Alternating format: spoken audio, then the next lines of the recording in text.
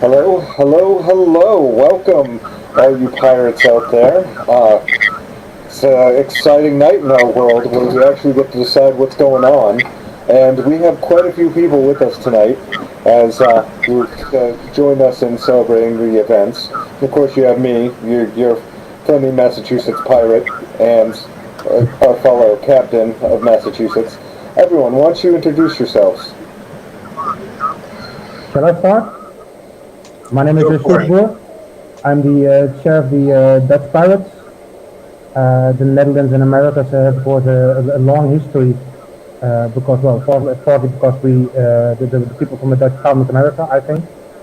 So we try to follow. One of the surprises for tonight was seeing that a lot of the Dutch people who moved to America are really conservative in voting for Trump. So I'm hoping that will change. And since the American elections are huge in the Netherlands, I will follow it throughout tonight, helping the pirates out. Bailey, would you like to go next? All right. Hi, guys. My name's Bailey Lamont. I am a pirate just like you. I'm the chair of Pirate Parties International, and I'm in Canada, London, Ontario. And thank you for having me tonight. Thank you for setting up this awesome event. It's going to be really good to hear from you guys what you think of everything as this is happening, as the election results start coming in, and just getting the pirate take on the U.S. election, because I think we all know that this is something that, obviously it affects you guys first and foremost, but it also affects everyone in the world, right? And as your neighbor to the north, I really hope that you guys can get a good result tonight, and that your country can start to recover from the last 4 years. Yeah, and just like wishing you guys all the best during this election and afterwards. Thank you. Olivia, would you like to speak? Introduce yourself.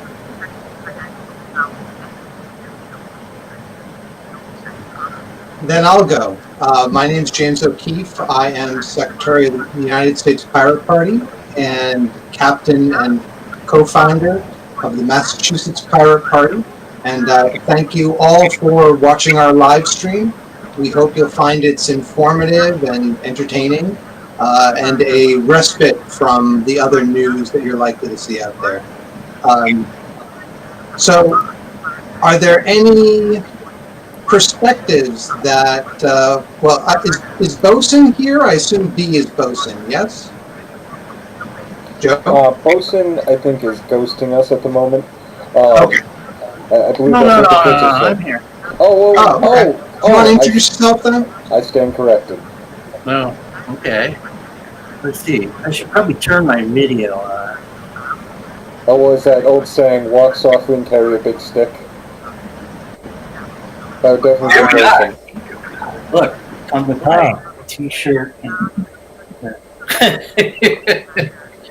Okay, so I'm Joe Klein, aka the Bosun, and I'm the chair of the United States Pirate Party. And I'll be on later. I'm not going to do a lot for the first couple hours. I'll be on the lead shift. But the one thing I got to point out is if Biden wins Ohio or Georgia or Florida or Texas, it's like for the block. That means there's no way Trump could win the election. So this is an exciting, it's like a horse race at this time of night. It's quite nerve-wracking. So, okay, I guess I'm going to go off. I will see you guys at sooner than later. Hopefully sooner than later. Okay. But, thank you, sir. So just going over some of the perspectives and how this actually affects the entire world and how things go on. I mean, what does it look like up in the Netherlands when an election goes one way or the other?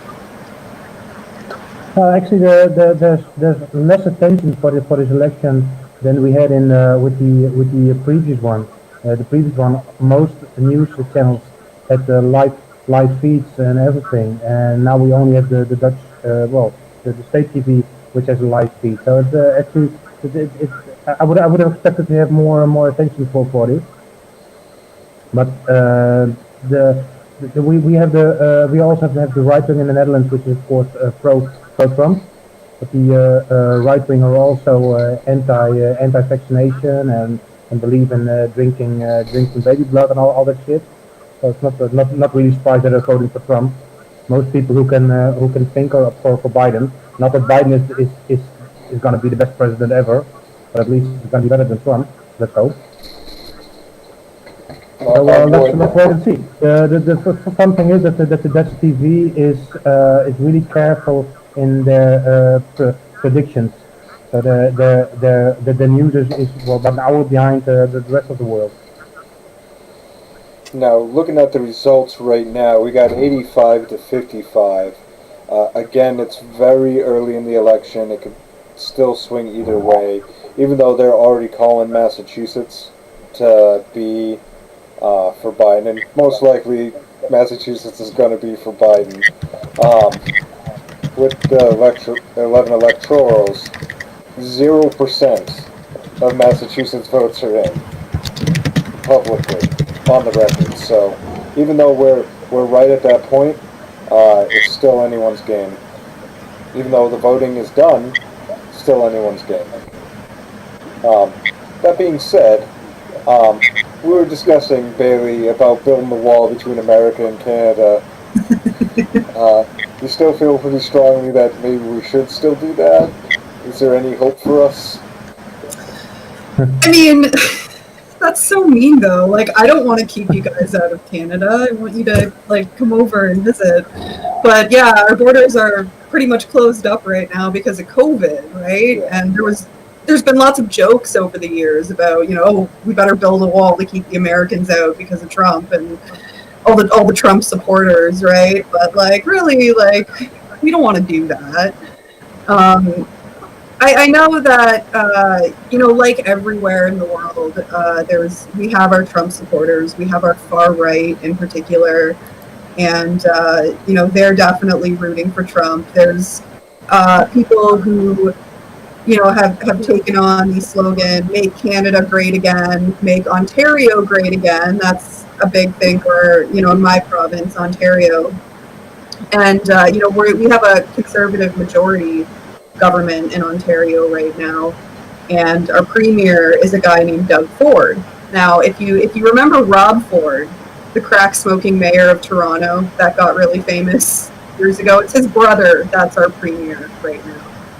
And like I said, he won a conservative majority, and he's been called Canada's Donald Trump before, and a lot of his supporters are also big supporters of Trump, and they say, make Ontario great again. And so we have those same people over here, and obviously they're rooting for Trump, and I think a lot of Canadians are watching this election right now.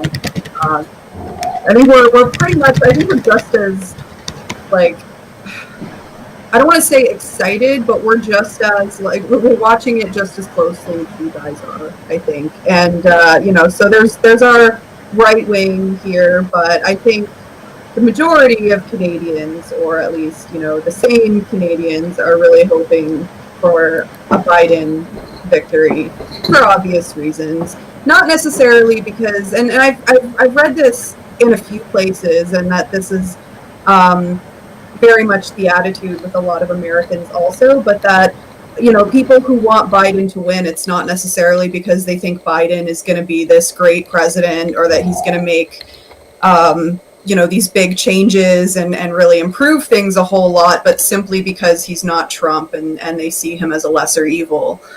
So I think that's that's definitely where a lot of Canadians stand on this. And like I said, there's lots of jokes about building wall and stuff, but like, really, we just want the best for you guys. We just want you to have not a fascist tyrant in power.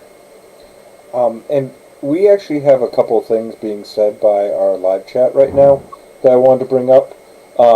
There seems to be a little bit of audio feedback coming from you, sir. Um, and but one of these questions is actually great from Mitchell. Does a lack of transparency, or worse, the obvious corruption from the DNC and the GOP, something that can be addressed moving forward with those in power, or would you believe it all starts with voting them out? Personally, I would say get rid of them. Drain the swamp, as they're saying, except they're the swamp. Yeah. So, that being said, I would rather see people who don't want the position. That's why I say we all should vote Jamie as president.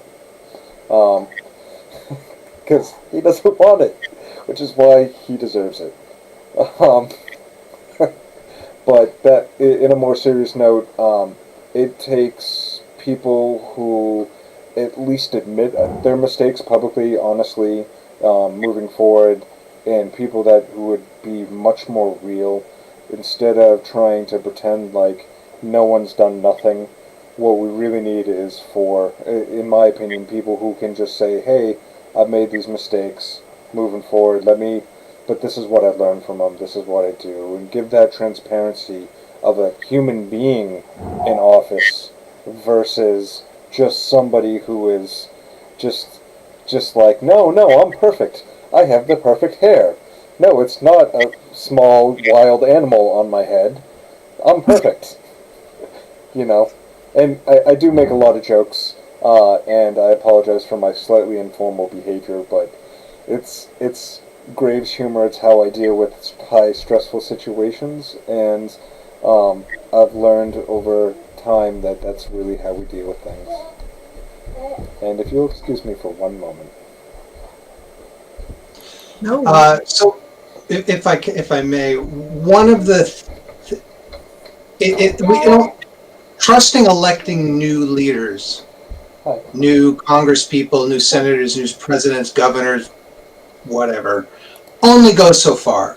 And I think we'll all agree that from a pirate perspective, we need to push decision making as low as it can go to cities and towns, to counties, and kind of devolve some of those powers in a more direct democratic. And I don't mean like a plebiscite, though that has a place, but instead coming up with better tools so that we either elect people by lot for a brief period of time, and then they make the decisions and they're out, as they did, say, in ancient Athens, or this is difficult in the time of COVID, but having more open air, what we saw with Occupy, where people could participate, and more open air assemblies and things like that. We just need to infuse democracy into our entire system. I mean, the United States was set up, in a sense, in a kind of a semi-oligarchic way. The right to vote was limited originally, only if you had property, only if you were a white man. And then over time, we've been able to claw that back so that more people can vote, though it's not as you would see in other countries. And it's certainly not like, say, in Germany with proportional representation and things like that, or the Netherlands. But we have to go, starting at the local level, to devolve democracy down to people. Because if you're dealing with your neighbor face to face, and you have to deal with them on a day-to-day basis, it's harder to go and view them as, oh, you're Antifa and you're awful, or you're MAGA and you're awful. I mean, you have to talk with them. You have to engage with your neighbors. And I think that is an important first step that we need to do. And what pirate politics is more transformational. So I just wanted to let everyone know I'm the one who's streaming, and I apologize for the mic in the background with my son. He's on the spectrum, So, I mean, I do support him all the way. But if you hear random screeching sounds, I apologize in advance. That being said, there was another really great question by Samuel. What are our views on the Earn It Act and those other attacks on internet autonomy and freedom? Probably net neutrality was one of the biggest losses that I've seen to date, and I would do anything. What if we ever got in power? One of the first things we would be restoring net neutrality. I know that for a fact. But anything that's chiseling away at the God-given freedoms that we have fought and bled for, the chipping away of due process, the chipping away of basic privacy and decency, those are things that are really big for us. I mean, certainly the Massachusetts Pirates have been vocal in our opposition to Earn It and all attempts to gut or otherwise modify Section 230. You know, we first saw that with the efforts to go after quote-unquote sex traffickers on things like Craigslist and stuff like that, and we've seen that that's actually made it harder it actually aided sex traffickers. So anything like the Earn It, which could harm our privacy rights, and any other attempts to kind of gut Section 230 are just going to mean we'll actually have less free speech on the internet. What are your perspectives from Canada and Europe? Before we go there, Jamie, for the people who are non-US, we had a question. What exactly is the Earn It Act? Sure. So the Earn It Act would essentially require Section 230 indemnifies hosting platforms like our website or newspapers that have comment sections, anything that where there can be user-generated content, or comments or videos, pictures, whatever. It indemnifies them from if someone posts something there that is against the law, as long as they have mechanisms to remove it, they're not held liable. And so one of the things about the Earn It Act is it wants to go and put in potentially a backdoor such that all your communications over Signal, WhatsApp, anything that actually offers end-to-end encrypted would be able to be sucked in so that the government could go and look for it in terms of child abuse or things like that. The upsetting thing is, I mean, other than the fact that going against our free speech rights and our right to privacy, is it's not going to work. No. You know, if you look at where domestic violence comes from, where child abuse comes from, it comes from family members or close friends. They're not going to be chatting with one another over WhatsApp. What are you talking about? I mean, it's a ludicrous attempt to take away our privacy and our right to free speech. Well, yeah, exactly. And I mean, I don't know a whole lot about the Earn It Act, but I mean, your overall point, we have the same discussions here. And a few years back, the Canadian government was trying to pass a cyberbullying law, which would essentially, you know, in the name of cyberbullying, it would allow for that, for these backdoors and surveillance of people's communications. Just like exactly what you're talking about, but saying, you know, this is like, we need to deal with cyberbullying. And it's like, you know, bullying of any kind, that's a social issue. That's not something that you can resolve with censorship of the internet and violating people's privacy, right? And it's the same with things like child abuse and domestic violence and all of these things. These are social issues.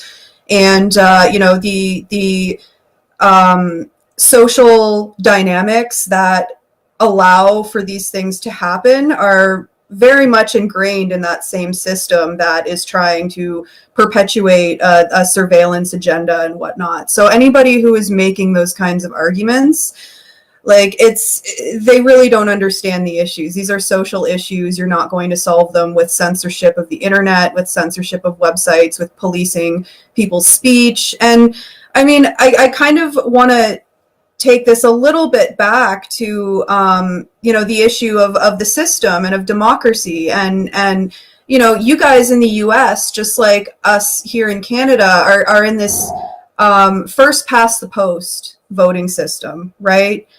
And so it's not like in a lot of European countries like the Netherlands where there's proportional representation, right? It's just like a very simple, it's divided up.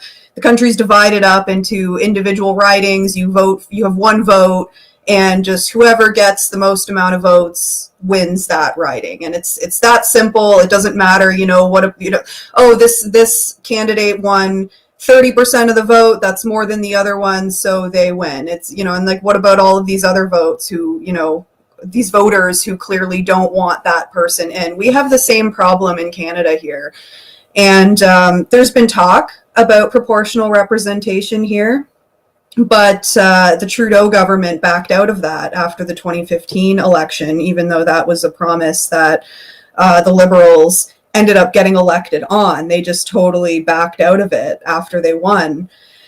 And I mean, that's part of the issue here is going out to vote every 4 years is not a democracy. That's not actually having a say in how your country is run. That is going out and voting for a representative and hoping that they do their best to represent you, right? But that's not actually a democracy, going out every 4 years and voting, because after that, you really don't have a say in what happens after that election is over, right? And so it's like we have that same problem here. And I know you guys, this is part of the struggle with this election and the previous elections and probably future ones too, unless you guys reform your system. And, so from a pirate perspective, it was mentioned, it's one thing to go out and vote every 4 years, but there really needs to be reform of that system of democracy so that you can actually go out and vote for who you want to vote for, who you actually think will represent you best. We need smaller parties to be able to run and actually have a chance of getting elected. US pirates, you guys should have a presidential candidate in this election, and there should actually be a decent chance of, you go out and vote pirate and maybe the pirate candidate will be president. People laugh at that, right? People laugh at those ideas and they say, don't vote for a third party. Don't vote for anybody other than the top two, or else you're throwing your vote away. What is that? How can anybody say that is a democratic system? It's not. And, this, in addition to these new laws, like the Earn It Act and these attempts at censorship and policing speech and, just all of these things combined, it's a very serious situation. And we all know what happens when you get a lot of censorship and policing of speech. People stop speaking out, right? Because they're afraid of what can happen to them if they say the wrong thing. Not everybody, right? But you do see that with people who, they won't speak their minds because they're afraid of what could happen to them. And just none of these things are democratic at all. And I'm sorry if I spoke too much there. There is no too much. Well, it's interesting that you mention, first past the post. In Massachusetts, we actually have a ballot initiative to be able to have instant runoff voting for president, Congress, senator, governor, all of our constitutional offices. And so that when someone runs, if say, when the Green Party candidate or a pirate or a libertarian runs for governor, should they not get a majority, then the candidacy would be eliminated and the votes would be reapportioned amongst their next choice. And so we ensure that whomever wins actually wins the majority. We had a congressional race here where I think the top vote getter had 22% of the vote. And that gets to the other aspect, which is in Massachusetts, once you win the primary, if you are a Democrat, odds are you're going to win the general election, because either it's a Republican against you and there aren't that many people voting for Republicans, though they do have some power in the legislature, maybe 10%. But more importantly, no one's going to run against you. In like 60% to 2/3 of state legislative, state senators, state representative elections, there's only one candidate running. Could be a Democrat, could be a Republican. No one runs against them. And in the primary, no one runs against them. So once you get that congressional seat, if you're a Democrat, you really have that potentially for the next 10 or 20 years, until you either decide to retire, instead try to run for another office, lose, and you can't run for two offices, so you have to abandon the congressional seat you had, or in the unlikely event, you're unelected and someone else new comes in, usually in the primary. So, we had that 2 years ago with my own congressman, who's since been replaced by Ayanna Pressley. And so if we can get instant runoff voting, then that will help smaller parties like us, the Greens, Libertarians, to be able to field candidates and people to feel like their vote isn't wasted if they vote Pirate or they vote Green or they vote Libertarian. It's not enough. It's not like in the Netherlands, where I think, what is it? Is it 0.5 percentage point and you get a seat in the legislature? Well, I have more on this actually, because the multiple parties isn't the solution. Because with multiple parties like we have in the Netherlands, for the last decade, we had one party in the lead. So that it's not a solution. I think the problem is that we only vote on global every 4 years. Well, of course, running a country has multiple problems, and for every problem is a solution we need to vote for. So actually voting for one party is useless, because I never agree with a party in full. Well, except for the parties, of course. So the multiple party system has its downsides. I think we need to have a voting which is on 24/7, which is of course also a downside, because in order to rule a country, you have to set a goal for the future. And if you're able to be kicked out any minute, well, it's really hard to set a goal for the future. So it's tricky. I don't have a solution yet. Thanks. So the results, just for those who are looking, we have that at the moment. There's a lot of states that are flipping back. I know Texas has been flipping back from light blue to light red to light blue. So it's going to be an interesting election if Texas ends up going for Biden, I must say. I was even kind of surprised that Ohio, I don't think that was, yeah, that's Ohio. I didn't think Ohio was one of the states in play. So it's going to be an interesting election. Just jumping in real, sorry for interrupting, Jamie, but just jumping in real quick.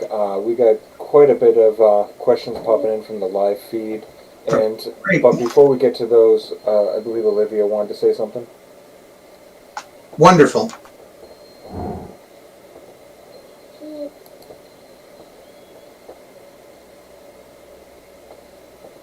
while we're waiting on Olivia, let's field some of these questions going on. And that being said, definitely ahoy to all you out there, especially from Germany. And I totally agree. I want us in Congress too. And if you're really interested in voting and being a part of the Pirate Party, definitely like, sub, and subscribe. Share our message. But most of all, come to our meetings and be a part of our voice. If you're not taking active in the meetings, we do it regularly every Sunday. So you can definitely be a part of those national meetings. Oh, hey, Sam. And then definitely one of the things, going back to Samuel, but I think the ever-changing politics and technology will definitely lead to us, because we've always been so technologically focused, and looking to bring back a lot of the most important fundamental tech things, whereas giving access to everyone with mesh nets and things of that nature. And really, one of the big things that we do here in Massachusetts, I take donation computers and give them to those who are looking to either rebuild their lives and donate them to needy families and things of that nature. So we have such a technology focus that a lot of our members actually work in security, IT security, and things of that nature. And one of the things that I'd really like to see us, sorry for the background noises, but one of the big things I'd like to see us really accomplish is some of the fundamental rights that we make here actually take place and set into law, so that there's no question. Like the right to repair, huge question. Definitely need to win that one, because you should have access to your data. And really, the ranked choice voting is to just give everyone a better choice as to who they want as a candidate. Indeed, another ballot measure that we have, question 1, is a right to repair issue. Essentially, a few years ago, we passed an automotive right to repair, such that independent mechanics could get the information that they needed to diagnose cars. I mean, essentially a car is a computer on wheels. And if they didn't have the diagnostic tools or the manuals to be able to figure out what the problem was with the car, then they would go out of business. So we passed that, and now we're seeing automotive companies want to go and have all that data transmitted over the air and then stuck in their computers, such that only that diagnostic data can be accessed by their licensed dealer repair shops. And so what we're seeing with the current question 1 is the ability of forcing these automotive companies to come up with an open, i.e. not a proprietary system whereby people can go, whereby independent repair shops with the permission of the owner of the vehicle can go and diagnose and access that information from their computers. And this will be a vast step forward, because we're seeing computers get locked. We're seeing computers, but we're also seeing our cars, because they are computers, get locked down more and more. And if we don't have access to them, if we can't fix them, then we really don't own those products.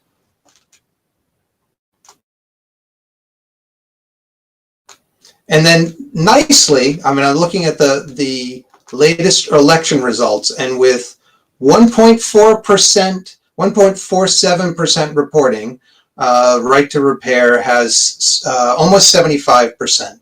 So that is a good start.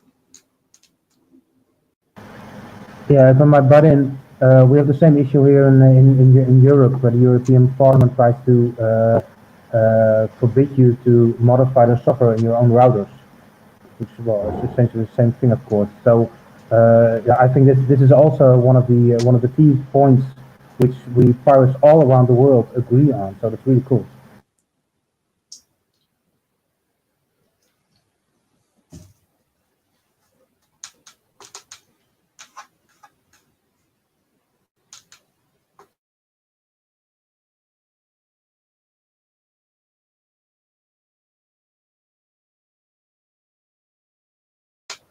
Sorry, Bailey, how have you seen right to repair be an issue in Canada? Well, we had there was a bill that was put through the Ontario legislature back in 2019, May, and it got shot down. That's, yeah. That Yeah. was no doubt at the behest of Apple and others, I assume. Yeah, well, it was just like reading about it here. I think that a big part of it is like people just don't really understand the issues. It was, let's see, it was a Liberal that wanted to put the bill through, but yeah, and you know, it got shot down.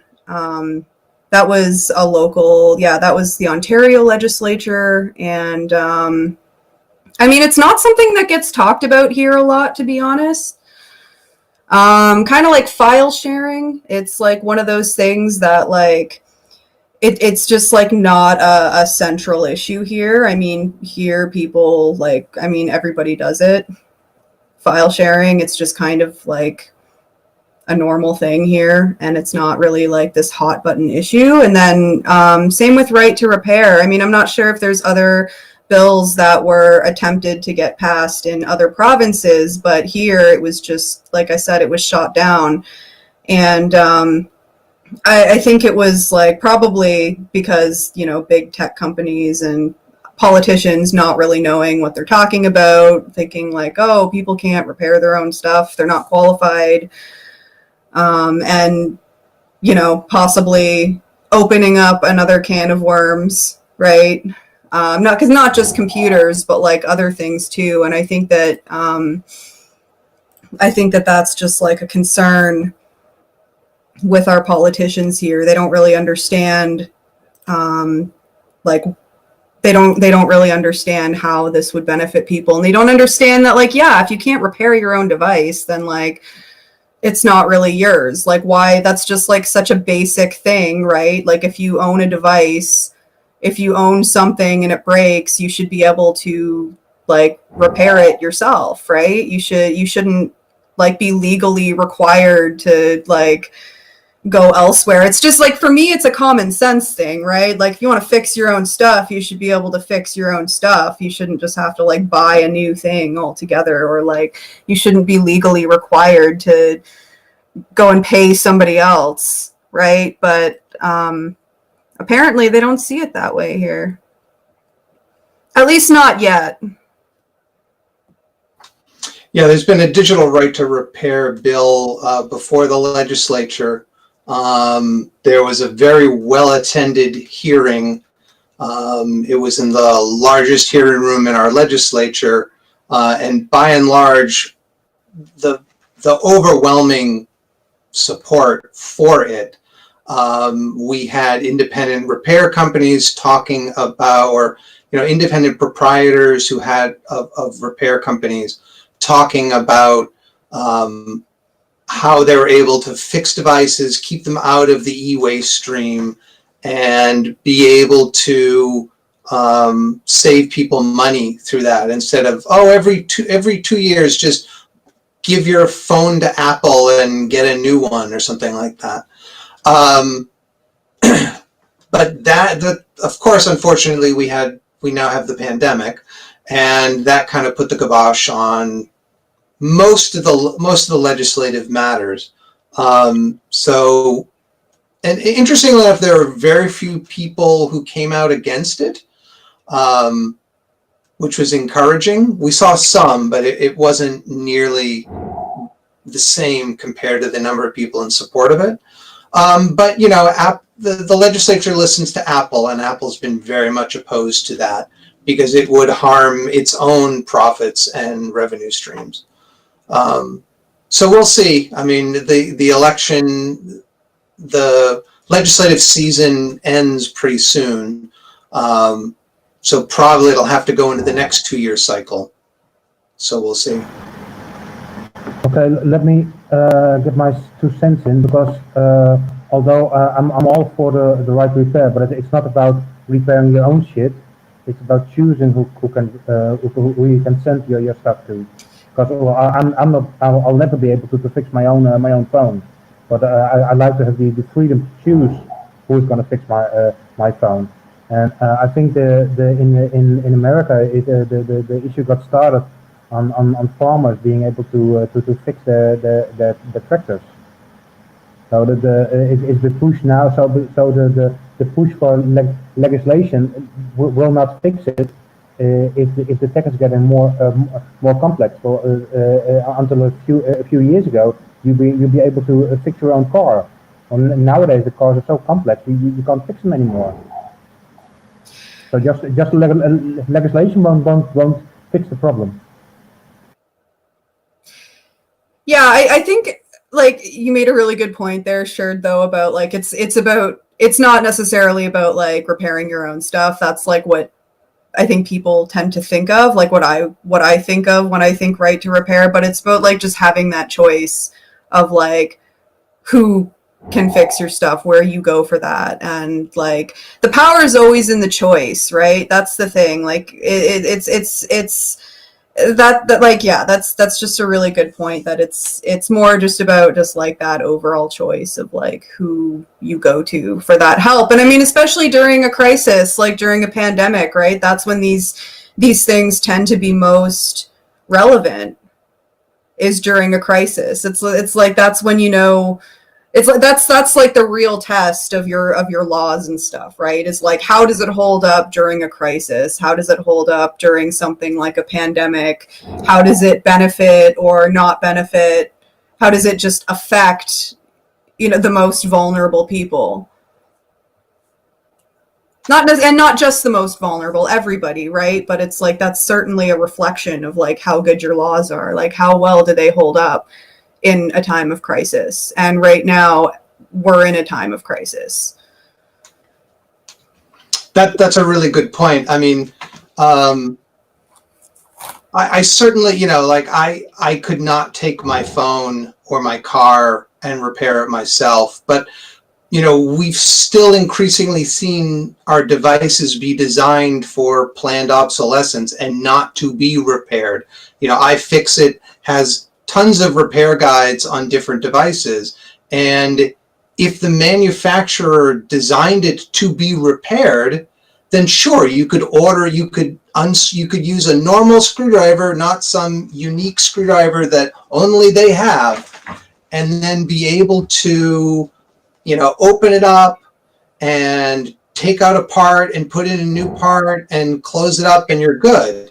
But we don't even have that ability. So certainly a first step would be making sure that you can take your devices to someone who you trust to repair it. So we've got a bunch of other questions. Michael DeVillo asks, we're beginning to see the use of deepfake technology in advertising, such as Hulu. And even in a political ad, how do we tackle deepfake technology moving forward? Thoughts? Yeah, horrifying thoughts, because as a normal person, you won't be able to tell the difference. So nowadays we also have a lot of fake news, but it's on a specific channel. So you know, if you're watching Fox, it is colored. So if they're gonna send videos, it's gonna go to the internet and it's gonna go viral. How the hell will you tell the difference? So I think it's horrifying, and I have no solution. Sorry. Bailey? Deepfakes? How should we deal with it?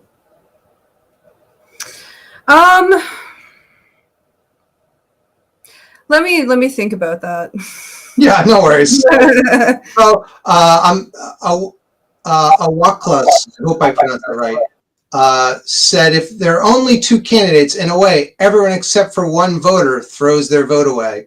Well, certainly, in a winner-take-all election, everyone except the candidates except for the voters who voted for the winning candidate threw their vote away. And then Samuel also asks, do you think that the ever-changing politics and technology will lead to the Pirates to be considered more throughout this decade? Hope that means the decade to come. Yeah, but I want to stress that although we come from tech, I know most pirate parties will come from tech. We are not just about tech anymore. Like in Czech Republic, the pirates are in power there, and that's not just because of tech. It's because they believe in freedom on a global scale. And of course, tech is a big part of it, but it's not only tech. So the pirates are more than just nerds who know their computers. Yeah, I mean, on one hand, yeah, a lot of pirates are techies, right? We're a tech savvy movement, and most pirate parties, I think, are full of fairly tech savvy people. So we definitely have a better understanding of the issues that come up at this intersection of technology and politics, right? Whereas like a lot of the more old school politicians from the bigger parties with a lot of money who maybe have been doing it for decades, right? They don't necessarily they might have a lot of experience in politics, but they don't necessarily have a lot of experience with modern technology and the ever-changing world that we live in and how the internet affects that, and just all of these new issues that are coming up with more technological development and more integration of technology into our everyday lives, right? It's like it's very unprecedented in a way. In a way it's not, because we've seen this kind of thing before, like the printing press changed a lot, right? But like just like now the internet has changed so much, and I think that like I said, these old school politicians don't necessarily know what they're talking about. They think they do because they're real experienced in politics, but they don't actually come from the world that that pirates do, for example, where like we're used to the internet, we know how it works, a lot of us grew up with it, a lot of us are from that generation where we don't know what it's like to not have the internet, and so we really understand like how this has affected our lives, and we understand how it affects the world, right? And how it affects all of the other issues, right? Everything is connected, everything is intersectional, right? No political issue, social issue exists on its own. It's always connected to other things. And I like to think that with as time moves forward, I like to think that pirates are going to have more support and people are going to start to relate to us more than the older parties, because they're seeing that we actually understand a lot of these like newer issues that are coming up. And not just in like, just like Sherd said, not just when it comes to technology even, but a lot of other issues as well. And at the end of the day, it's like pirates we're about evidence-based policy, right? And that applies to everything. Like a lot of us are pro UBI, for example, because evidence shows, through different experiments and whatnot, evidence shows that when people have the money that they need to be able to survive and pay their rent, put food on their table, and not stressing about their income, that's better for society, that's better for public health, that's better for not just like somebody's physical health but mental health also, that's better for children, that's better for just like society in general, because people are not struggling. People are not wondering, how am I going to make rent this month? And, things like that, things that people, a lot of us take for granted. If you've never actually struggled with your basic needs and stuff. And so that's one thing that like really drew me to this movement, and I know others as well, is like that evidence-based policy. And like the fact that like when you look at the evidence, it's actually it's in favor of what a lot of us might call social justice. It's in favor of mutual aid and having a supportive society and a just society. And that's like my finding anyway. Like I don't know like what other people think of that, but at the end of the day, science says that like if we support each other, if we're good to each other, if we try and build communities and societies where people are not alone, it's not just like everybody for themselves, then you're going to have a healthier society, a more educated, more just, and overall just more I don't want to say like necessarily like, I want to say a more progressive society, but it's when I say progressive, I don't necessarily mean like everybody identifies as a political progressive. I just mean like everybody's like moving forward in a good way. Thanks. Good points. Welcome, Malt. So some of the questions that have come up, there's a lot of questions about what do we think about attempts to reveal Section 230 or bills such as the Earn It Act, which we addressed earlier, so we'll get back to that. Ashharas in a Box, I hope I pronounced that right, has a really great comment. I see the pirates had similar ideas and claims around the world. That's really heartwarming. We think so too.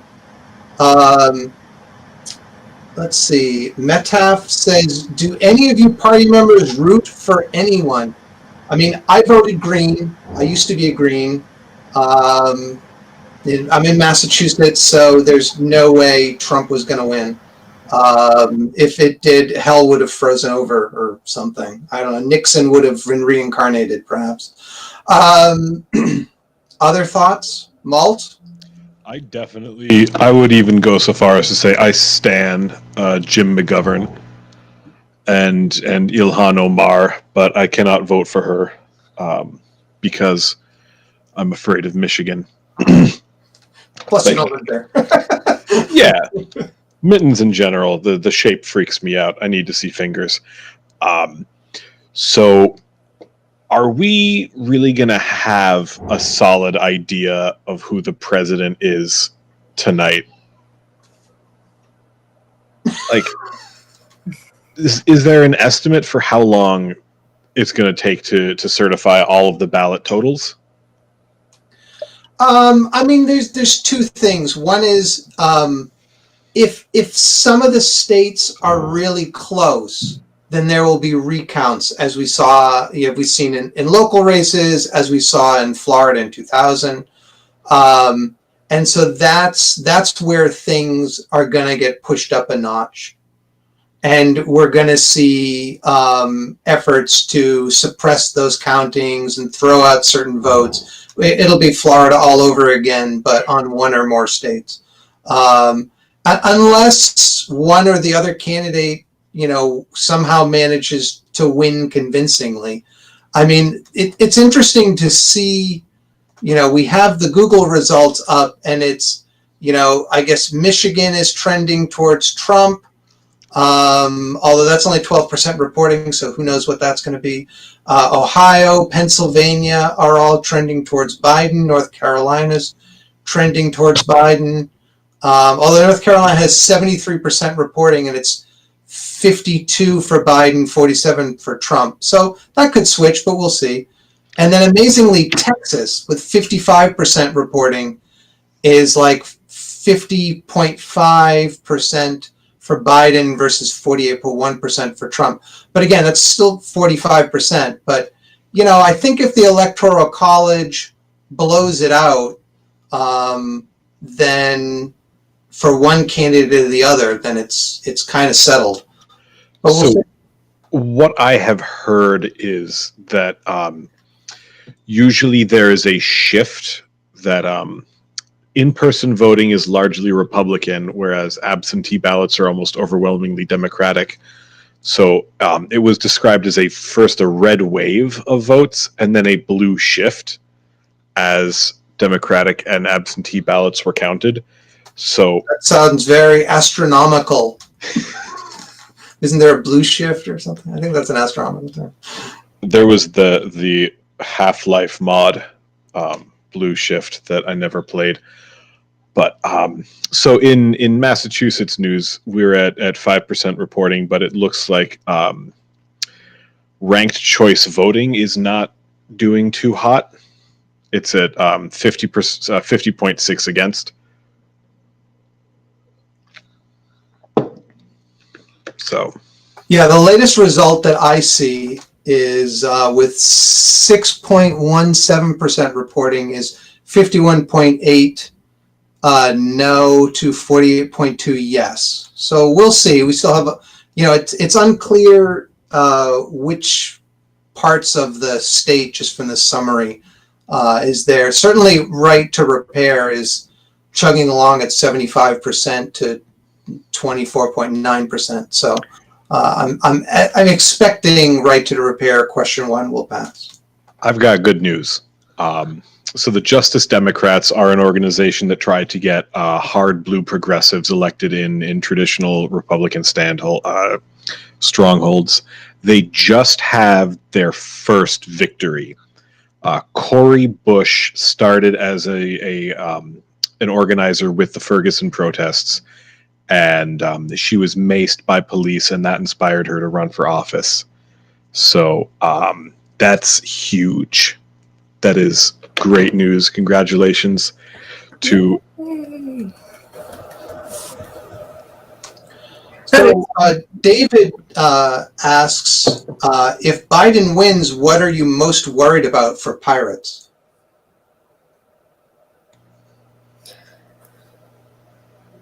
I mean, I would say, likely we'll get right to repair back. Maybe we'll have to see. But I guess for me, I'm not someone who voted for Obama. I voted Green.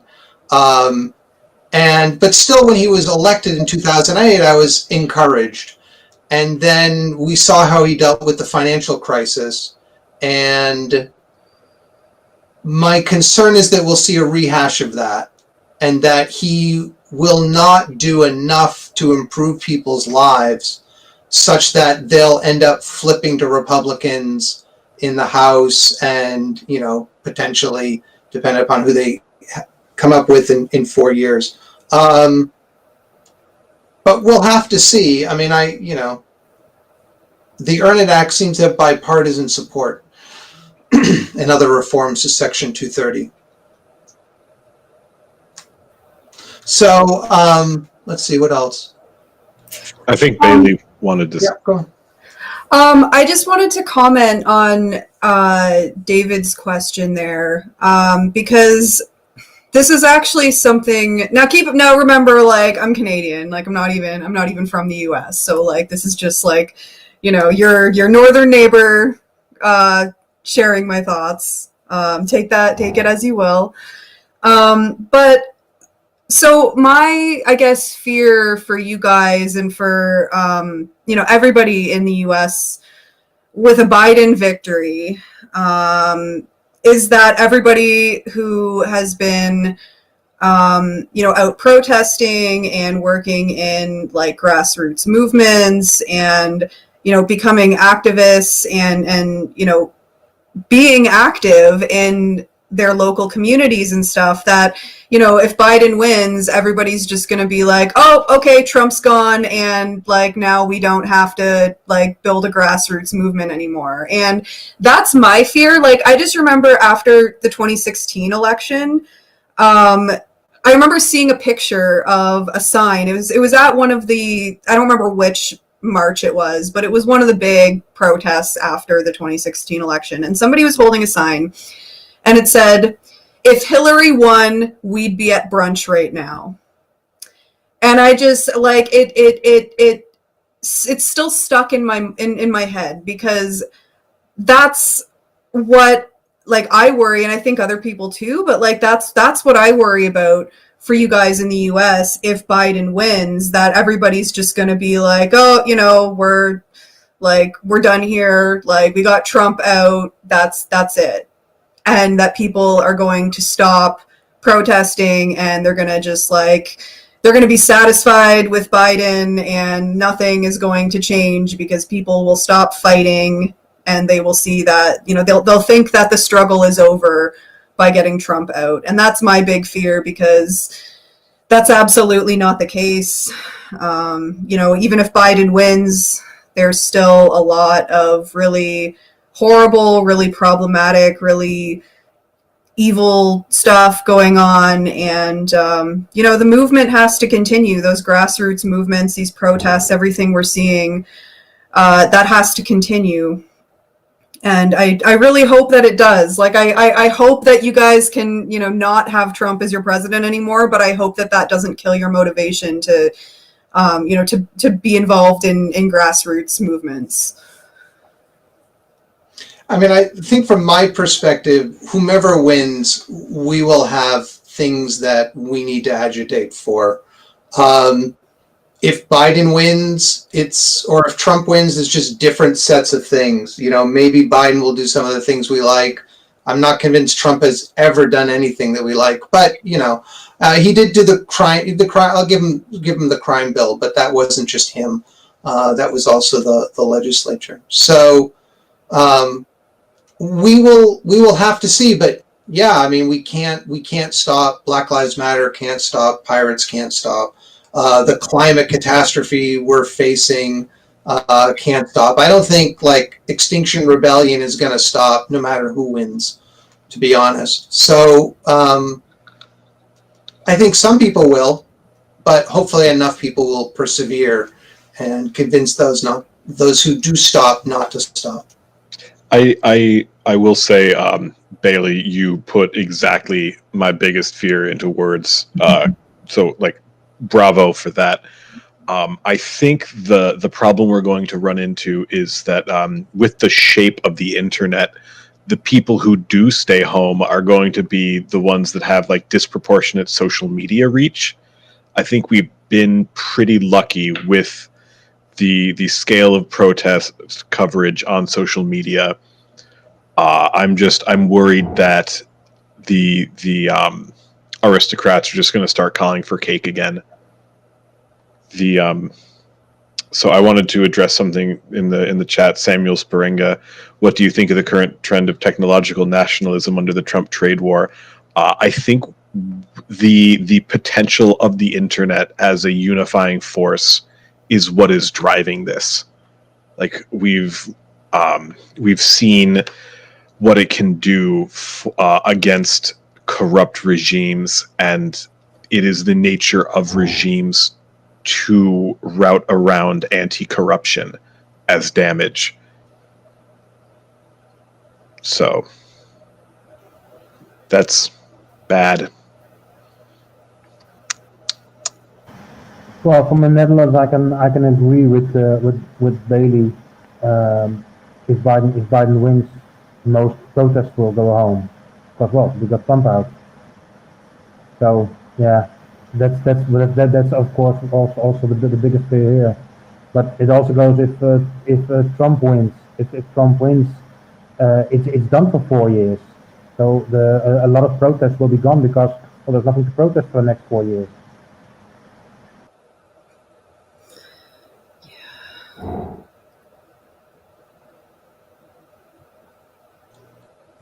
Oh, we'll find something.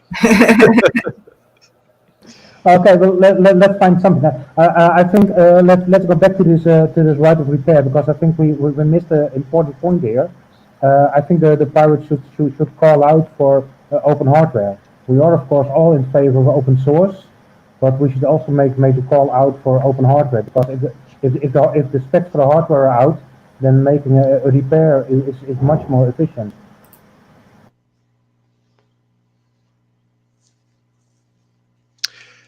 Yeah,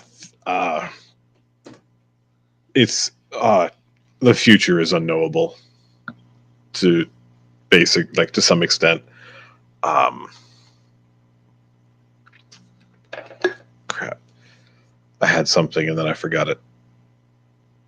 Oh, Donald Trump is going to be addressing the nation at some point tonight from the East Wing of the White House.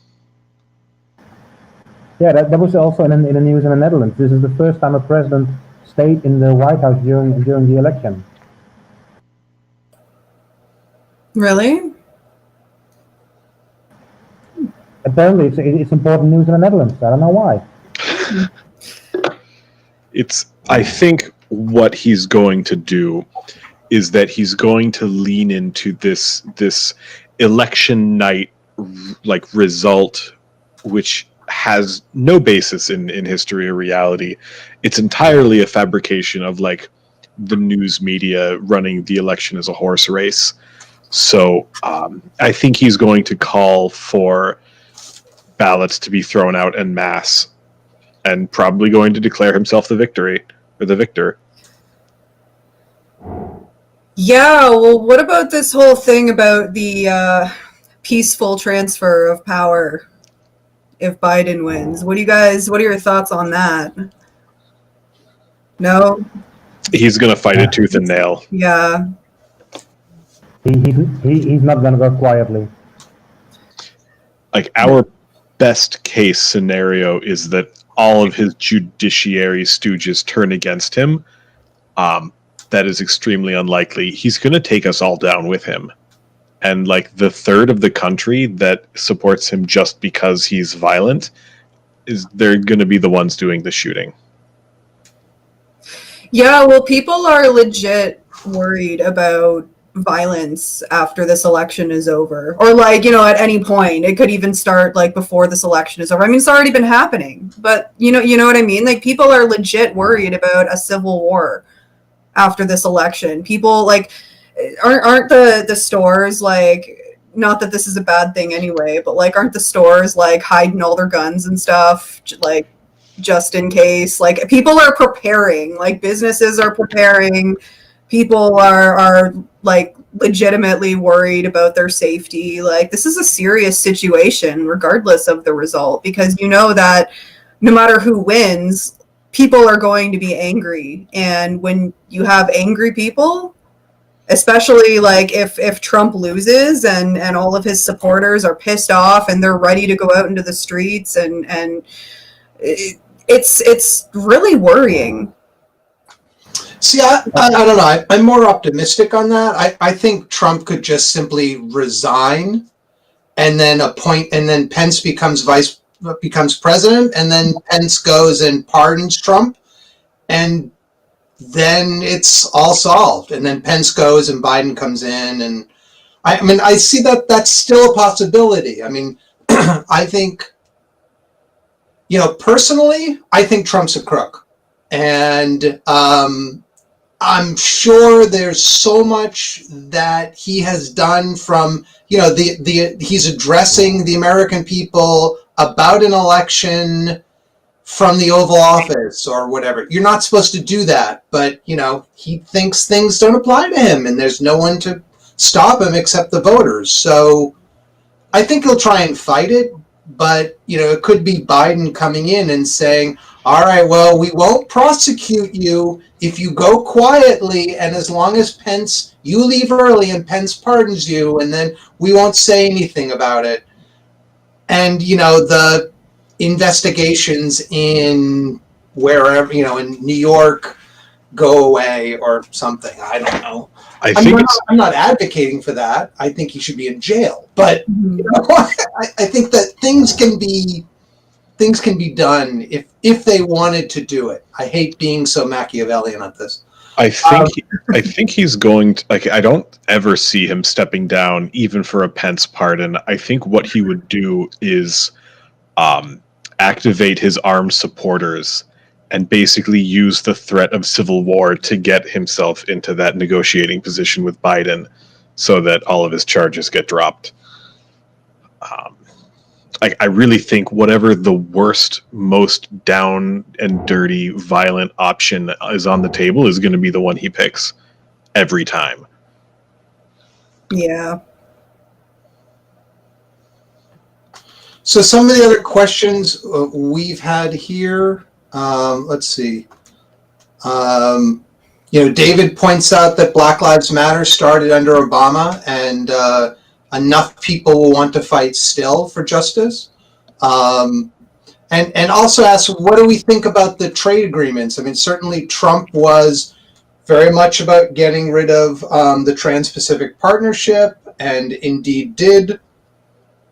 But, with Brexit, the U.S. is playing hardball with the United Kingdom, saying, well, basically, yeah, take our crap food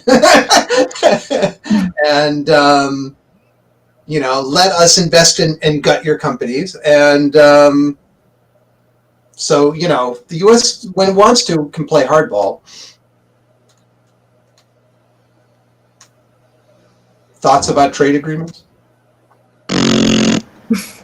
Yeah, well, most trade agreements nowadays, they're focused on the big companies, so they're horrible. I think we as Dutch pirates are opposed to almost all the trade agreements, for instance CETA, which is of course horrible.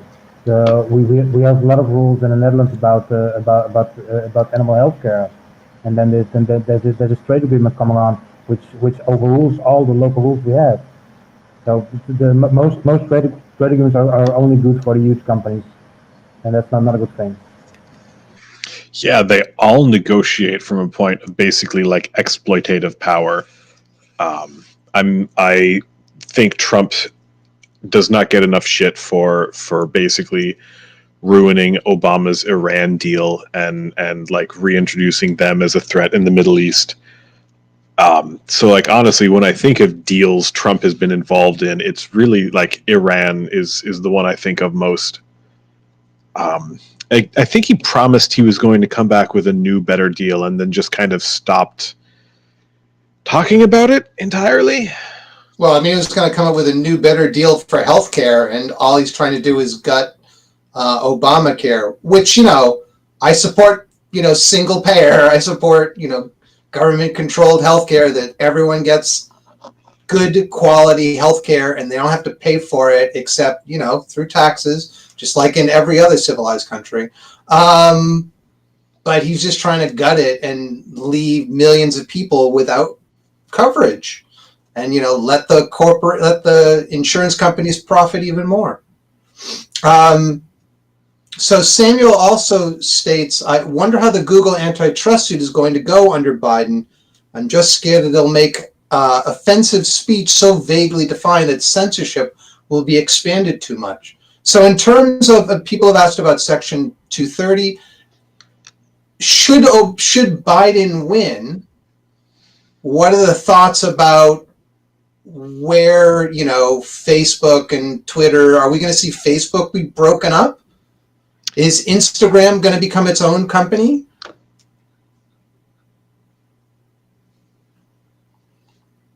Okay, so most is no. Do you think if Facebook would break up, what's the solution in there? We still have the same problem. I'm not seeing any advantage of breaking up Facebook. Well, I mean, certainly something like 13 million teen to 20-year-olds have left Facebook.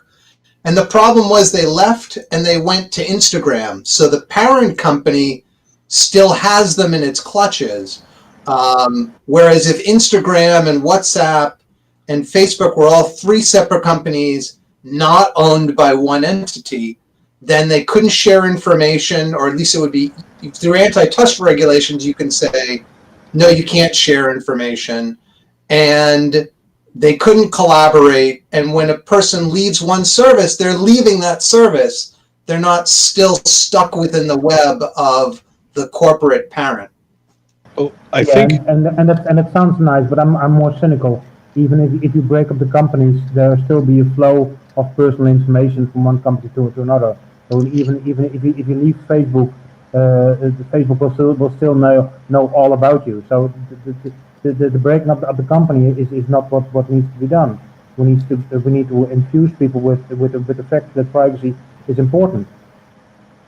that is honestly a pretty valid point. If we like at a certain point, it's just changing table settings without like removing the central problem, which is the profit motive from selling data. Like we're seeing the Department of Homeland Security buy bulk location data from advertisers to help target their arrests. So, like, abolishing Facebook isn't going to change that. The big impetus behind the push against Twitter and Facebook is largely like conservative reaction against a perceived censorship.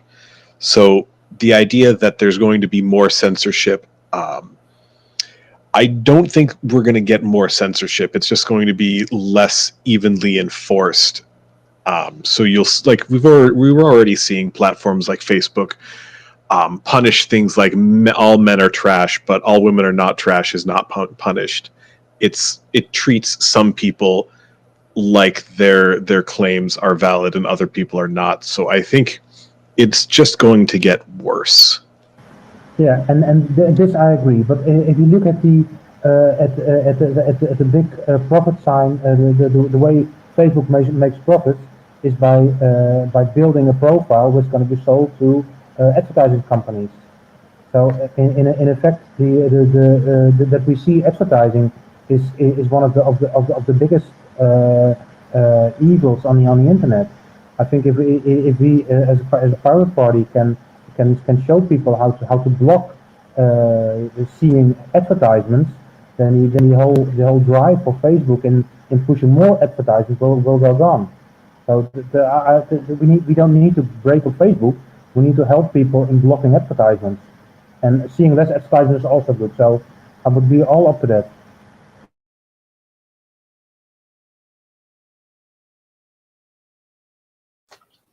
Do you have any thoughts, Bailey? Yeah, I mean, the thing is, yeah, like it's surveillance capitalism, right? It's more than anything, it's about profit and it's about maintaining a capitalist agenda, right? I mean, it's these big tech companies, it's they're all about profit. Information is being shared like all across the board. We have like, we have censorship of some information, not like no censorship of other information. I mean, Twitter, for example, like, do you guys know, like what's coming to mind here? Do you guys know DDoS Secrets? They're like a new whistleblowing platform, and they came out with Blue Leaks. Yeah. And Blue Leaks came out a few months ago. And Twitter is censoring anything to do with Blue Leaks. Like, you can't share links to the website. You can't share links to like the torrent with the files. Like, even like people are getting their accounts suspended and locked for even mentioning Blue Leaks using the hashtag. DDoS Secrets and Emma Best have had their accounts locked and have experienced like a lot of censorship just for like sharing information that was leaked to them, right? So I mean, like that's another thing is like you have these big tech companies who are doing the work of law enforcement and people who are trying to uphold a system, right? Trying to uphold certain laws or certain ideas about what should be legal, what shouldn't be legal. So like, in this case, it's like in favor of law enforcement, police, right? Instead of, it's like when everybody's talking about police brutality and, there's documents coming out that details the inner workings of police departments and, showing, like, in a lot of cases where this violence is coming from and how it gets perpetuated internally. It's like you have these big tech companies who are like working in favor of law enforcement and, you know, working against those who are trying to bring attention to real issues of corruption and you know, real violence that's happening out there. So I mean, that's like, you know, with like censorship and these big tech companies like Twitter and Facebook and you know, these platforms that we like to think are supposed to be free and open, right? It's like that's really not the case, and it all goes back to like the overall system, and that's, you know, that's what we're getting into with like late stage capitalism and surveillance capitalism. Is like there's no like free and open sharing of information. It's all just it's just, you know, it's like what is acceptable to the people who are upholding that system, and how can they Yeah, I agree until a certain point, but I think we need to have clear that all the major IT companies make profit on two ways. One of the profits they make is by selling advertisements, and well, that's about money. That's horrible, but that's what it is.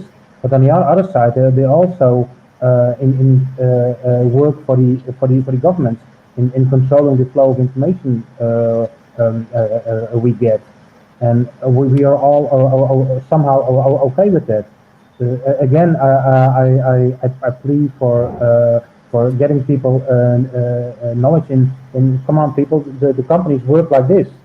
If we get in the open more in how the big IT companies make money, people will hate them more, I hope. Well, I think that leads us to what are the alternatives, and some of that is, I mean, we can say spin up your own Mastodon instance, but being able to get your friends to join you is a difficult thing. And so data portability, like that data is mine, you can't go and monetize it, would be one step. And then being able to make it, as I think Cory Doctorow has said, such that you can kind of leverage off of those existing networks to build your own decentralized network. He's talked about it for, say, alternatives to Uber, where a community could come together, say as a worker co-op for ride sharing or taxi service, and then they could have their own app, and it could be, we sign up for this thing in Uber, and then there's a whoop, slips over to this other service that is community controlled or is a cooperative, so that you leverage that while not being tied down to it. But that requires openness. That requires forcing them to open up, getting rid of the surveillance capitalism aspect of it. So one thing, R.H. Metzger says, the sad thing is that social justice warriors continue using platforms that spy on them and work with the police, which I'm guessing we all agree with. Like, it absolutely is a problem of like having to chase where the people are.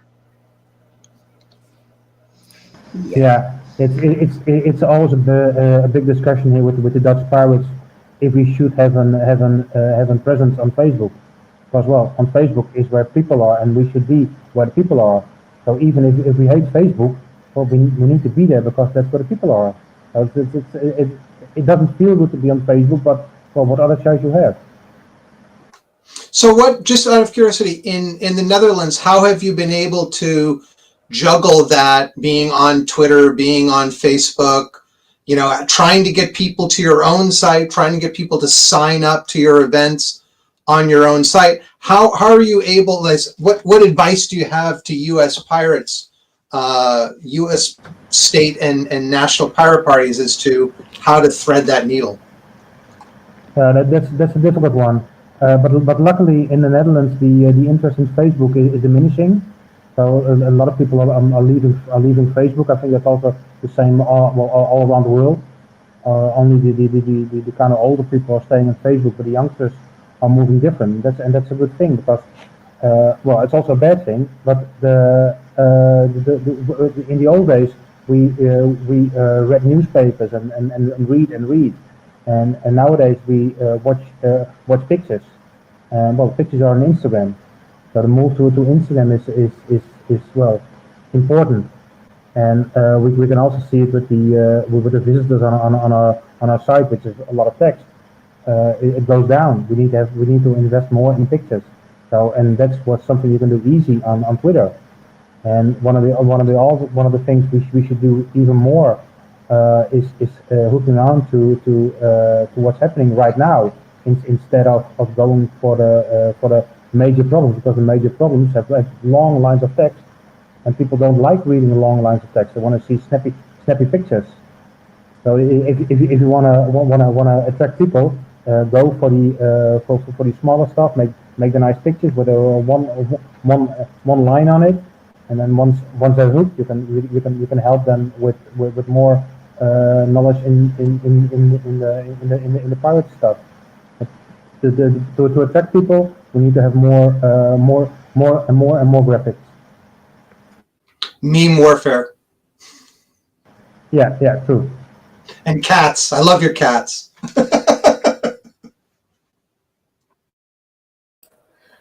Well, guys, unfortunately, I have to take off because I have to work tonight. So I need to go and start walking there soon. But thank you so much for having this event, and thank you for having me.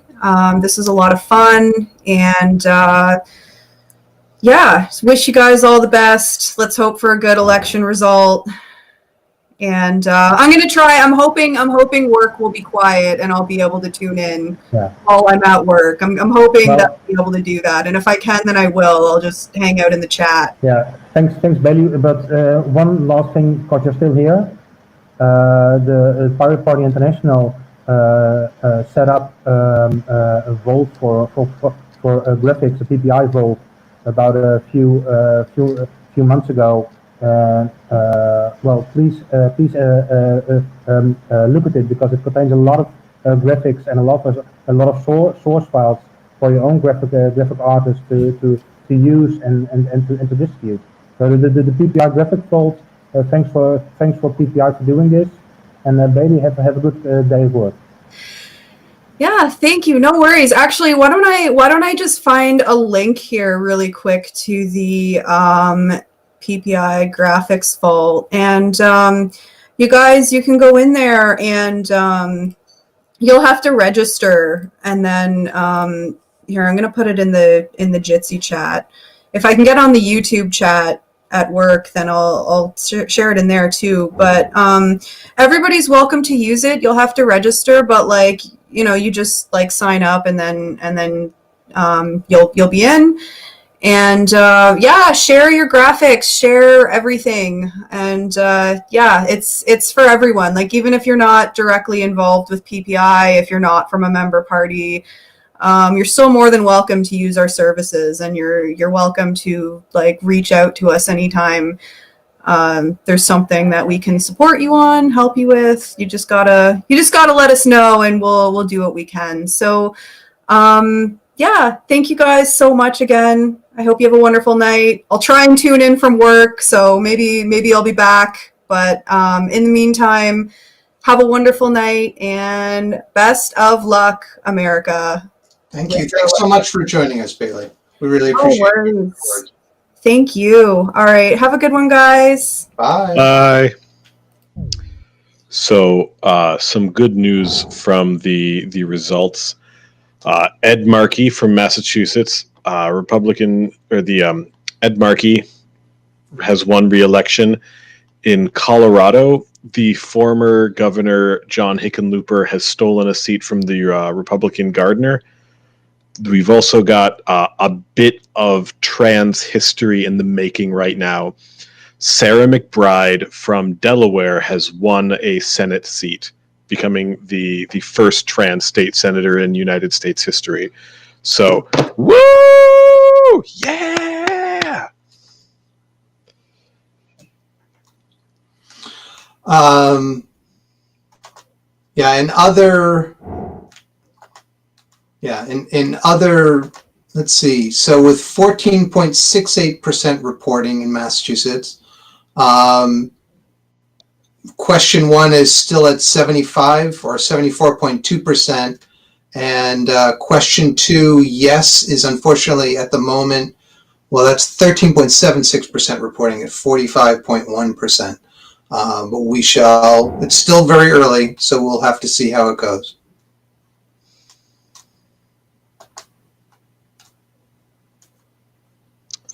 Samuel says, be careful and be safe. Thank you, Samuel. You as well. And to everyone who's watching the live stream, please be careful. Please be safe. Please do like and subscribe. If you have any comments, send them, put them in. We're having someone who's sharing them with us. Thank you, Olivia. And click the bell, like and subscribe, all that stuff. Do check us out. Someone asked, how can you find us? And that is, you can go to uspirates.org or pirate-party.us, and you'll come to our website. We're doing our best to update that and improve it. And there's a sign-up form you can go to be able to, if you're in the U.S., even if you're not, to be able to sign up and join us. Can I dish on a bit of some local goss from around the Worcester area? So for about a week now, there's been a planned protest against Trump's assumed attempts to steal the election tomorrow, November 4th, in Worcester. It's going to start at City Hall and make its way past a courthouse. So the police have received some bunk information claiming that this protest is going to be violent. So they have agreed, they closed the courthouse early tomorrow. So be careful with your local police department setting up excuses to engage in violence. This is very obviously an attempt to delegitimize the protest itself, but also preempt the arguments against their violence by claiming that they've received advance information claiming that we are going to be violent. So that's fun. I'm sure that's happening in many other cities around the United States, unfortunately.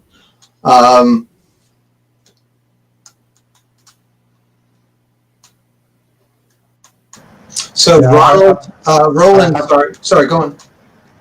I think that's also one of the biggest scares for me, is that whatever who wins, there's going to be a lot of violence. So that's scary, because it's the start of a civil war, and that's of course one of the horror scenarios. It is terrifying, and I think that the worst thing what Trump does, he criminalizes all the left protests, but he's okay with stuff like the Proud Boys. So yeah, it's gonna be horrifying. If Trump wins, it's gonna be a war, and if Trump loses, it's gonna be a war. So, but that's again. I hope that's not a snare that's gonna go live. I don't think a civil war of nuclear weapons is going to be a good result. Just saying. I'm hoping we don't go the civil war route. I mean, it's I don't know. I mean, he's certainly gone and been quite vocal in his support for intimidation tactics and using vehicles, for example, to stop Biden buses from driving around. So can I talk about that for a minute? The right wingers are putting blue tape over their license plates when they engage in this vehicular terrorism.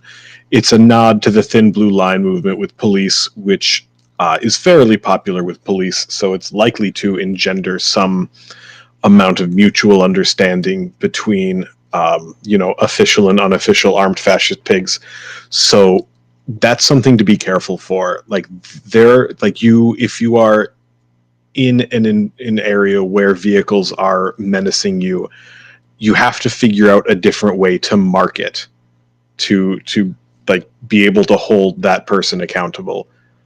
And I don't know. Like, I don't want to encourage people to smash windshields, but you know, do what you got to do. I mean, could someone come up with an algorithm that reads the license plate and like removes the line and computes what the possible values are? Do you have any programmers out there who'd like to take on that challenge? It could be an app on your phone. You could like show it to the license plate, and it would like show you what the real numbers are. Did you see the news on Fox? It's in a chat. Even Fox News now says Biden is up 84% in Ohio. So that's good, because apparently the guy who wins Ohio wins the presidency.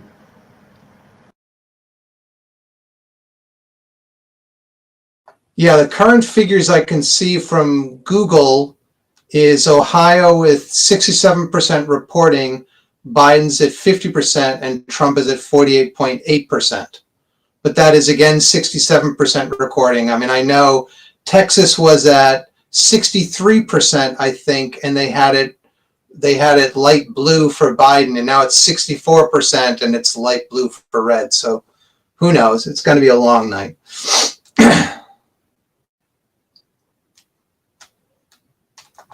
If Biden loses Florida, it's going to be because he didn't consider the Latino vote worth pursuing.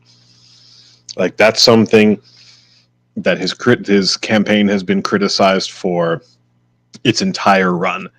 It was a similar failing to early Bernie campaigns, but Bernie learned from his mistakes, whereas Biden just did not see their vote as worth pursuing. But why would a Latino vote for Trump? Trump hates Latinos. He does. My understanding of it is that there's a decent chunk of Latino population who came to America after their families suffered at the hands of socialist governments, usually by losing things like plantations or human slaves. So, like, you know, they have experienced the horror, like the potential horror that comes when an authoritarian government takes your livelihood from you. So they're voting for the authoritarian government that's going to take their livelihood from them. I don't know, man. I don't know many of them. If I ever meet any, I'll ask them. So in Massachusetts, we have two ballot initiatives that were on the ballot. Polls closed at 8 p.m. In Massachusetts. The first one, question 1, is a right to repair bill. Essentially, what it would do is require that car manufacturers who are trying to move more of their diagnostic data, shall we say, into the cloud, into their own computers, rather than have a device that you plug into some port in the car and gives you the codes and diagnoses what ails your car. That would, for newer models, would instead be, they'd have to make sure that there was a open, i.e. not proprietary way of accessing that data, provided the owner of the car says it's okay. And this would help independent repair shops so that they can get the diagnostic data they need to diagnose and repair cars. And that is currently at almost 75% yes. Now in question 2, that's ranked choice voting. And what ranked choice voting does is, instead of voting for a single candidate and then the candidate who gets the most votes wins, such that if you had, say, 4 candidates running where the top vote getter gets say 35%, even though they didn't get a majority, they would be elected, even though they didn't have the support of 65% of the electorate. Instead, what you could do is rank the candidates from 1 to however many candidates there are. And then the lowest candidate, if no one got a majority, the lowest candidate gets dropped. Their votes get allocated to their second choices, and you go through it again and you keep repeating that process until one candidate gets a majority. It's not proportional representation as they have in, say, the Netherlands or Germany, but it's at least some way that if there are 3 or more candidates, you can ensure that the winner gets a majority. And that, at the moment, is at 53.4%. That's with 19.83% reporting. So we'll have to see how that goes, but I think we can pretty much call question 1 will definitely be passed. And there's been, I think question 1 has had the largest expenditure of any ballot initiative in Massachusetts history. Certainly the ads are all over the airwaves. And there was so much, the no people were really, question 1 explicitly says you can only get mechanical data. And they were saying, oh, they're going to get your location, and they're going to get the code for opening up your garage door, and your location data, and where your kid goes to school.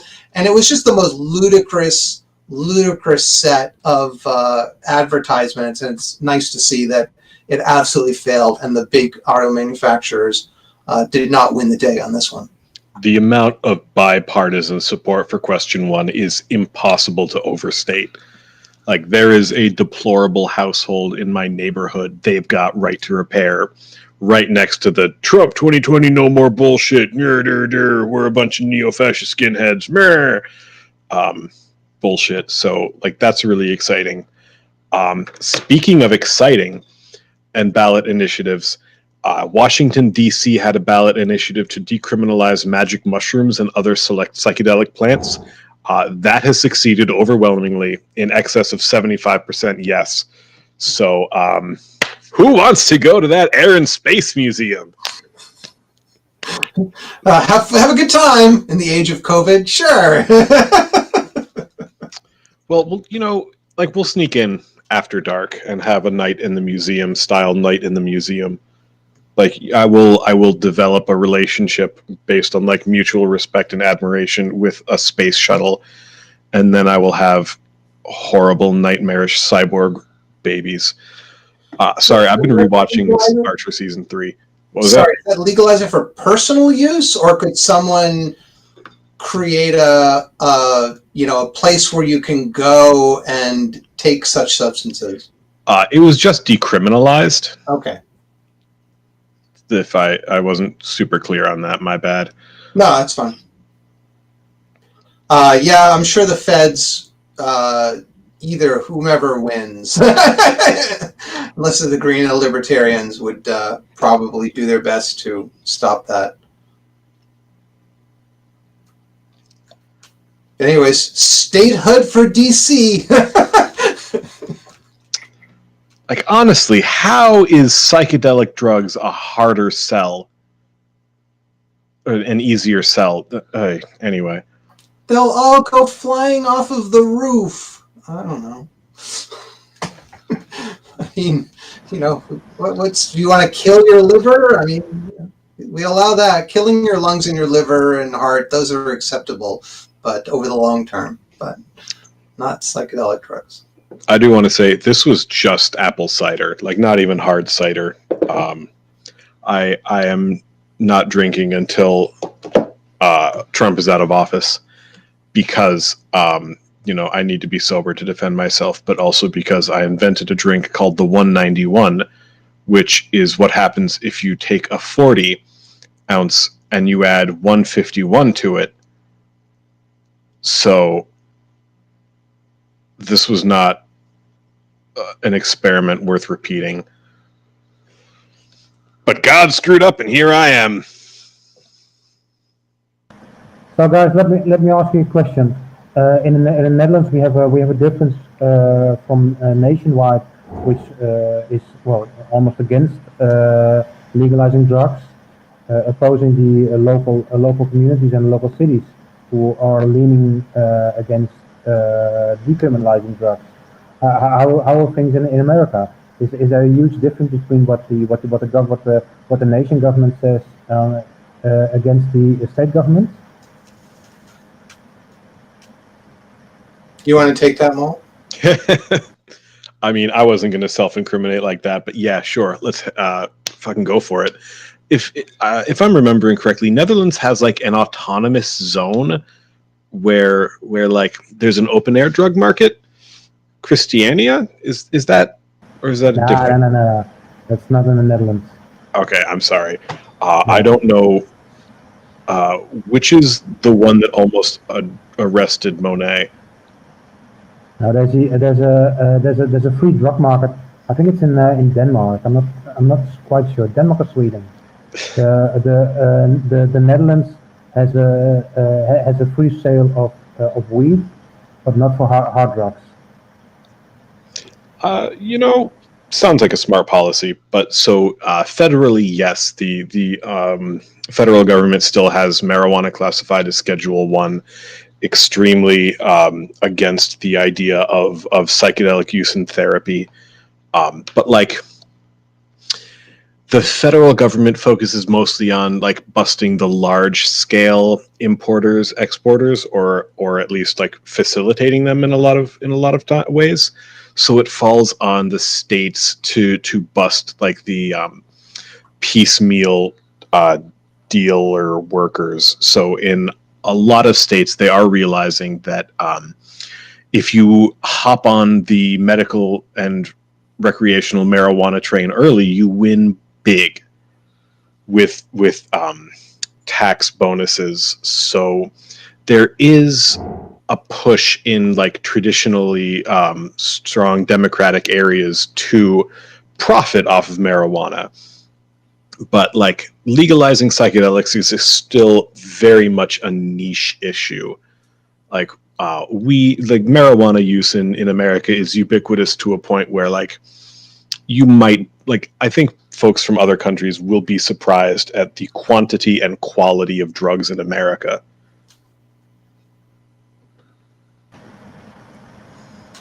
Yeah, I don't know. I don't do drugs, but I think that there's a difference in when it's illegal. Because if it's illegal, it's fun to try. In the Netherlands, at least weed, well, it's not really illegal. It's something called gedoog. But because you can get it anywhere, well, I don't feel the need for it because it's not illegal. So, and I think that's also one of the big selling points, is to have all the drugs made legal. Because if it's legal, you can also have a view on quality. You can have some price protection. You can have consumer protection. So there's a lot of things to say for decriminalizing all the drugs in the world. Oh yeah, I agree with you personally from a policy standpoint. One of like the specific America issue here is that the drug war was a proxy for the police war on minorities for many, many years. So Republicans built a huge portion of their identity on enforcing this law and order approach, which led to mass incarceration, especially of black and brown bodies, and especially of young black men specifically. So one of the problems we're seeing is that where marijuana becomes a profit generating engine, it's not the victims of the drug war that's making the money. It's white, middle-aged businessmen. So that sucks. Like a lot, the police in America are also a political force unto themselves. Often the largest union in an area is the police union, and they are pro mandatory minimums, pro incarceration, anti like addiction treatment centers, pro locking people up. It's the like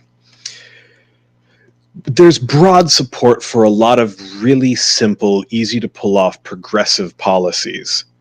The power in America is held by an incredibly select population, and it's not strictly racial anymore.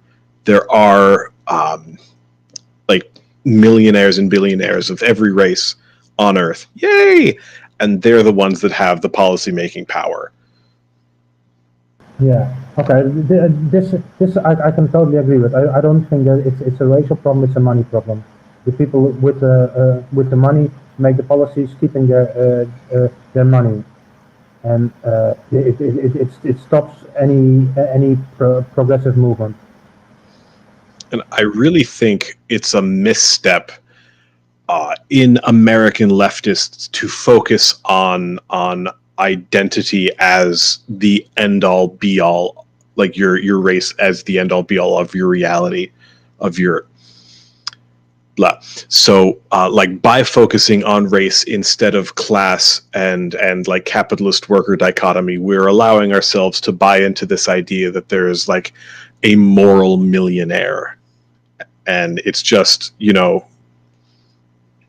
like Michael B. Jordan deserves every dollar he has to his name. But there are plenty of people who have been getting rich by buying into white supremacy. It happened to the entire Italian American community. We bought into the Christopher Columbus mythos that he was Italian when really he's probably not. And like by accepting this, we become complicit in furthering white supremacy in the form of the racist colonial settler myth of America's founding. Well, certainly, you know, the billionaires like Jeff Bezos has done very well off of the pandemic.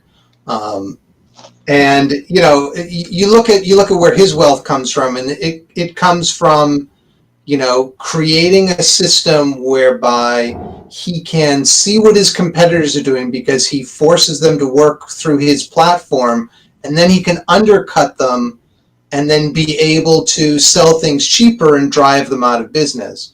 And fundamentally, that's, well, one would hope that was anti-capitalist, but, you know, at this point, many capitalists seem to be in favor of monopoly. So we like competition, we're pirates. So, yar.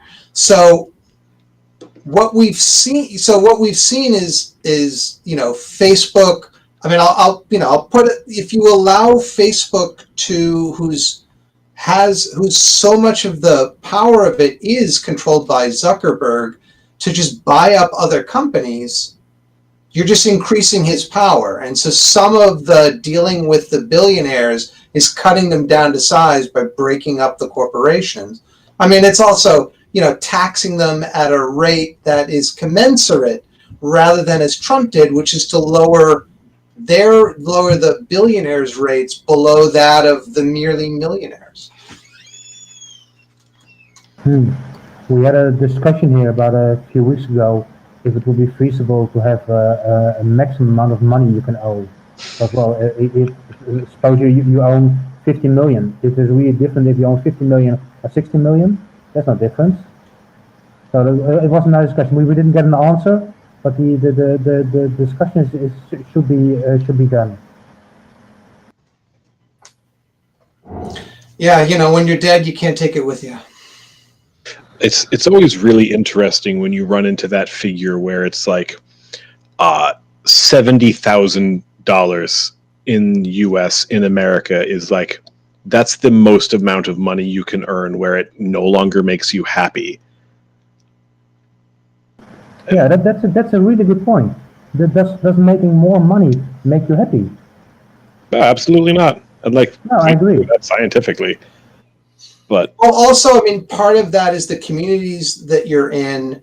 You know, as you make more money, now you got to spend more effort protecting it, or you've got to buy more expensive things to look better in the eyes of your compatriots or your neighbors, or, you know, your garden club or your church or whatever. So much of moral, like so much of manners comes from making the petit bourgeoisie jump through hoops to get accepted into like Victorian social clubs.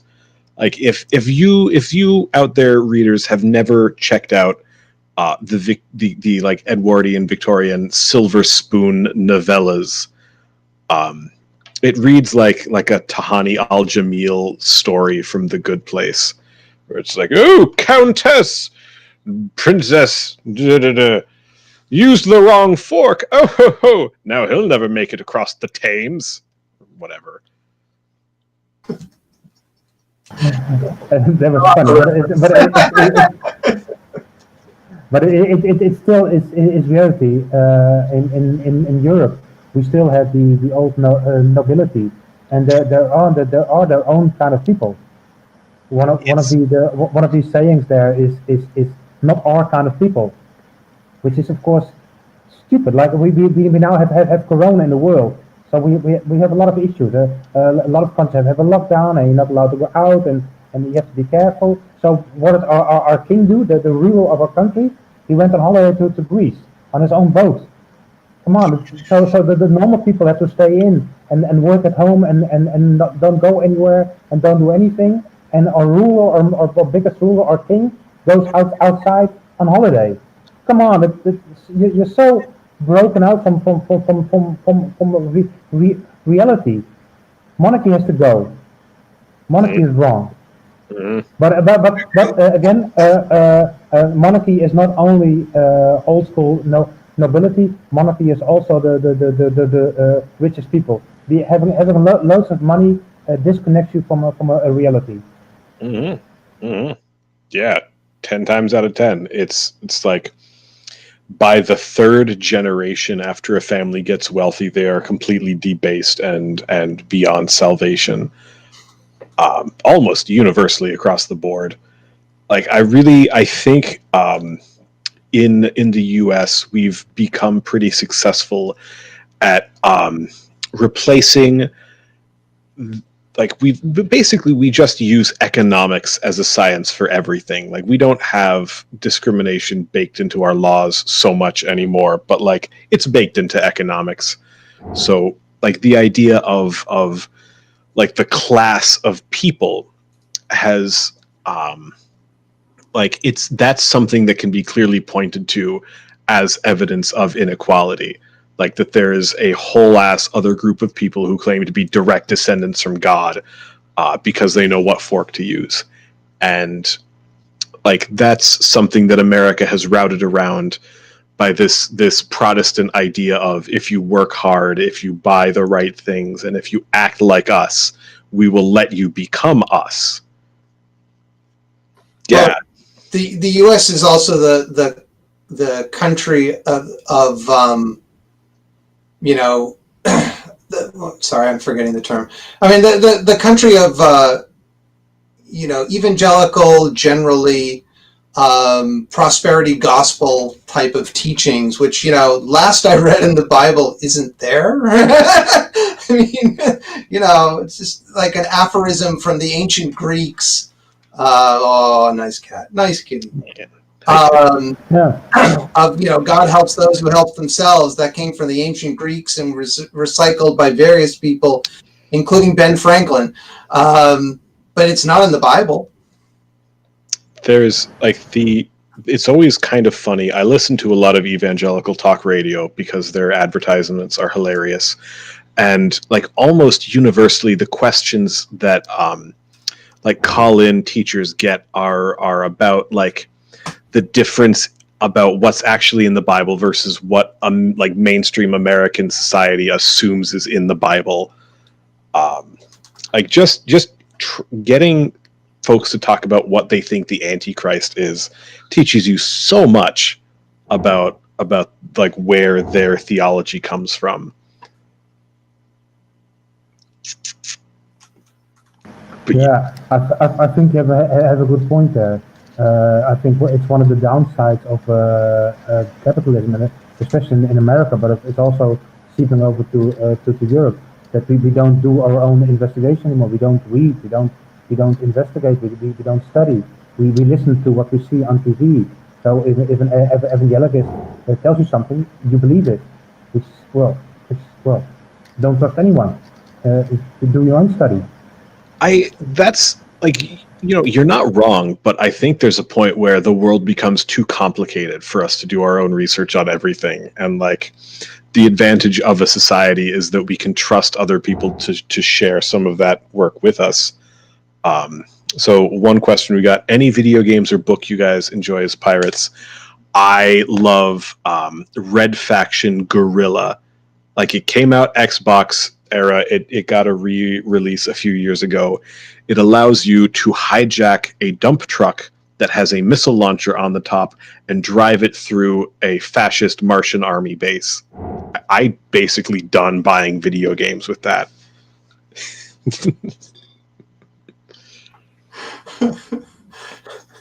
Yeah, I can't say I played much in the way of video games. I am a fan of the now unfortunately deceased Ian M. Banks novels, especially his science fiction culture novels, which I still view as the best of all possible worlds.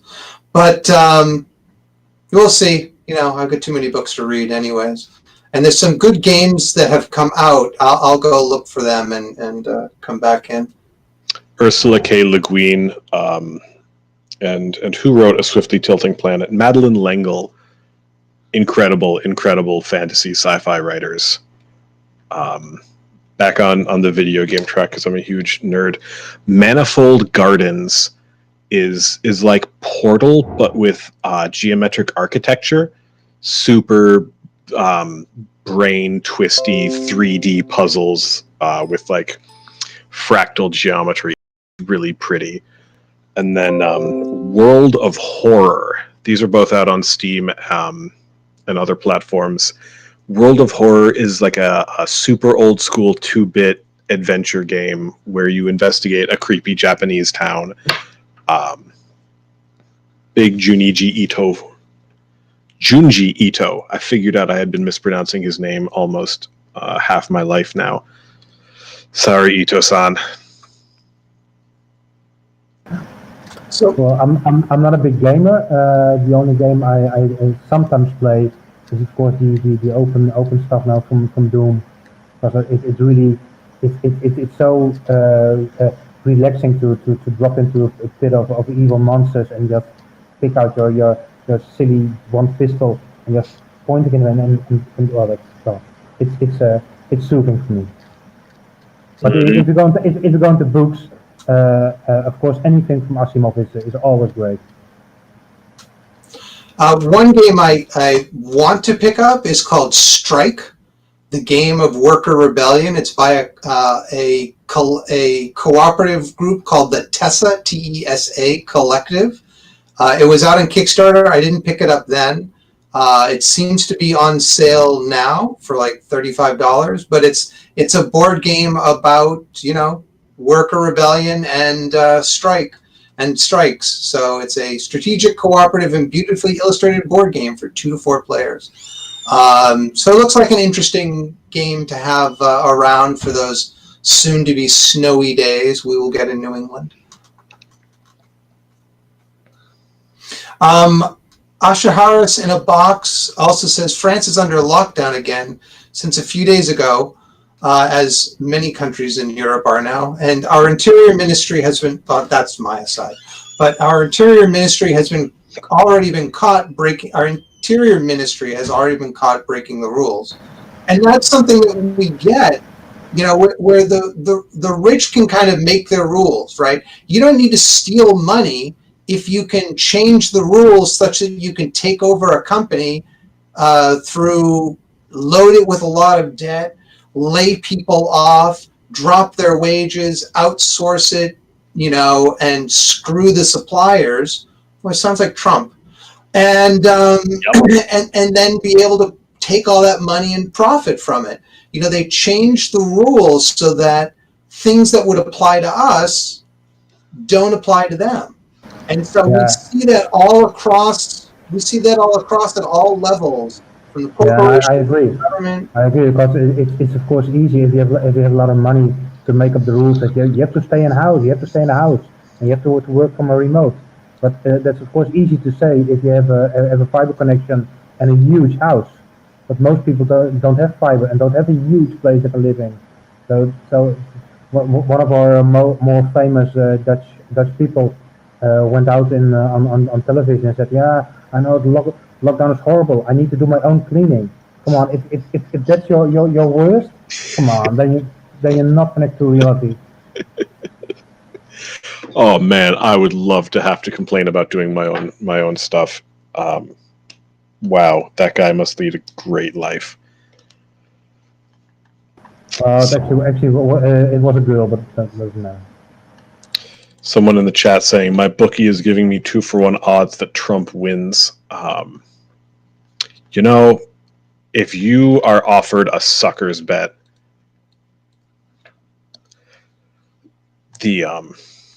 I'm not convinced it's a sucker's bet, but I'm being pessimistic. like wins the election is one thing, like maintains the presidency is another thing. You know, last time we had an election, I went to bed at around this time, and at 4 in the morning in the Netherlands, and at that time it still was looking like Hillary was winning. So it's the same status as now. Joe Biden is ahead. So I don't want to jinx it. I don't want to go to bed because Biden is up now. Oh,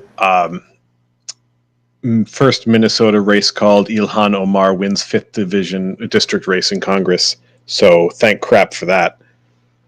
This is 21 minutes ago. Real cutting edge news here. Me.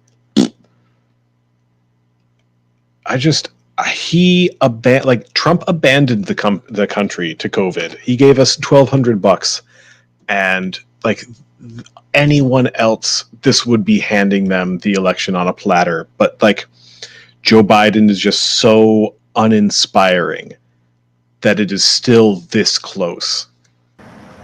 Yeah, and well, Trump has one thing up. He knows how to do a presentation. If Trump stands before a crowd of people, he'll make fun of it. He'll make jokes, and he'll make the crowd cheer. And I don't see Biden doing that. I hate the motherfucker. He's a performer. He's a showman, and because this is the problem with allowing the news media to turn American politics into a sideshow, is that all it takes is the right clown to wander in and suddenly like they're running the show. And I feel real fucking stupid because like I was there in one of his first rallies when like he figured out the circus approach. Like he made a mockery out of me personally. And like I don't know how many people he won over with that shit.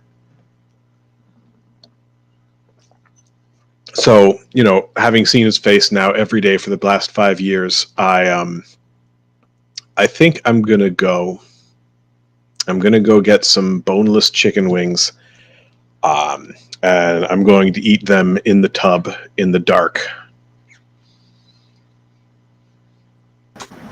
And cry. Maybe not. I don't know. You know, I don't want to give them the satisfaction of making me cry. Tomorrow will be another day. We'll just have different struggles. I will, yes. We're not electing a pirate this year. Maybe in 4 years. Yeah, but that's a really good point because if Biden gets in power, nothing's gonna really change. The U.S. will still hate Assange, and the U.S. will still go ahead and put censorship on everything and spy on people. That's not really gonna change. I will say, if you're still listening to this and you are not hooked into your local activist network, that was a great time. Like, you don't have to be out in the streets to be in the struggle. Jail support, monitoring police radio feeds. There is stuff you can do at whatever level of comfort you are ready to commit at. But like, oh, buds, please, you've got to commit. This I agree with, and I don't want to call out to just the pirates in America, but pirates all around the world. Connect with your local pirate party and help them get into power. Be active within your local community and preferably with local pirates. Like Philadelphia just won huge by like a community network of unhoused families came together and they put people in houses and they kept them there, and the judges allowed it.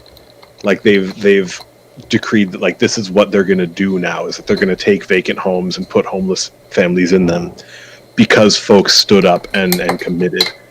And that's really what I'm wishing. Like, no matter how you're feeling about Biden, no matter how you feel about Trump, it is my most fervent wish that in your local community, you do everything you can. Did I miss anything? I can totally agree with that.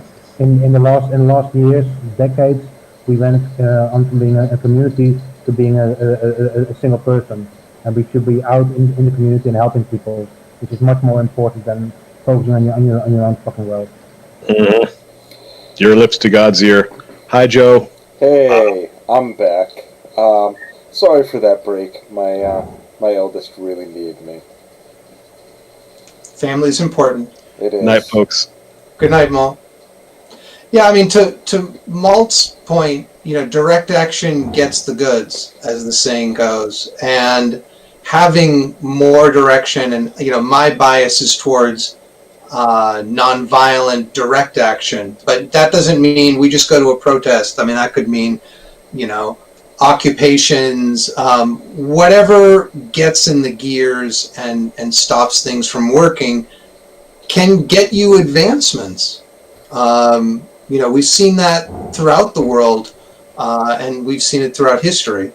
So, but that takes organized effort. If you're thinking, well, we're gonna have this little cell and we're gonna have guns, it's like, yeah, okay, that'll get you so far, but hasn't really worked for a lot of other leftist organizations. I mean, the anarchists at the beginning of the 20th century had guns too, and the people who shot at them had more guns. So, see how that goes. Or they just sent in military to take the guns away from the people who had guns. Absolutely. So, how's the election going?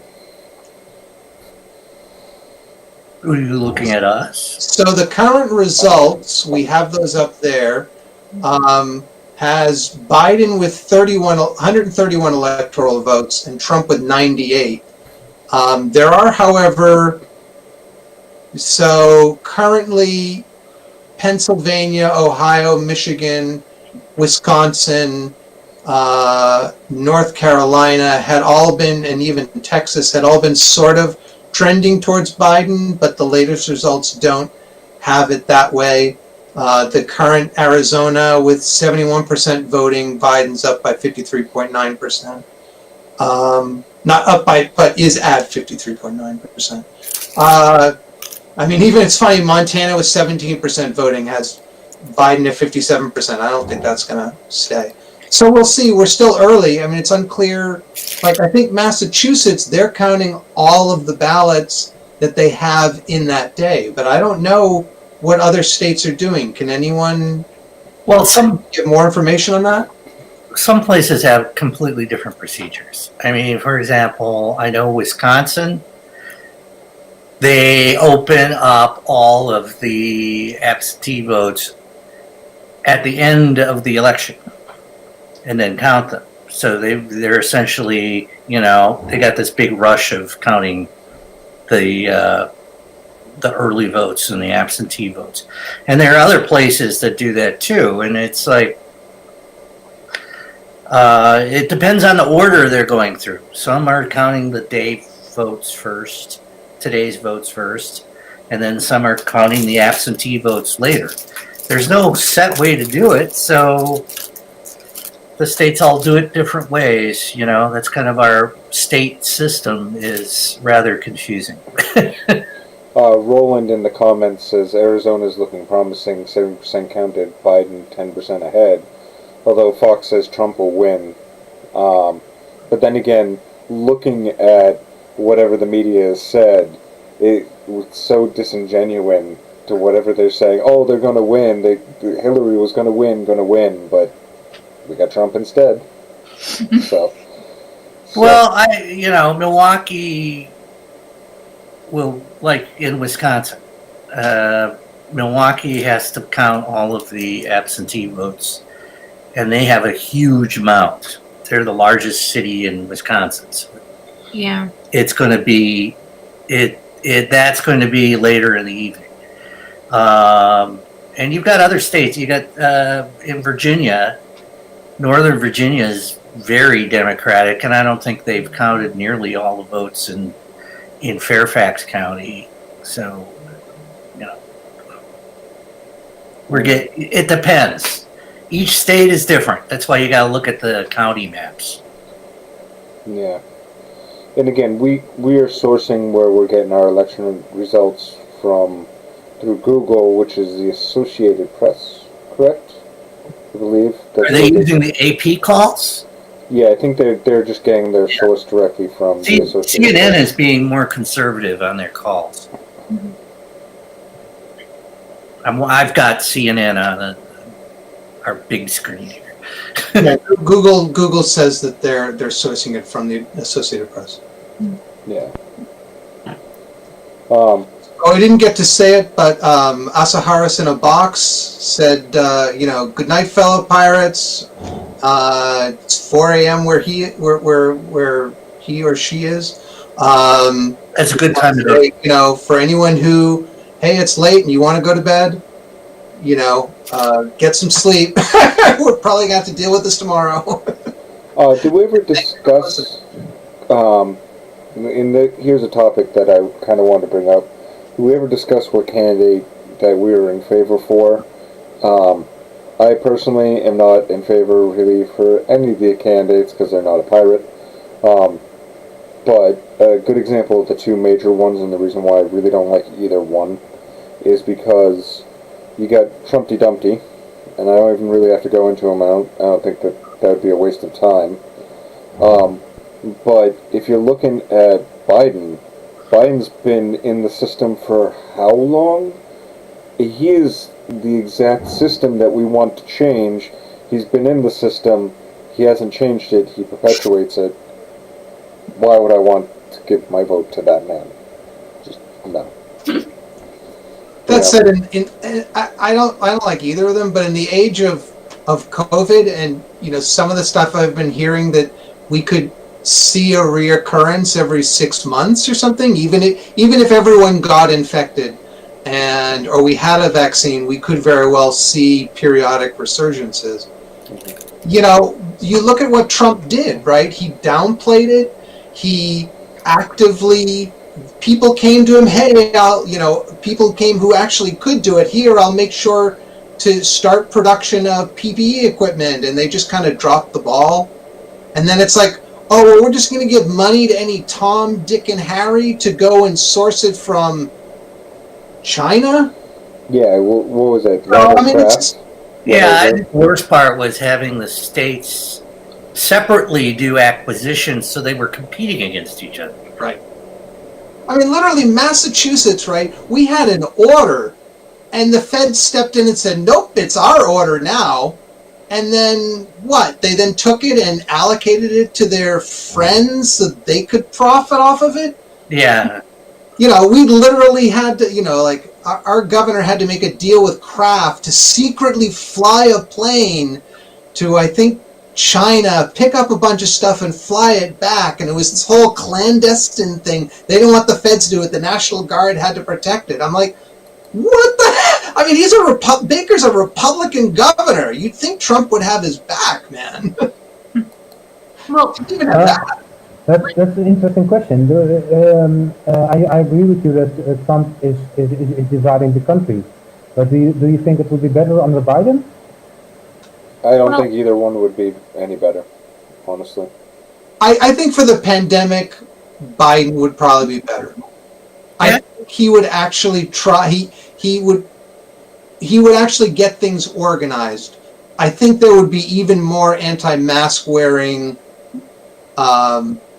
opposition, though. So that's a countervailing factor. But that's my personal opinion. I mean, Trump has just been horrid. He's been singularly corrupt and incompetent, and I don't think Biden's gonna likely be either of those. No, I don't know. Years, so. I think one of the positive things about Trump that he does it in the open. I think if Biden wins, he'll do the same thing, except not in the open. Well, there's a lot to be said about Biden being honestly the thing we want to dismantle. He is the establishment. That is very, very true, and I do not think we should stop marching until things are fixed, for starters. However, you can't go forward by being choosy what your first step is going to be. I mean, I really don't like Biden. I do not. However, he is a million times better than Trump on the stances of we do need better care for other people. We need this COVID mess needs to be somehow managed by a competent adult. You know, we have international problems out the wazoo, and who is it? Barr is the Attorney General. Like, guys, I really don't like him, but replacing Trump means all the other bad, icky, deep, toxic things that are starting to take root can slowly be removed. I wouldn't be picky about how it happens, just as long as it stops. Samuel in the chat just really made me want to take the mic and drop it. He said, imagine telling literally anyone 4 years ago that Trump lied on tape about a deadly virus being present, only to make a dumpster fire out of the preparation kit Obama gave him. I was just like, oh.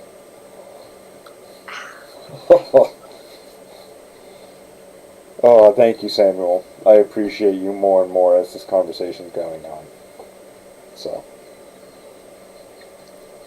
So we discussed what would happen, what we would do if Biden gets elected, but what would we do if Trump gets reelected? I think where should we focus our effort? I think we should stay the course, batten down the hatches, throw out some nautical terms out there for you guys, but definitely get ready. I think that no matter who wins, our strategy should be the same. And we should be preparing, we should be focusing on getting local offices like we have been doing, and really, really look to secure ranked choice voting, make sure the basic rights, keep on pushing for net neutrality, keep on pushing for networks, keep on doing what we're doing, and really just continue moving forward. Get ready for the general election. And do the right steps to get us into the right positions to do the right things. Any thoughts?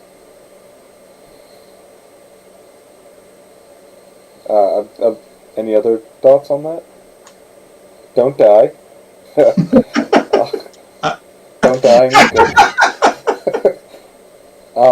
So some things that I personally would like to focus on is reforming of the education system.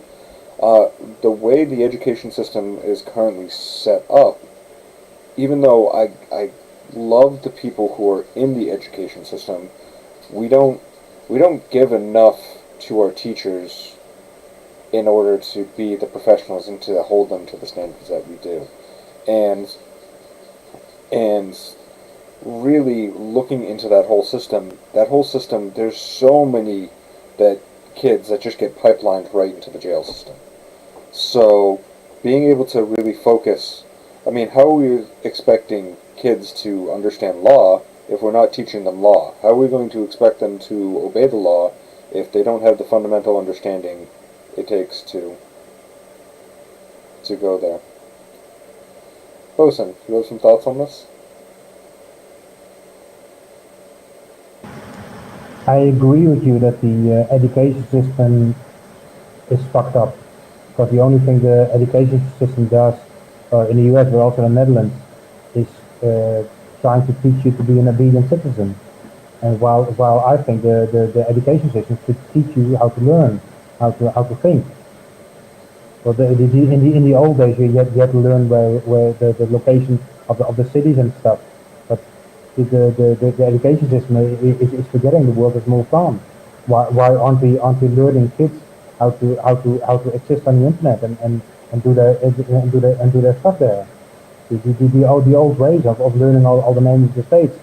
I don't say it's useless. We need people to learn how to think, and not how to think, but we have to learn them to think. Yeah, Go ahead. I think, Trump has presented himself as a real threat to anything like that. I mean, what he's talking about, for example, is we want to set up a foundation to teach patriotic history. Well, that would be called propaganda. Okay. What you, in a,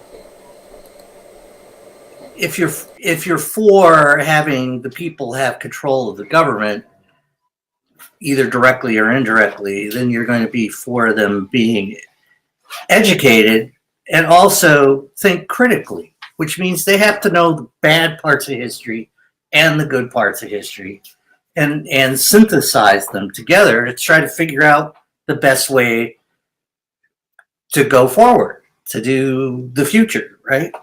And But let me hold on there, because there's also a downside. If you question everything, you'll also give ground to conspiracy theories. If you question, for instance, 911, well, that's a good thing and a bad thing. yeah, but then that's why you do things like the scientific method, right? You look for repeatability, you work on sound arguments, you do experimentation to see something if it's really true or false, right? The scientific principles are pretty simple. If you find an example that's false, then the whole thing is false, right? Yeah, but that's easy. That's science. You can prove science. But for instance, how do you go in teaching people about a civil war? It depends on what side you're on, and even in history, the history is written by the victor. So it's really hard to well, in science it's easy, but anything outside science it's really hard to teach, and we need kids to think instead of teaching them facts. Well, I don't know. I've got a history degree, and I happen to think most colleges in the United States actually teach. They teach you to think critically about history, and thinking critically about history is questioning whether the current interpretation is correct. It's also questioning whether there was,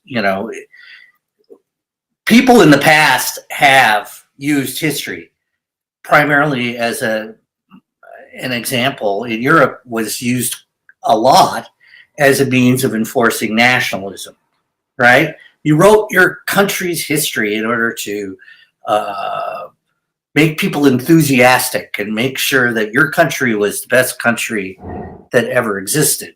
And I think the way you get around that is, you expand your horizons. You learn history from maybe the side that was defeated in the war, too. You don't just have this narrow scope. This is part of what the internet does, is allows other viewpoints to be seen. But the downside is there are a lot of people who don't think critically, that don't analyze things logically, and then have very emotional responses, and some of the ideas of like saying, well, climate change is political, or I'm trying to think of other examples, but yeah, some of these things come down to just looking at facts, and I guess you could say yes, there are no facts, but there are theories, and theories have to be substantiated by evidence and experimentation, and in history, sometimes the evidence changes. Sometimes you find new sources. You find old literature that's been hidden away. You find books or manuscripts which you never knew about. You find archaeological evidence that changes your interpretation of the past. Things do change, even in moldy old professions like history. Yeah, I agree. And in effect, we don't need to teach kids facts. We need kids to learn and how to learn and learn how to learn. That's much more important than teaching them where Ohio is on the map. Yes. Although you should be able to find Ohio on the map. Actually, when Jay Leno was still on, he had this item on his show and going out in the street and asking people simple questions. Yes. And it turns out most people are just stupid. Or they don't remember anything that they learned in high school. Yeah, true. Not being stupid because it's knowledge they don't technically have. So and that makes sense, because if you ask me about things I'm not interested in, I won't know them either. Well, for now I know where Ohio is on the map. So, sorry for the interruption there, but I was just having a conversation with my partner, and she was talking about how she's so against Trump because he just has no idea. She being a nurse, he just has no idea, like, what he's talking about and all the dangers he's putting people through, just out of sheer idiocy. And really, like, the fact that America is one of the worst countries in terms of, like, dealing with this and not dealing with it appropriately. I think we are the worst. We are the worst, and it's because people just... No. Have you seen the figures? The number of deaths per 1,000 people is higher in the Netherlands than in America. Really? So you're doing not good, but not the worst. I mean, I saw an article the other day where people were slamming the UK, Boris Johnson, for shutting down the UK and listening to scientists, and I was just like, oh, that hurts my soul.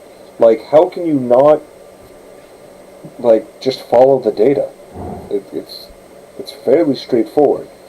If it's going to kill you, or if it's going to cause detrimental damages, the thing is, what we don't really know about this whole disease is that we don't know about this whole disease what the long-term effects would be.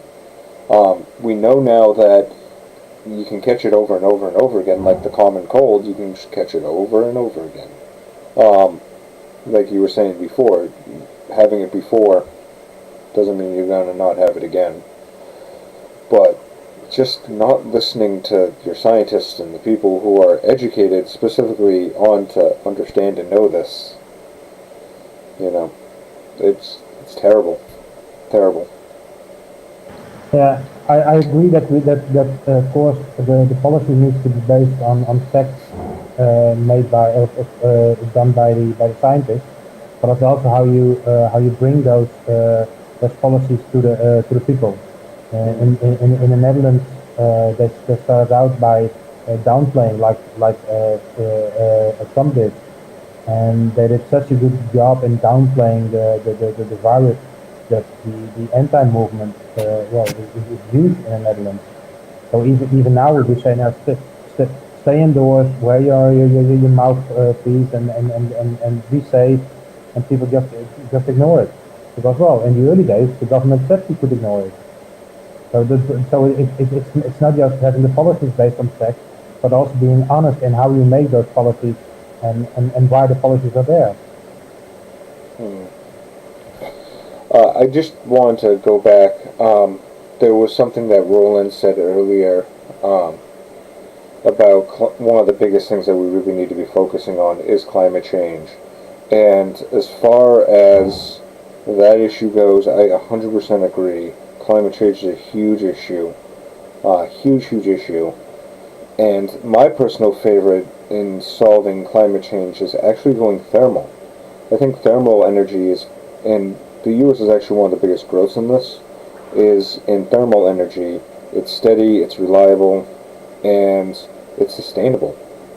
You know, I don't know how much we really can invest in wind. Wind can fail, and it's actually very much pollutes the landscape and pollutes the not only pollutes the landscape and destroys the view, but those machines are actually, they're really just heinous.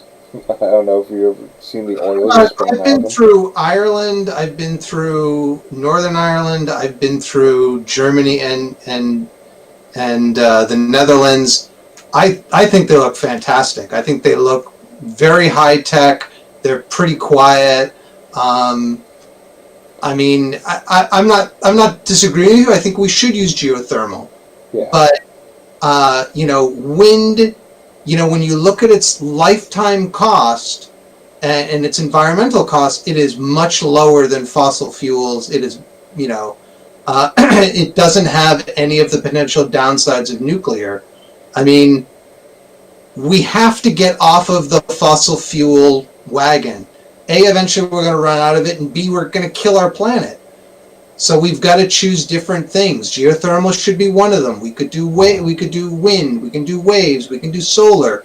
There's lots of things we can do. My only knock to wind is that if you are into the wide sport of paramotoring or any type of like flying through the air, like in hot air balloons, it kind of makes it a little bit more risky if you really like just soaring through the air like an eagle. Sure. You should balloon there. It's not going to be on every single house. You know? Go to drones. Drones, yeah. I mean, but I mean, where we've underdone wind is you know,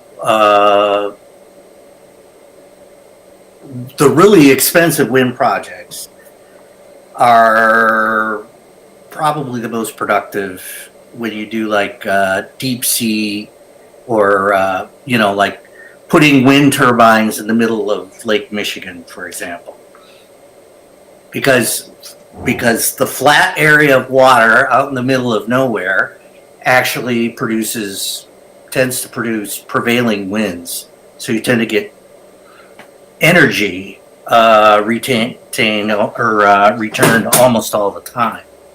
And those are expensive projects. So you then have to have a discussion of how do you fund those projects. Are they government projects, or do you just have these big mega corporations building all the wind turbines? That's a good point what you were just saying there, because I think if we want to change if we want to save the climate, we need to focus on getting power, make power locally. So even a simple flat or a community can generate their own power. And nowadays, even in the Netherlands, the big power companies control the innovation. And because if you put on a wind turbine, well, it has a lifetime of 20, 30 years. So any innovation, it's not going to happen. But if we make sure that people in their own house, in their own community, can have ways to generate their own power, then we also drive the innovation business. So a big company like Vattenfall or Shell, they just block any innovation and to stop. But then you need to have regulation that says, okay, if you've got a private corporation running the power grid, then they have to pay people for producing power if you're going to do decentralized power. But that's a legislative thing that you can put in place. Right, but what I'm saying, yes, but it's very difficult in states where the public service commissions are controlled by the utilities. Yes, no, absolutely. Yes, no, I don't disagree with you on that. So I just wanted to point out, Samuel says we need more African Asian history and philosophy classes. Our society makes philosophy so boring, but that's just straight up dissing the great minds of the past. I agree. I will just point out, if you have a chance, go check out Existential Comics. It's a fun take on philosophy. And then Bailey is back on the chat and says, part of solving climate change, in my humble opinion, is dismantling colonial agendas and listening to indigenous peoples and supporting their movements. Absolutely. So I've got to head out. So I will do my best to pay attention to all of you. And, if any folks want to reach out to us, check us out at uspirates.org or pirate-party.us. We're also on Twitter at uspirates, and we're on Facebook, I think. But I've got to sign off. So I just wanted to say thank you all for coming out here. And I hope you go on for many hours and the results are interesting. So. Well, I mean, where we're standing right now in the election. Thank you, Jamie, and I hope you have a wonderful night. Namaste. See, I'm going to switch out the presentation. No, actually, I'm going to turn this one off. All right, see you, folks. Thanks, Jamie. So where we're standing right now, Biden's at 131, whilst Trump has 108. We still have quite a few states that are, Not called. yeah, not solid. I mean, pretty much New England, we're all for Trump. Trump. We're all for Biden. The only one that's not locked in right now is New Hampshire, but that's New Hampshire. So that being said, I'm expecting the whole Bible Belt to be completely Trump. That doesn't really surprise me at all, but Georgia's it's still a pretty close race. 55 to 43, but 60% of the vote to go. So, we have somebody joining us.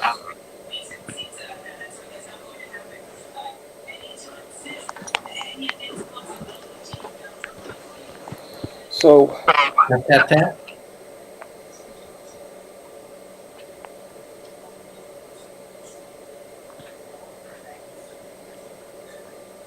just give him a minute to get situated. And so, yeah, I mean, there's a lot of different energy solutions we can go with. And, hey, how are you? Your mic's muted.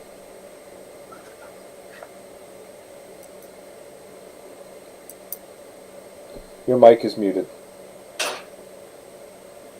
Hello? Hey, Yeah. how are you? Hey, everyone. Mitch Davila. Hi. Hi. Hey, how are you? So far, so good. How's everyone doing tonight? We're doing pretty good. Where are you hailing from, Mitch? I'm from Chicago, Illinois. Oh, welcome. He's running for Congress. Yes. 2022, I'll be running for Illinois District 3. Right now it's District 3, but obviously with the census, it could not be. Nice. Nice. Good. And so we were actually just going and discussing climate change and really some of the different energy solutions. What's your spin on it? With climate change, I feel as though, I look back to, we have before tried tackling climate change. I think back to, Jimmy Carter installed, solar panels in the White House. And then 4 years later, as soon as Reagan got in, he took them down. So it's we've tried progressing, and it feels like anytime we make progress, we'll take steps back, So we know it works, and I know that we have to just keep going after what has been proven to work. And I feel like solar energy specifically would be something we move in the right direction towards. But in terms of climate change, how we fight it, I think implementing like a Pagovian tax, like a carbon tax, would be important.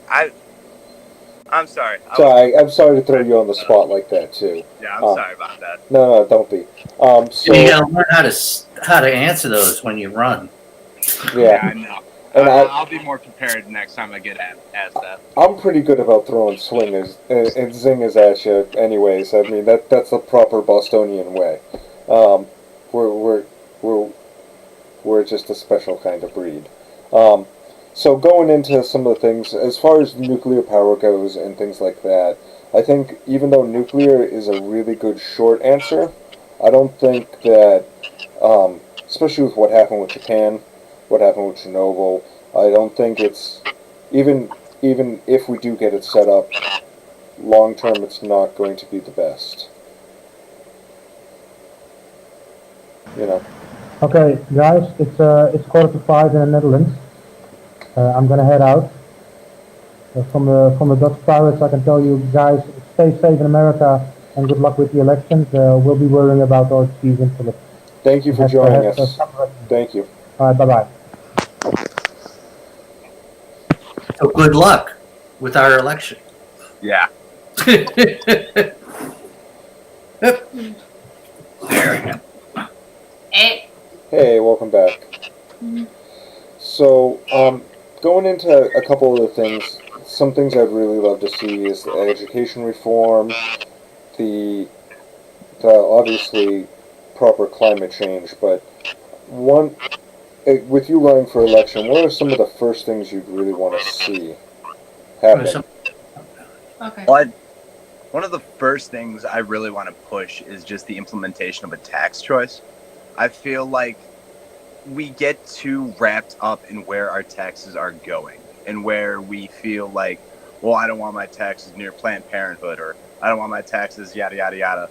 And what you get is you just get this conflict, and then you get these politicians who will seize on like these little idiosyncrasies, and they'll say, oh, well, we will make sure your taxes don't go to so-and-so, or we'll make sure this, we'll make sure that.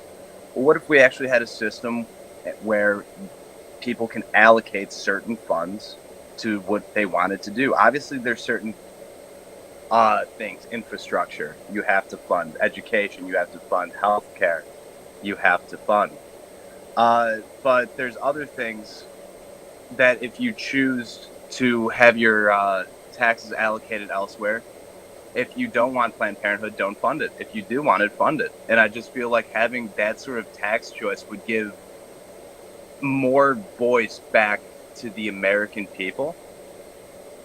And I just feel like that's a step in the right direction for, more specifically, taking power away from the politicians we have now. So, as a pirate, I fully support that. I'm getting a bit of a feedback from you.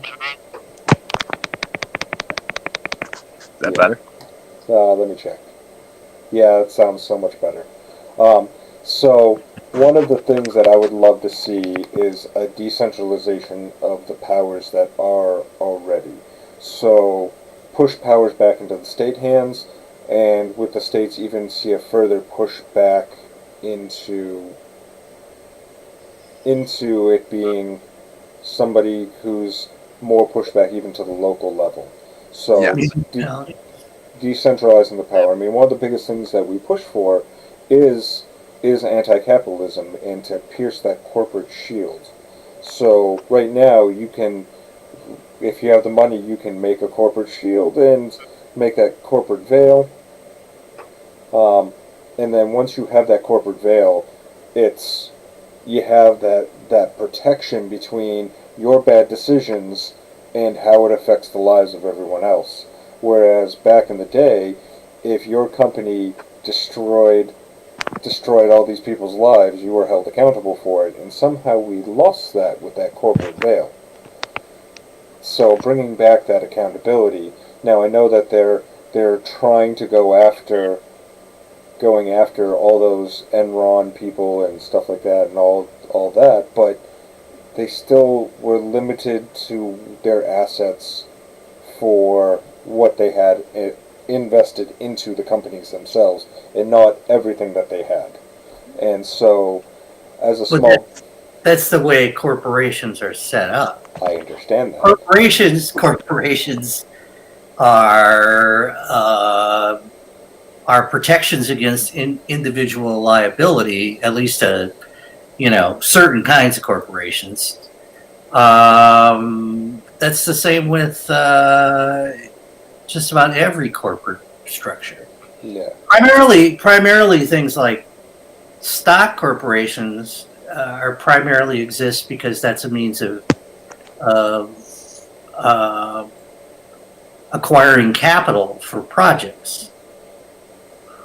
Yeah, but then like, say Monsanto, as an example, they genetically modify a whole bunch of rice that then turns into zombie rice that eats all of the other rices. And then what do? They sued all the other farmers, trying to crush them out of existence instead of for them losing control of their own zombie rice. Now, I'm using the zombie rice as an example. I don't think it was rice per se. It was some other species or plant-based matter. Yeah, their biggest problem was corn. I think it was corn. But I'm trying to not go for the copyright strikes.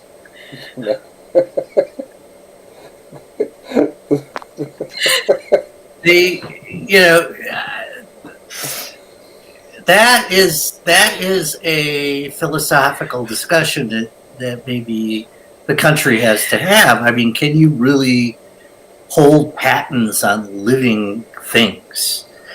Because, isn't it pre-existing art in a lot of ways?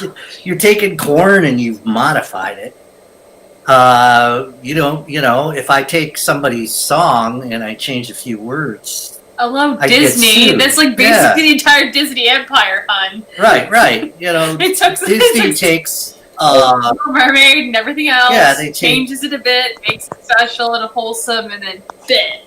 Right, they take existing art and they modify it slightly, and they get control of it. I mean, that's part of the whole discussion on the control of copyright, the control of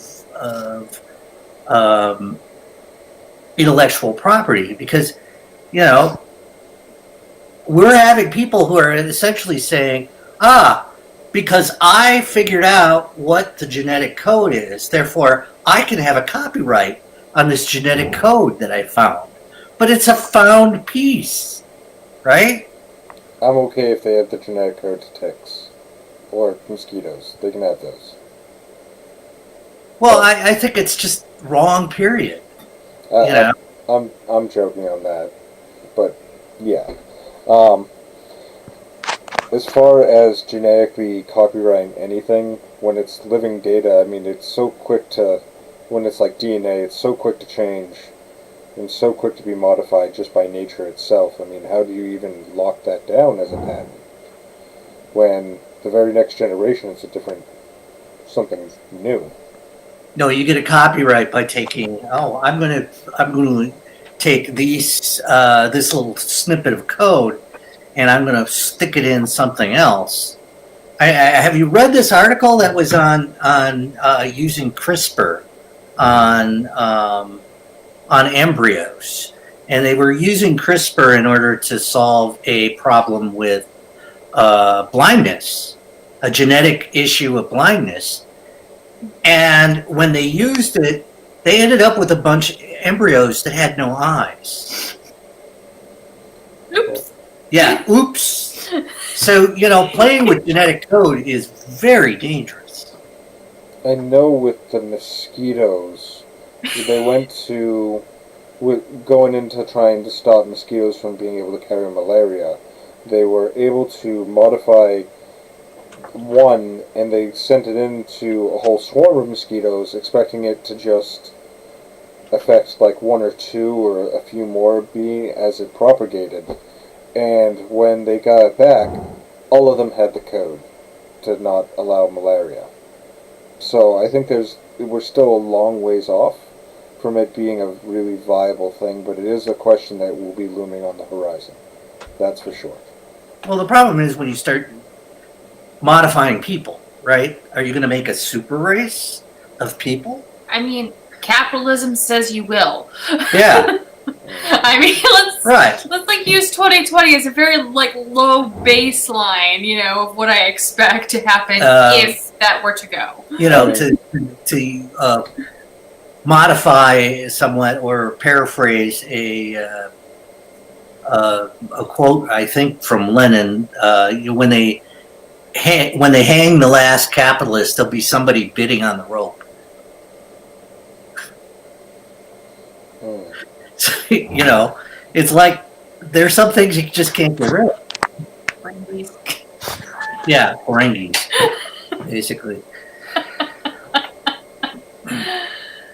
So, that being said, so you're out in Chicago, sir, and so do we have a lot of support for you out there and everything, or is there something we can do to make where this... I can get it?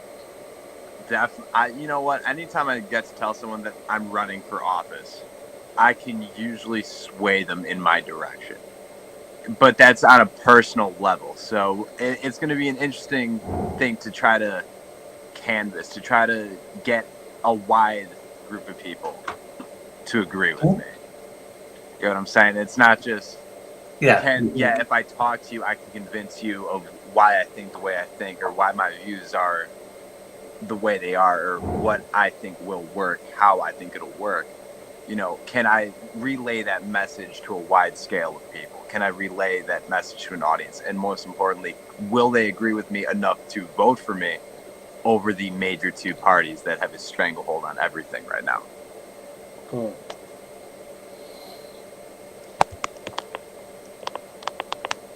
Yes, bring up the microphone. As I was talking about Milwaukee earlier, I noticed on the feed here that they aren't going to report Milwaukee till 5 a.m. Eastern time.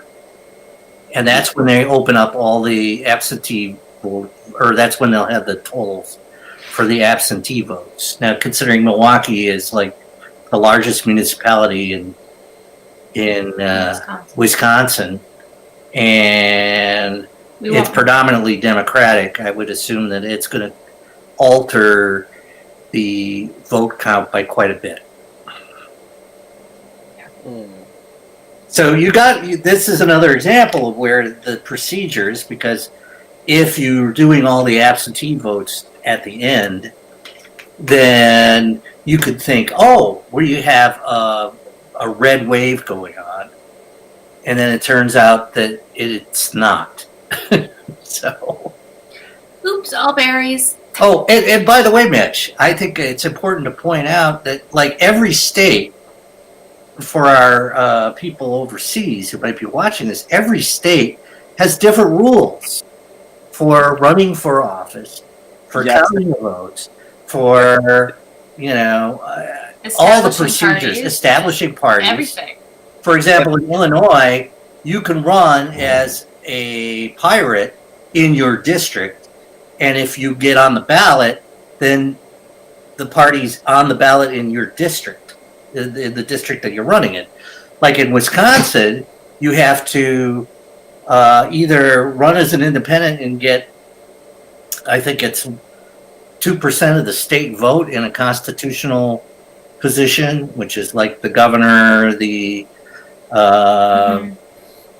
Secretary of State, all the state treasurer, or something like that. Or you have to go and get 10,000 signatures on a petition, and they have to be from different counties all over the state. So it's weird because when you talk about third parties in the United States, it's very difficult in some places to get a third party established. Right, and especially in a state like Illinois where it's been a Democratic stronghold for The North part. right. Like- Well, that's the thing too. Is Chicago holds so much political weight in the state. We've actually developed enemies in anywhere that isn't directly Chicagoland. I mean, you see downstate senators trying to pass bills kicking Chicago out of Illinois. Well, the same thing happens to Milwaukee and same Wisconsin. thing. I mean, truly, if you were actually to remove Milwaukee I think, and you know, Chicago and then if we- join them as an Yeah, extra if we could state, get Milwaukee, Racine, Kenosha, Milwaukee- Lake County, and Milwaukee, that'd be and Chicago, right? nice. We'd have a little like strip along the lake that could be a completely separate state. And You then know what? is this shit legally possible? Like, it's legally possible. Yeah, if both the states agree that they should kick them out. then Yeah, they they would could relinquish actually- custody. Like, it's like- Genuinely, I feel like that'd be a great idea. oh yeah, it would Yes, it'd be but the brilliant. Republicans would hate it. And if because nothing then more, it and I've would be- explained it, like, obviously, if we had to choose between the two of them, I know where my leanings lie. But, like, I feel for those that vote Republican in this state, knowing that they're never going to get that way. You know, it's just because of Chicago's presence. We have, you know, Mike Madigan lives 15 minutes away from where I live, and that man represents the entire state as the Speaker of the Illinois House. And Yeah. he's been in charge since, I believe, 74, 78, something like that. Yeah. He's been around as long as my own parents have been around, in charge. Which, again, that just brings up a whole list of arguments. Term limits are important. We need to get rid of the stranglehold of the two parties, because if two parties go hand in hand and one holds a stranglehold, then you just have them and the opposition. The third party, it's pushed to the side over here. That's what's brought this problem is the lack of a third party, because now, I mean, it sounds horrible, but I've heard people who voted for Trump the first round only did so out of the sheer hatred for one topic.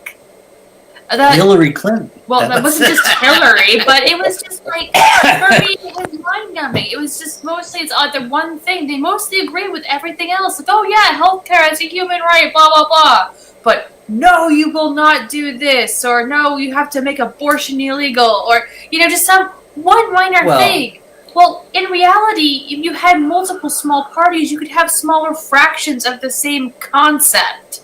Well, that's why question 2 is such a huge thing with ranked choice voting, and getting us an actual chance.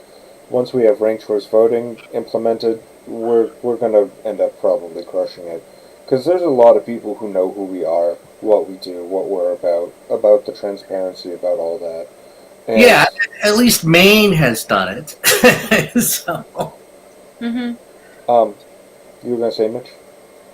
Well, I was just saying, I thought the main election results were coming in and they were voting against ranked choice voting.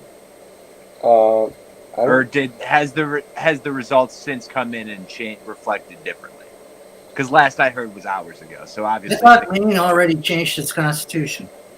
Yeah. Well, I thought there was another thing. I thought I saw like 57.8% or something like that voted no for ranked choice voting.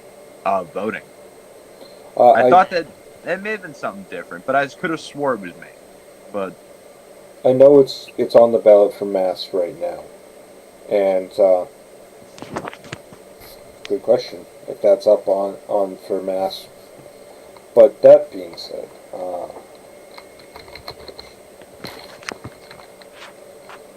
You can look at it on Ballotpedia. right now it's question 2 is losing. They're still 60% in, but right now a lot of people are voting no. That kind of breaks my heart. But breaking... and it feels like it's more of an uninformed vote than anything, not knowing exactly what ranked choice voting is.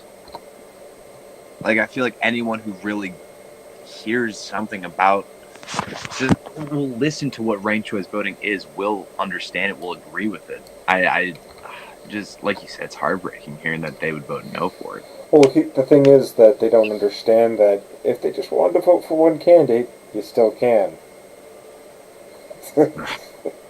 It's just, why? I actually got into it the other day with somebody who was like, no, I think ranked choice voting's terrible, and I'm like, why? It's like, the system works, and it's like, no, it doesn't. If it Right. works, Works for who? yeah, works for those who already have it, who don't even need the system.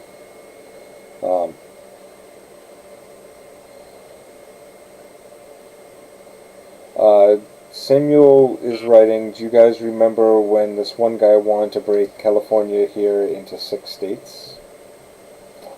Can't say that I do, but I'm not really up on the California news.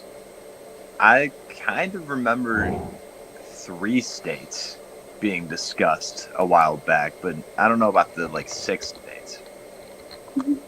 Yeah, I remember California. I remember that happening. Yeah, I thought that was funny. there have been multiple things like that. There was also Isn't Texas do it uh, again? yeah, The the UP of Michigan, Oh, yeah, Michigan's the UP. UP.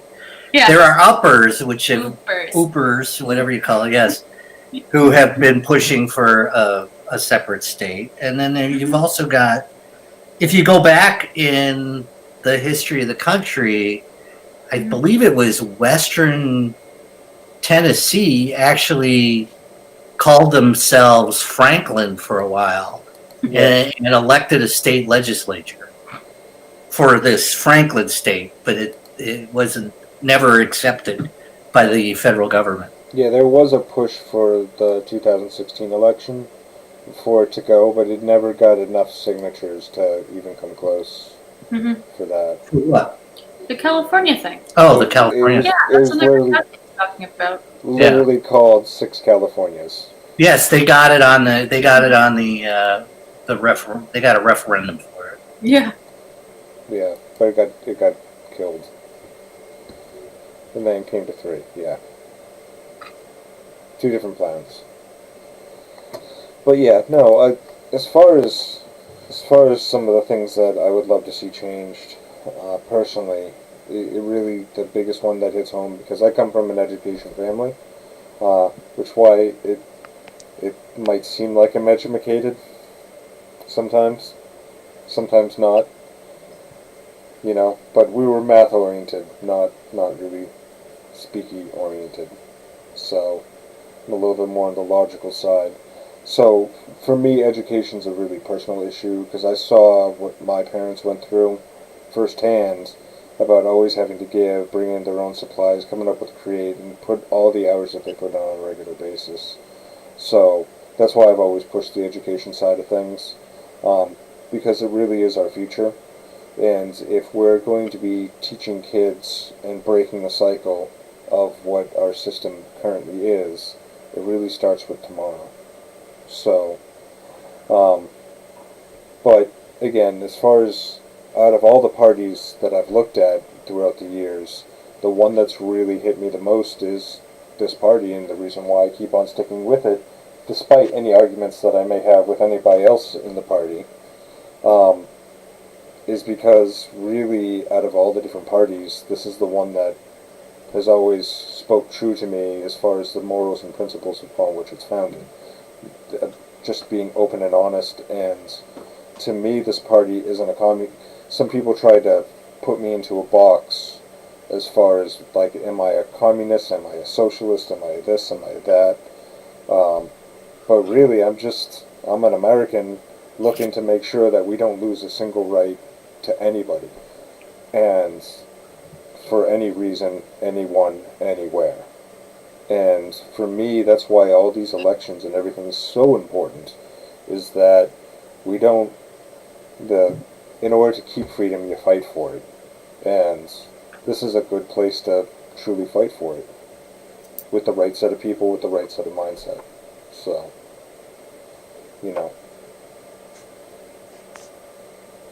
So that being said, why are you guys a pirate? Well, I guess, like most people, I really started getting interested in politics during the 2016 election cycle. Young man, I think I was 2016. I turned 20, so I was like too young to like do anything like I wanted to do, but I was still like old enough to get involved in like the parties and volunteer. So at first, my first introduction was like the Libertarian Party in Chicago. I helped out with them for a bit, and then they sucked, so I left. And then I bounced around. I was like looking for the perfect party, and then, like you said, it's like I found like the Pirate Party just be like everything I was looking for, from transparency to openness to just reform where we need to actually focus on reform and doing what works and what we know works. And I just feel like there's so much room for it's a big tent ideology, I guess you could say. Like there's a lot of room for everyone who's trying to claim to be a pirate. It's not like ideologically exclusive, I'll say. Yeah, that's a good way of putting it, not being ideologically exclusive, because I've seen people who've come from the Republican Party. I too came from the Libertarian Party. I was a Libertarian for a very long time. Very much believed in the laissez-faire. You leave me alone, I'm going to leave you alone, and you enjoy yourself. I'm going this way. Deuces. Like the whole, like just hardcore Boston scene where you don't care. So long as you're not messing with me, I don't care what you're doing. And so I've always kind of been that whatever, but as far as I've never had a problem with anyone who want more social democracy. I've never had anyone have a problem trying to build up a better system.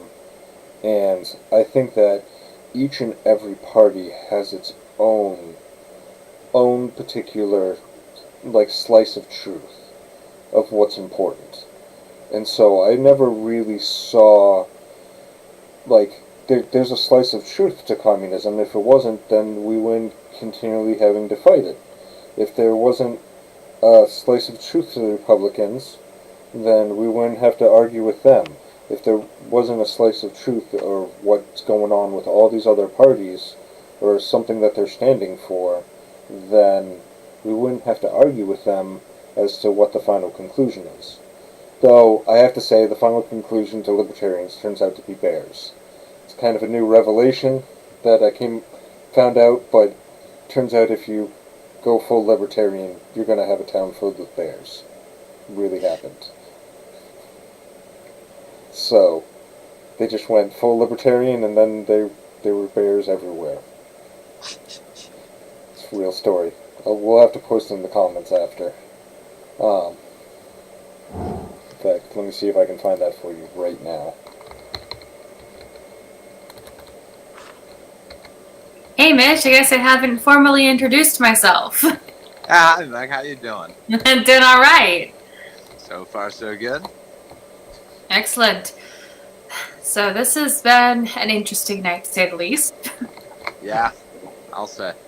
Yeah, but it's good. It's good. There's a lot of goodness here. Yeah, I'm getting this posted right to the comments for you guys. Boom. Bears. We must get together with Mitch and have a beer. Yeah. 100%. Isn't there... I apologize. It's just been I've been at work for so long, and then COVID hit. We really must be. We really have to do this soon. Oh yeah, we do. Isn't there a pirate beer? Plus, now that the election, well, not out of the way, but now that the ball is rolling, that officially begins the 2022 campaign. So, yeah, it's really buckled down and everything's serious from here on out. It will be. I mean, that's going to be something interesting. I can't wait to actually see what's going to be going on, because I honestly do think this election might actually work in our favor as third-party options, as the bounce. I mean, in 2016, we saw an uptick. Right, I thought if it was going to happen, it probably was going to happen in 2016. But obviously, we saw instead they just stuck with what they knew. But Trump was that difference that they were looking for. It just wasn't like Yeah, Did not go. I think what happened was a lot of people just were so disgusted with Trump that there was kind of like the whole progressive movement or where the alternatives tended to be, which tended to be on the left. Went eat to the right. Yeah, they went eat. We got to get rid of. We got to get rid of It's like, Trump. we can't. And we can't really like argue about having a bunch of different parties fighting it out. So that was. Well, I mean, that's the same exact problem with Clinton. That was the same problem in 2016 that we had. And sorry, that was. Well, Bernie went like, I'm not gonna run as a socialist. I'm gonna run as a Democrat. Yeah. Right. that Because really pissed people off. they didn't want to have a third party spoiling the election. Although the Democrats didn't mind when Ross Perot spoiled the election. right.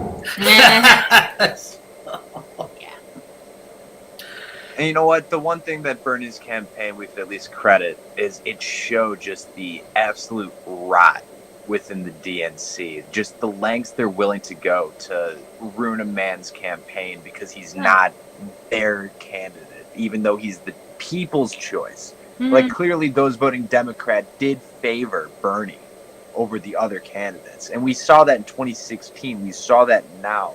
But because of that neoliberal necessity, where they need that neoliberal moving forward, and we can't move too far to the left, we can't move too far to the right. We need to stay, more moderate. And so they went with Clinton, and just you end up matching the most despised candidate of all time with Donald Trump, with arguably the second most despised candidate of all time with Hillary Clinton. Yeah. And in a battle of people voting for Trump versus people voting against Trump, that's not a good thing to have. No. You can't. You can't guide a country by having electing somebody who is just somebody who is not the person that you hate. Yeah, like that really honestly got us to 2016, and then now it's bringing us here to 2020, and that's just how you get worse problems. That's really how it only gets worse.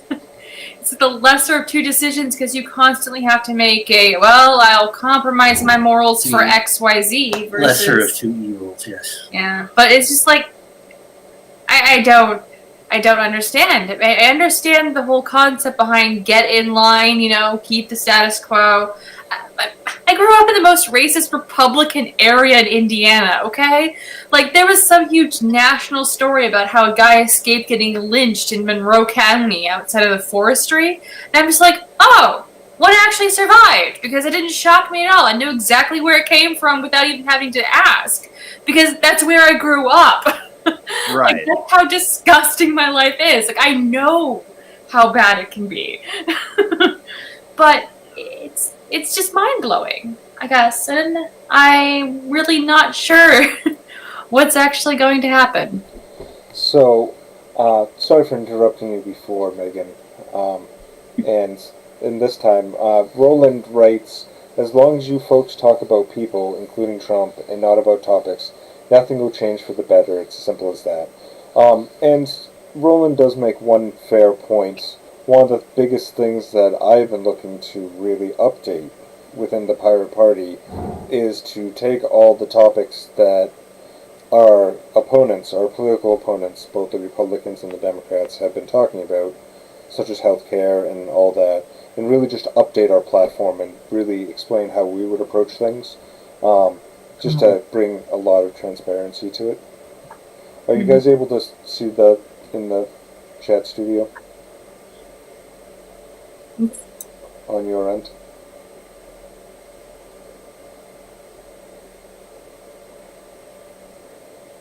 You guys are muted.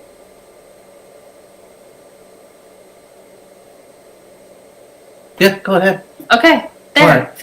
I know we're muted. Oh, okay. I was asked to mute it. Oh, no. I was looking at the Roland stuff. Okay. Okay. Where are you from? Yeah, the funny thing though here is, like, when people say that I know I understand what they're saying, is that unless we actually talk about the topics at hand, we won't get anything good. It's the concept of complaining and not offering or providing a solution. I understand. Get the whole sense of it. Americans at this point are so tunnel visioned on please let's get out of this shitstorm. Let's get there first. And the fact is you've been in that tunnel, that tube vision, for I want to say almost at least 2 decades.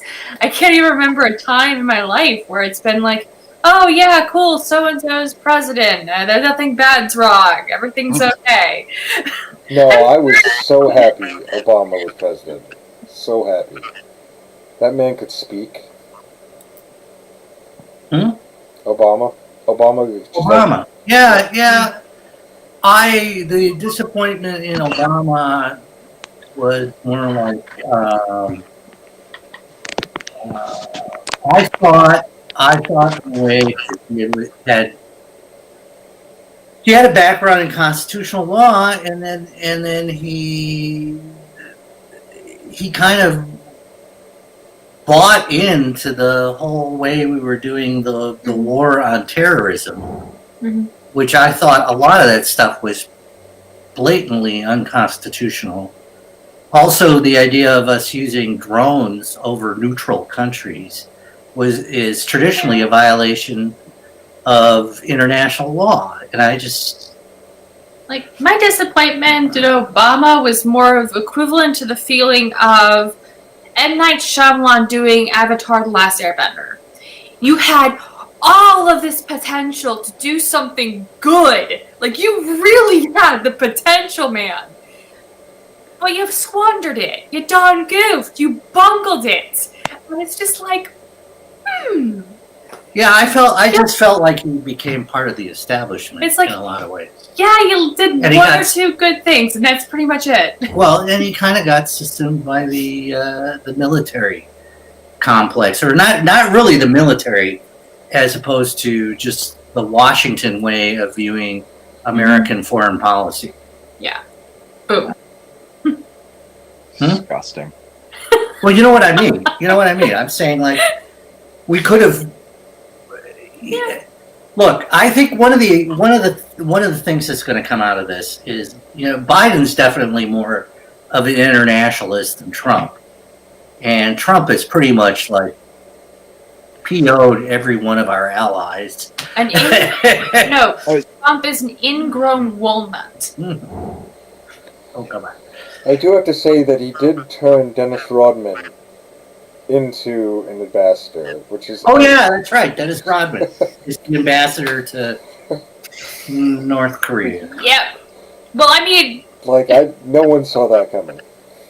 no. I thought they actually favored, sports players in North Korea. Well, wasn't Dennis Rodman the first one to actually first American to just visit North Korea? Yeah, that's what I thought. Yeah. Well, he wasn't the first American. Yeah, but he was the first one to get to Like, civilian. the head of state and Yeah. sit down with him because he liked basketball. I don't. Dennis Rodman. Yep. He definitely is an alien. Men in Black called it. Okay. That's crazy. So we are not going to see Wisconsin probably until after 5 a.m. Oh, bloody hell, I'm sleeping Yeah, before that. I don't I'm know what's sorry. going on with Michigan. I'm assuming Detroit is slow. Ooh, and it's not turtling along. It's Yeah, flipping. and PA Ugh. seems to be slowly counting. Mhm. The other thing is PA's got the same, or Pennsylvania's got the same problem in that Lots of Philadelphia has lots of mail-in ballots. mail-in ballots, and they just started opening them. So this is the weird thing. I mean, this is almost like the Trump setup where you go like, oh, I'm ahead, and then they have all these votes come in, Mm-hmm. and then I'm behind. Something bad happened. Yeah, they counted all the votes. Yeah. This is like the nuclear. I do have to say, North Carolina is at 94%, and it looks like Trump is winning that one. Yeah, But it's No neck and neck. surprise. Not either. Did you see earlier that they'd given Virginia to Biden very, very early? And like Trump was registering in at like 57% of the vote to Biden's like 39. It was clear Trump advantage, but like, nope, Biden won it. no, because Northern Virginia didn't report at the beginning, and the suburbs of Washington D.C. are very Democrat. So, and Northern Virginia, where that's essentially has a technology base. Mm-hmm. That's like Amazon's East headquarters is in Yeah. Northern Virginia, and you have Enough said. Yeah. right, and Fairfax County is kind of like the County. the Yeah. home of the internet in some ways. So Yeah. Fairfax, Virginia. Yeah, most of Virginia is red, and then you get a couple pockets of blue. Yeah. But it's like the Like- blue or like yeah, electric Fairfax neon County blue. and Alexandria. Yeah. Yeah. It's electric neon blue right there. Yep. But yeah, I mean that's the whole issue. It's really makes predicting things Mm-hmm.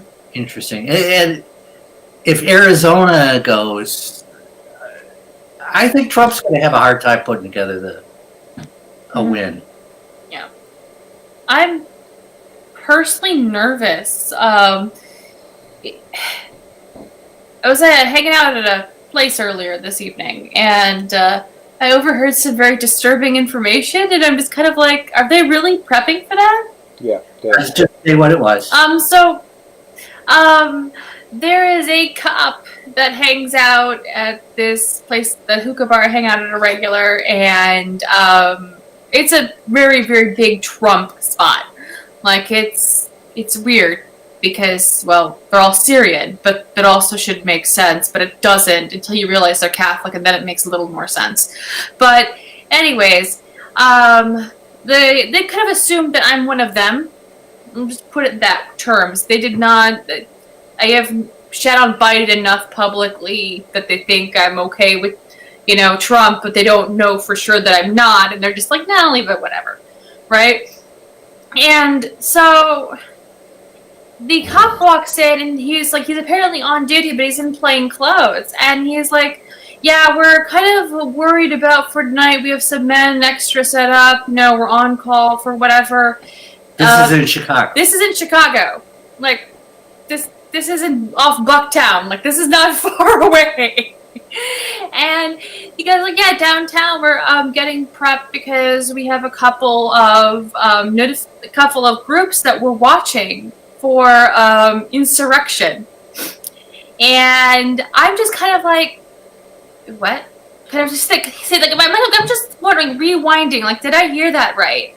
And then in walks another guy that I know who works in that kind of field. He's like, oh, so are we going to be doing this or not, guys? Because I really want to know. Are we going to need to round up stuff? Do you need volunteers? Like, they're actually referring to the not-so-good part of the coup. The one who's run by a bunch of racists. So I'm a bit, like, wondering, like, And what about the dumpster fires? God, the dumpster fires. Yeah, they're all over East Rogers Park and West Ridge. We're getting literal dumpster fires in the back of banks and other buildings all day today.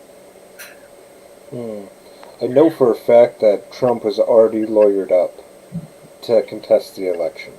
Yeah. Oh, yeah. I mean, that's a no-brainer. I know he probably would, but I'm just sitting here thinking, how real are they going to be doing this? Like, how freaking far? I would honestly be shocked if you had MAGA in drove, out in the streets with Militias. weapons. Yeah, militias.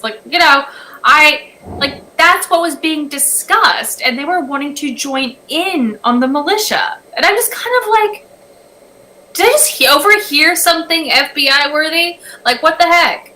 I just, it's a freaking cop. What am I gonna do? But it's. Are we really actually prepping for this? I feel like the inevitable is going to happen. I think that at bare minimum we have to deal with violence. We're going to have to deal with either Trump refusing to concede should he lose, or we deal with violence from groups furious that Trump is reelected. Mm-hmm. And looking at that, it's just the cops are going to take the side of the Trump camp because that's who says we got to back the blue, and they fly that New Age Confederate flag with that little blue stripe. I know. I freaking hate that, man. What to say if a racist and be okay with it? Jesus. You know what? I believe in American ideals that all men were created equal with certain inalienable rights, life, liberty, pursuit of happiness. And I feel like defacing that flag with your stupid agenda is disgusting. I don't care what your agenda is. Every time I see an American flag defaced, I'm just like, especially when they're trying to deface it, wave it proudly. Like, Does not work, man. Is that how it works? you're right. Like, flag code even says that's a no-no. Like, I won't even be technical about it. But, I mean... You're talking about the thin blue line flag? Yeah. The all black one with the thin blue line in it. Yeah, like Blue Lives Matter. Like, oh, F that. I really don't care. I really, really don't. There's no such thing as a blue life. No, they're not. They're not blue. You're still white, dude. Shut up. Just quit your job and look at that. You're not a blue life anymore. I know. Like, I didn't know the guy that comes in there on the regular. I was talking all this shit about cops one day, and I find out a couple days later he's a cop. And I'm like, ooh, jeez. Okay, he must really love me. But the funny thing is, though, he actually agreed everything I was saying was true. He doesn't like it either, but he still needs to eat, so he still needs to work. And I'm like, but you won't speak out. Well, you think back to the story of Chris Dorner. And I believe Chris Dorner, that Dave Chappelle's the one who did the kind of went on the story of Chris Dorner. I remember that. Chris Dorner, I'm sorry. He was this young black kid, joined the military, comes home. He's a copper. This is a kid who's done everything right, everything America tells him to do. Mm-hmm. He's doing, which is supposed to be the right thing. And he sees his white superior like being too aggressive or too violent or something along these lines with a suspect, and he reports it, and it gets him fired. Yep. Chris Dorner proceeds to murder 2 cops and ends his life in a standoff against 400 coppers surrounding him. And it's like, you talk about, follow the law, do everything right. This is a kid that did everything right. And he snapped when he realized that just doing everything right, sometimes it's not enough. No. And how can you look at, these are the people who are supposed to protect you, serve and protect you, firing this guy because someone who's corrupt in the force was being corrupt. Yeah. And this good man said, hey, I think that's bad. And they said, fuck you, get out of here. You're fired. Yeah, that's really how it is. And I don't like it. I personally think we should fire every police officer in Chicago and rehire after an FBI screening. I think this implementation of civilian oversight boards racism in your Oh, sorry. Oh, I'm sorry. I was just saying, on the same note that you said, if we need to fire every one of these coppers and rehire them after a screening, so be it. but we need like a civilian oversight board to Yeah. like stop this shit from happening. We can't let these copper unions Like they say, need to oh, we've remove that investigated movement. ourselves and we That found no protection. wrongdoing. Yeah, like that protection needs to go. This isn't a license to serve or protect. They have a license to murder and kill. I mean, the sheer amount of terrorism that these police bring into people's lives. You know, I've seen police be complete bastards. I've had them do things where they're complete bastards to me when I needed help the most. You know, I just don't get it. But what we really need to do is remove all this extra shit that they're doing that they don't need to do. You know, for starters. And then also we just need to go through and filter through who is a white supremacist, who has tendencies to shoot first, ask questions later. You know, they need psych evals even at some point. Because in a way, the way they treat, you know, I honestly think half these police officers are like military wannabes, you know, kind of like, I want to wear my pretend army uniform and march in the streets, you know, and look like a big badass. But in reality, because they're doing that, they're assuming that they can act that way as if they're in a place of war, and they treat everyone else horribly, causing mass problems mentally. I mean, the amount of PTSD black children have in America, just strictly from the gun violence, the police brutality, and everything else alone? My God. And Meg, just driving off the point you mentioned of just like we need to screen and feel, are they white supremacists? Are they racist? I hate to drop like this bombshell on people that may not be fully aware of it already. But I live in Mount Greenwood, which is the only neighborhood in the city that's predominantly coppers and firemen as the profession. And when I tell you that white supremacy is a very big problem here, I'm not saying that they're running around with hoods over their heads and burning crosses. Oh, no, I know. But to say that they don't believe that they are racially superior because they are white, that they don't believe that they are racially inferior because someone's black or Mexican, it would be just lying. Yeah, it's the whole I don't see color argument. Oh, yeah. I know. I was raised in Hamilton County, Indiana. Mike Pence's son went to my high school. Like, I'm about as inbred as the whole white supremacy kind of thing that you're talking about. The whole, like, oh, no, we're not racist, but, honey, did your boyfriend? Oh, my. You know, that is really a thing. Suburban white ladies to the max. So I know exactly what you're talking about. I apologize, but I really must be going. You have control of everything, correct? Ooh, Joseph? I have control. Oh, Does he? You have control of the studio and everything? You have control of studio. I do? I don't know. How does that work? So what I want to do is keep this going for everybody going, especially for you out there, Liz. I see you, and I see the points that you're making. Can see the chat commentary? Yeah. Yeah. So, you have the big red button that you can stop this? The big button. The end call button? Oh, yeah, we can end the call. I mean, No, not the yeah. call, the whole thing. Mm-hmm. I do not Is see. that here? Nope, that is not there. I don't know which is the end button. I've never used I've had it no to- training on this. Yeah. Let's do live training. All right away. In the share screen. Is it the So, stop man? No, so- that's to raise your hand. So you have to log into the YouTube. Yes. Oh, log into the YouTube. Okay. That being said, while they're figuring that out, I've had no Joe, training on this. Joe does have over 1 million votes now. And live training. All right away. Here we go. Mute No, that. don't put this on. Your I accidentally hit it. Yeah, your Stop face- talking. your fingernails will fall out because of the delay. Yes, we are the party of the technologically inclined. Yeah, we are. She fixes the computers. in the I house. fix the computers. I don't do the techie stuff. I just build the shit, okay? I'm very hands-on. She's in the hardware. I'm in. I'm the a hardware person, okay? Leave me alone. I've had a few. Where's the command line? Speaking of which, coming up, when is the next pirate beer? Do you know? Do you remember?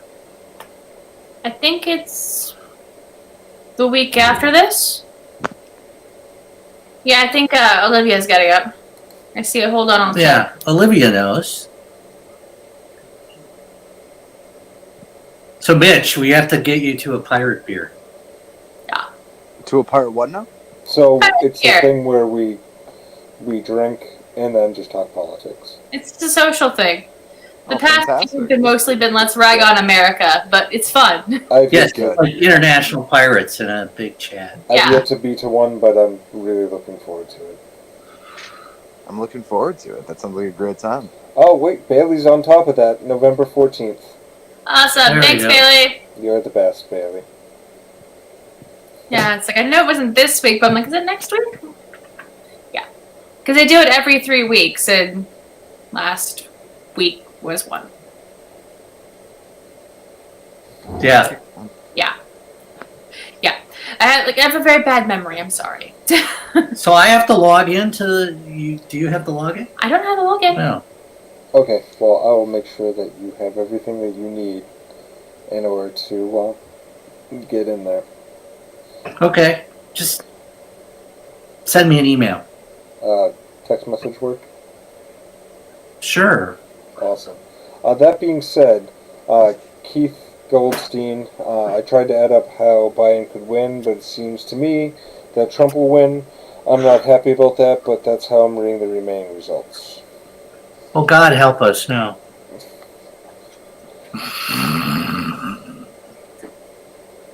No results from Nevada. Excuse me, Alaska or Hawaii. Well, you already know how Alaska and Hawaii are going to end up. Yeah. Hawaii will vote Democrat and Alaska will go Republican. Naturally. Oh, who's that crazy lady that Sarah, was it Sarah Palin? Say Sarah Palin, yes. Palin. Yeah. Oh, Governor. she said she could see Russia from Alaska. her house. Yeah. She just seemed like the type that just has a Barrett 50 cal just in her car. You know, just rides around with it. You know, a couple extra sticks of dynamite in her glove box or something. She always seemed like the type. You know, you can always tell the type from across the street. And you just kind of know. Who are you talking to? Just everybody, I guess. At this point, I am so tired I'm delirious. So, let me get everything you need, Bosun, over to you, and I bid you all a really good night. Have a good night.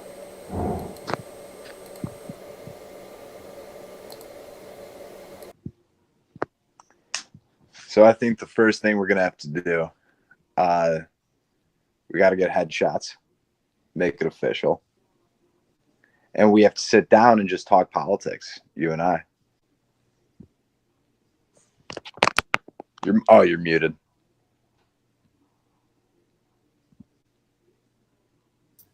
I will share my experience of running for office. Looking forward to it. I need all the help I can get. I don't. It's going door to door is very interesting. It's a very retail politics is very interesting. Because what happens is you may start out with your own ideas on stuff, but as you go door to door, it's trial by fire. You got to start being able to answer questions and discuss things with people. And B, sometimes you learn a lot because people will suggest things. Hecklers. Well, hecklers, it doesn't matter. I mean, Trolls. they're not all trolls. No, everyone that disagrees with me is a troll. It's established. Ah, Facts. that's only when you're like, go to the little guy who lives in the shack underneath the bridge. Shrek!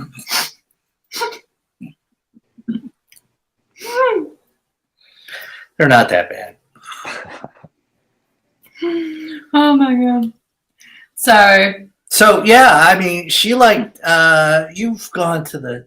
Tell them what the. Tell them about the pirate beers. Oh, we're just hanging out in a group video chat similar to this, drinking shit out of the United States. Right on. Drinking and talking to. Yes, drinking and talking to other international pirate members. I'm sure it's not about shitting on the United States, but I'm sure it just ends up shitting on the United States. Exactly. Well, right now. Right yeah. now, yes. I mean, right now.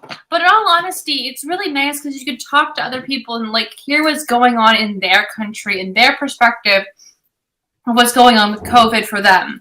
Or it's really honestly, it's wonderful. I can hear different people talking about how so-and-so is doing this or how Angela Merkel is like losing her mind. It's just like I can hear a new perspective on different opinions. Right. You know, like me, I'm just thinking, please, can the Queen reclaim the United States? God, I'm so sorry. Mommy, come back. Like, really, there are moments of that. No, too. you read that article. I know, it's fucking hilarious. But John Cleese is an asshole. John Cleese wrote an article about how He's an asshole, but I love him. I'm sorry. But he walks funny. Because he's an asshole.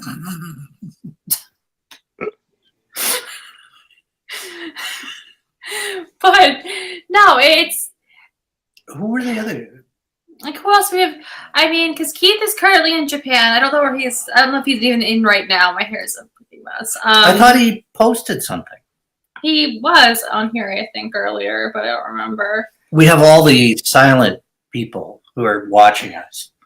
Yeah. And then what they're going to do is they're going to write a review, which... Yeah, I'd say that Megan was a complete asshole and said the worst things ever and is crazy and should be kicked out of the party. It's exactly what's going to go down. I bet you.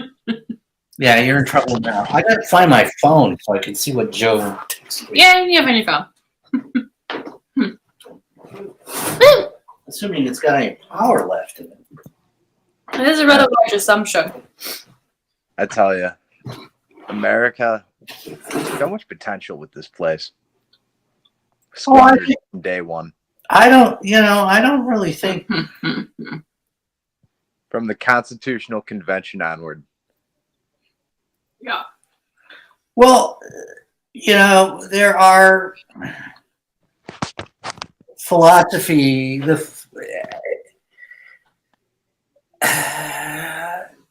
I think generally the expansion of rights and the inclusion of more people in voting rights has been good for America. And what really disturbs me is that there is this possibility, like, why would you want to claw that stuff back from the people? And I think that's the danger of Trump, is that it seems like this is an attempt to claw things back, to take away rights from people. And some people don't see it that way because they're like, well, he's going to defend our Second Amendment rights, or he's going to defend this, or get rid of abortion, or whatever. And then they're focused on all these single issues. wedge issues. Right. And that's been a very extreme tactic taken by both parties, but probably the Republicans more than the Democrats, of let's find the wedge issue and apply it to the political environment. Like, when I was young, when my parents were young, the Catholics tended to be very liberal. The Catholics were the ones like standing around the barrel helping the students burn their draft cards. Yeah. Right? You know? His mother is like, I'm honestly astonished because, I mean, I grew up Catholic, but I mean, like, Indiana Catholics are very, very, very different. And also, my age group tended to be extremely conservative. And they've been driven by this Yeah. politics now, right? Yeah. It's all about abortion and all that stuff about, social justice. That just doesn't matter. It's gone. Like, the things he's described are things that I normally was firmly believed in when I was Catholic. I mean, I was a very good Catholic girl to a certain point. Turned 17 and all went away. Right. Now she's got to be careful because she might start on fire if she goes into a church. Yeah, spontaneous combustion would happen. I know it. But no, it's this the whole thing where religion has become this main topic with where you identify in your political spectrum. At least where I was growing up. Like, I'm just going to speak strictly from personal experience, my personal knowledge. So just take it with that, okay? But, I mean, I grew up, like, listening to Rush Limbaugh all day, every day. I had to fight for the TV and he'd break it off Fox News. You know? It was very, very, very conservative. But I guess when it got to the point where it was like, I'm right and you're wrong because my religion says that this political view is best, it's where you start to blur that line. And it was just like... Yeah, I mean, that's it's like... And then where you get off, I mean, we got a comment about post-birth abortion, right? If you don't give people the ability to live decent lives, or you make it impossible for people to live with it outside of poverty or oppression. You need to take care of that. What? Oh, okay. Oh, yeah. What do I do with this? All right. I can't do this. I gotta mute it.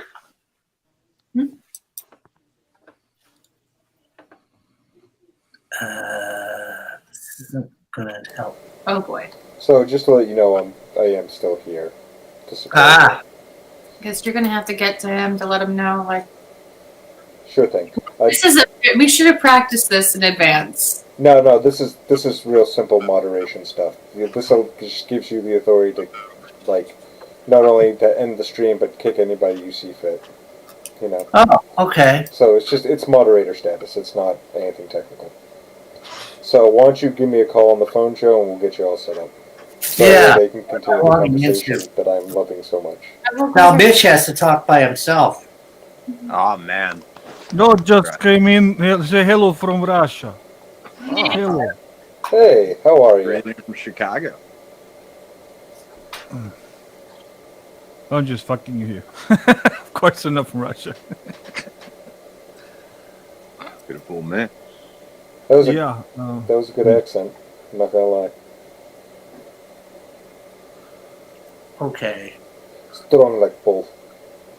Yes, very nice. Yes. Very nice. Yeah, I don't know. My camera is just like a little fucked, but I thought I'd just drop in before it all dies down and you all go to sleep. Oh yes. So, hello. Hey. Hello. Yeah, it looks real 70s retro style. Yeah. What is this? This is where we get the blacklight show. Yeah. Okay. I'm gonna go offline here just for a minute. You don't have to go offline. I'll give you a call in a second, buddy. Oh, then I mute.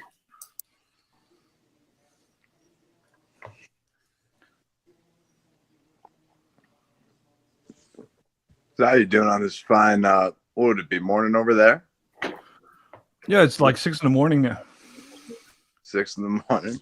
Yeah, How you what doing kind of this beer fine- are you drinking? It's You mean like this piece of thing here? That is a very special brand we use here in Austria. It's called a Zipfer. It's the actual pronunciation is like dick. It actually sounds like you say dick, but it's not with an L at the end, but an R.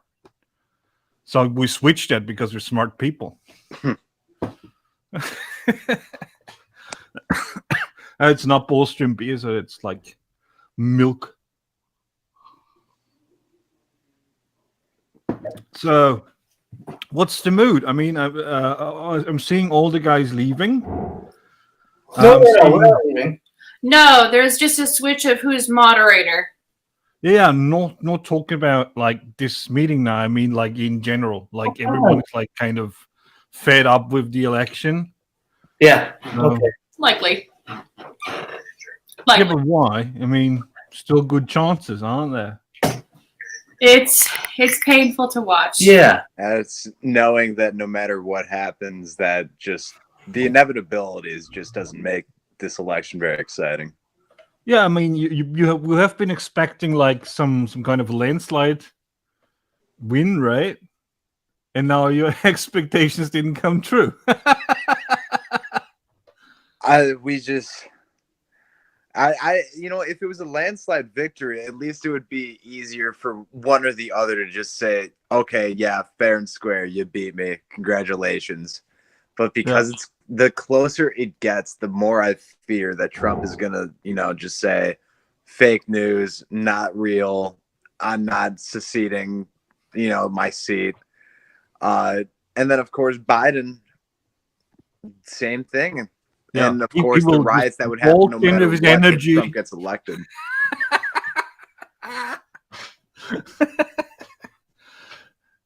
Yeah. It's not going to be that in the coming months. It's gonna be counting ballots, and it's gonna be probably something about the Supreme Court also, and it's gonna be the fight that everyone expected. Like, really. I mean, you all did expect it, right? I mean, I did, and I'm not even living there. But you didn't shoot yourself today. That's a good thing. Yeah, that was a good thing. I mean, I looked it up on the internet, and then like I don't know, like 6 hours ago, I heard that like four guys killed because they were shooting at Trump voters, which of course turned out to be a lie. But apart from that, it was an easy night. Or did you hear anything? I mean, no, I'll be honest with you. I'm just been very quiet where I live. I live in the city, but my part of the city, like I mentioned earlier in the stream, is all cops and firemen. So you're Blues Brothers country. I'm what? I'm sorry. Blues Brothers country. Blues Brothers. I am Blues Brothers country. Yeah. Fuck the Nazis. I love Blues Brothers. You don't know Blues Brothers? No, I love the Blues Brothers. I said. Oh, okay. So come on. 365 miles to Chicago. Got a full tank of gas, half pack of cigarettes. It's dark. We're wearing sunglasses. It's a great movie. Yeah, that's what I do. Because of all the sun. You're a soul man. Yeah, kind of.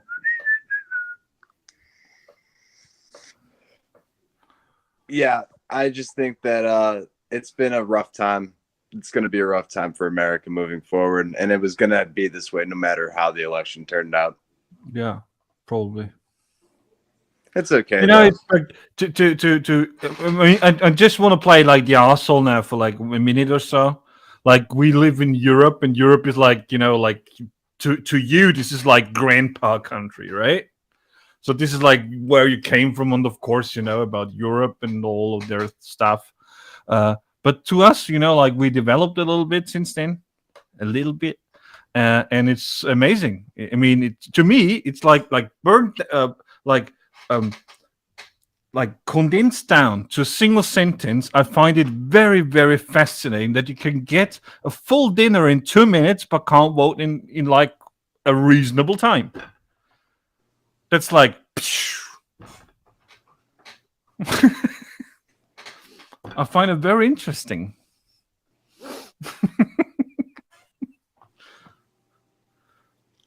I mean, how much time does it take? Like honestly, like you have a job.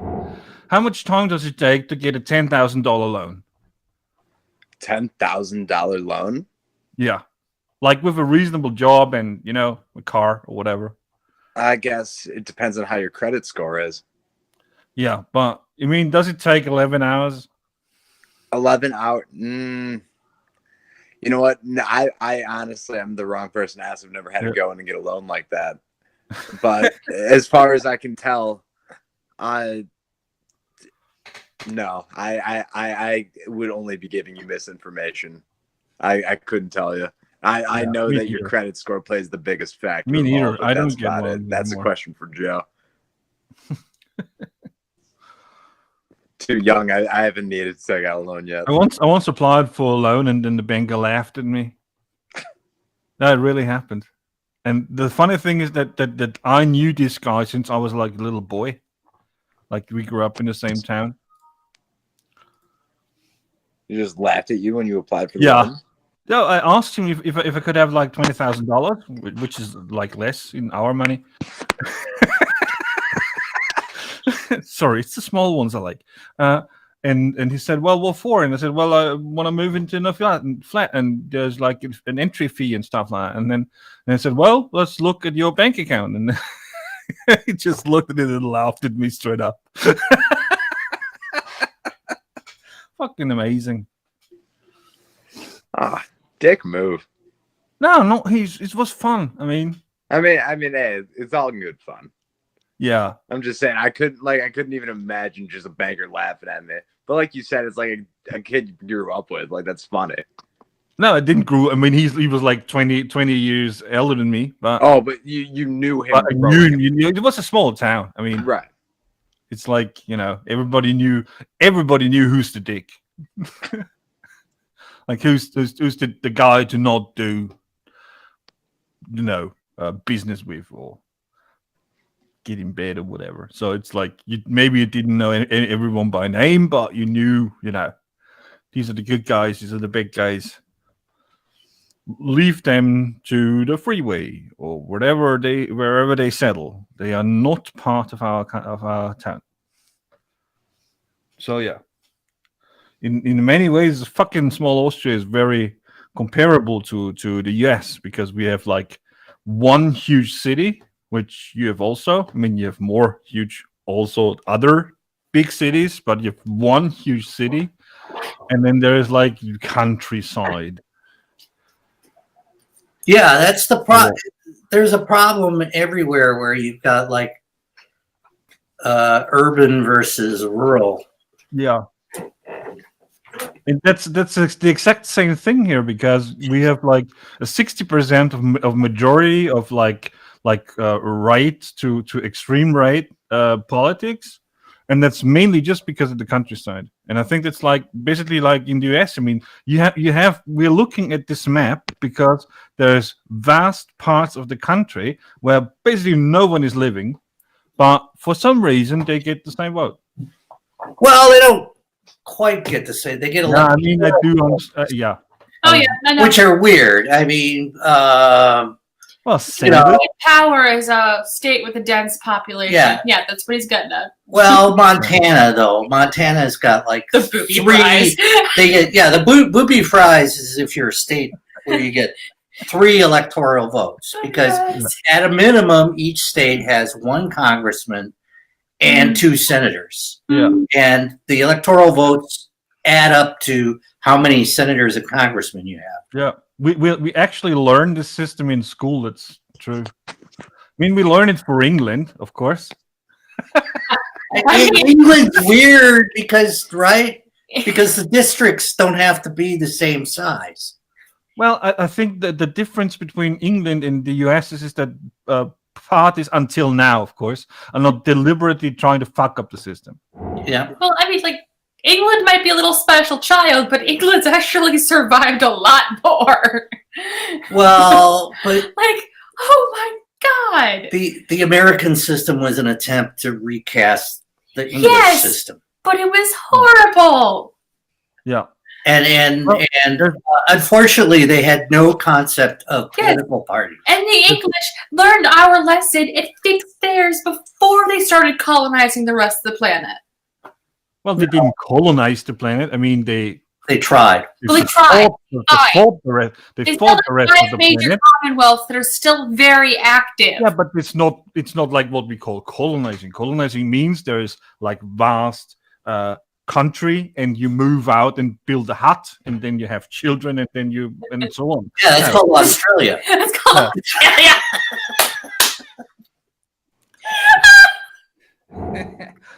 There's a good joke that we have here where it says, to understand the US, you need to understand two things. There's only two types of people there.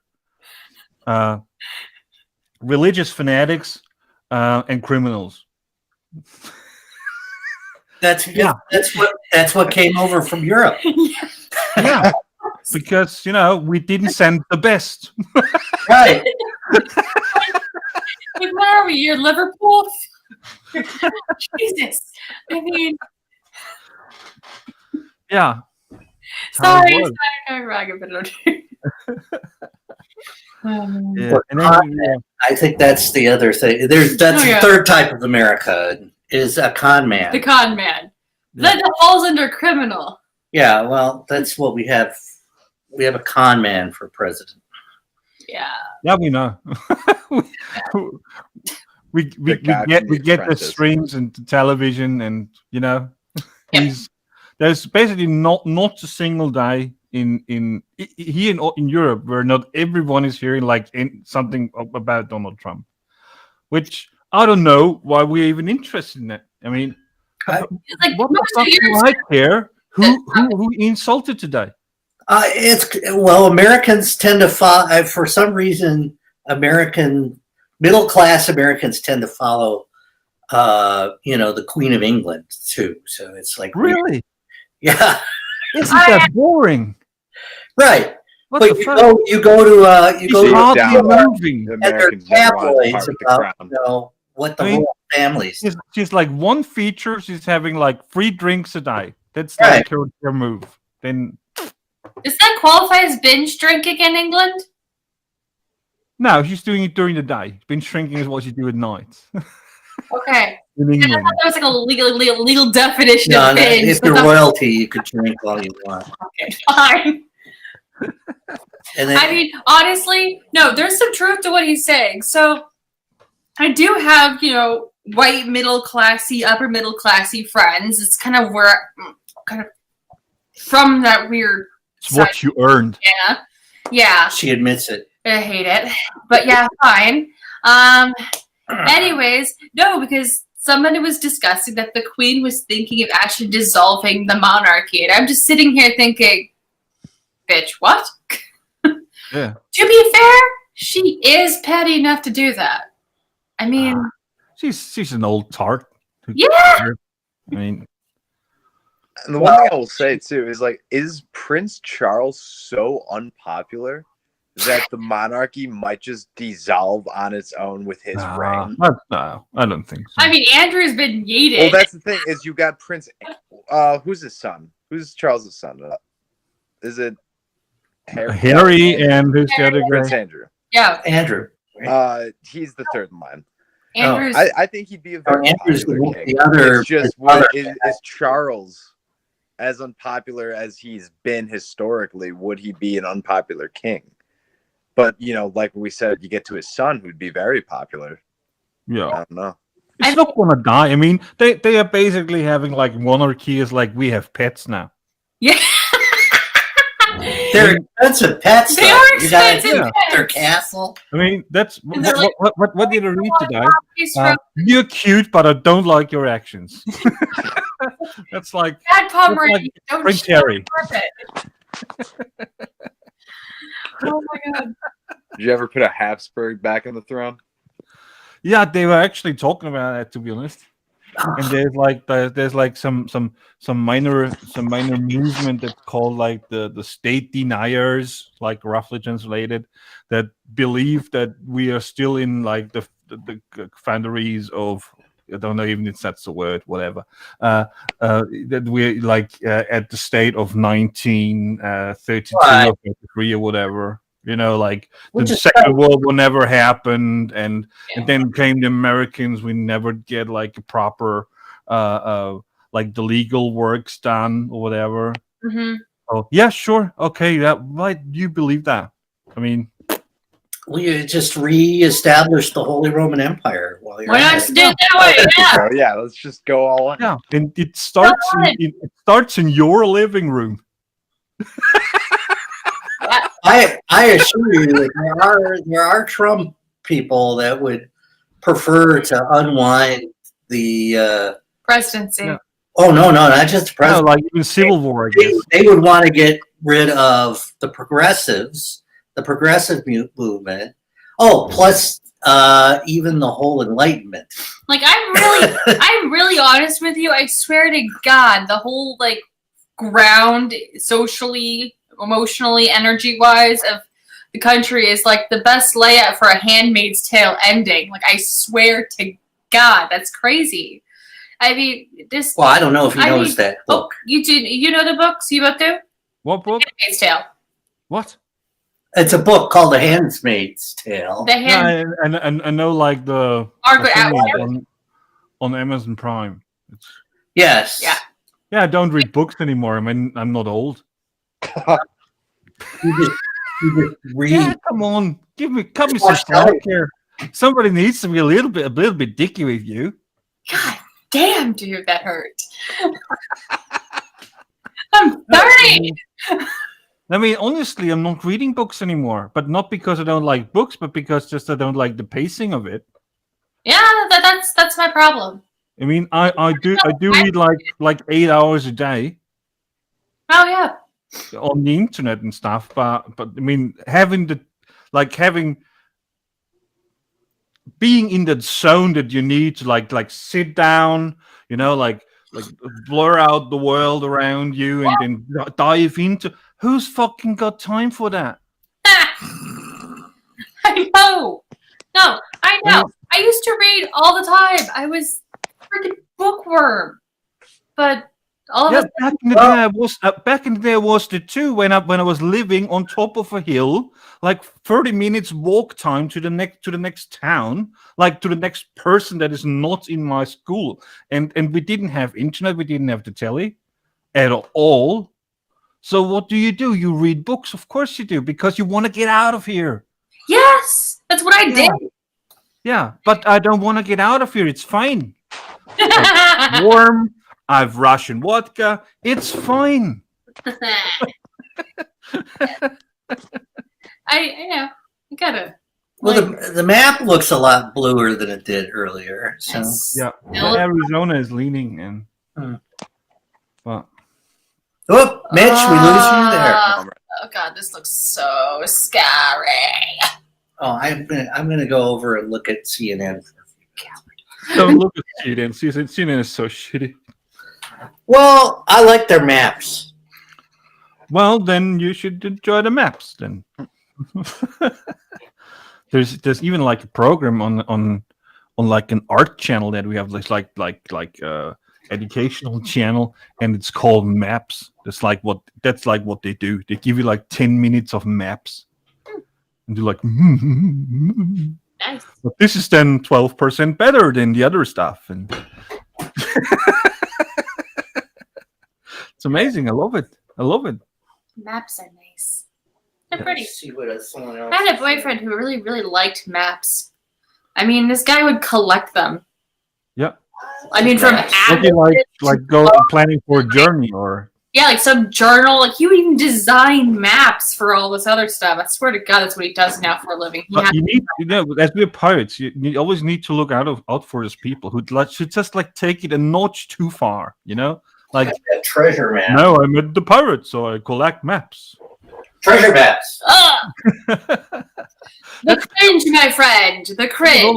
A fucking joke that we had when the first lockdown was off, Mhm. And then they had like everywhere, like in the shops and whatnot. They had like these X's on the floor, so you could like stand 1 meter apart from each I other. was wanting to do it. Pirates were utterly confused. I was wanting to make that joke one day in the store, and I was just like, I want to do it. I want to do it. No, don't do it, Meg. Don't do it. Nobody gets it. Resistant temptation. And I'm just like, oh. You gotta find. By the way, should we put out the link to Global Pirates? Maybe someone wants to join, or Yes, I mean, by all means. I I think mean- as long as it goes to the YouTube link. I think. yeah, I don't know about that. I think that's what it was. I don't remember. Because there was some question about Jitsi being able to hold so many people, and I don't remember what they Really? set up. Yeah, Jitsi has a weird glitchy thing at a certain amount of people. I don't remember the amount of people, but there is a cap before Yeah. things start to get really out of sync and not nice. And then, Do you have it open? Yes. hey, there's the fedora. Everybody, I have the bray. I have bray. Yes. But yeah, so sorry, I like hats. Oh, well, show we have the hat. Well, I know we had the try with this hat, but I don't like this hat. I look. It gives me a beak. They're talking about me. Fuck! I didn't read up. Oh no! Sounds- It's a beautiful hat.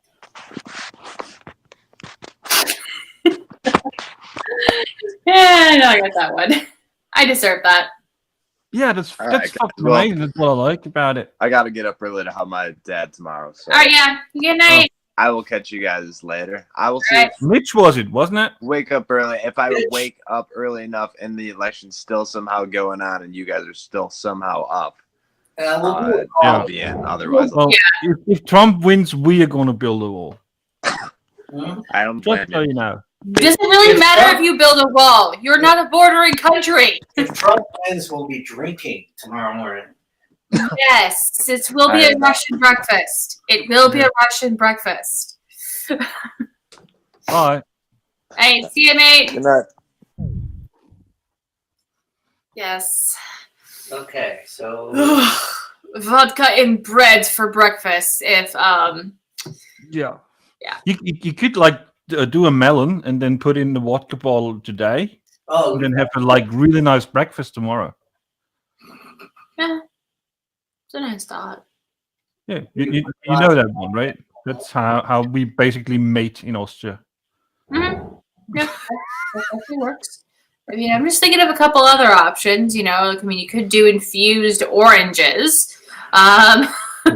and make some really killer mimosas. What else could you Mimosa. do? gummies. Gummies, yes. Oh, okay. Well, Or you can like vodka gummies, or I mean, what else could you do? Yeah, you take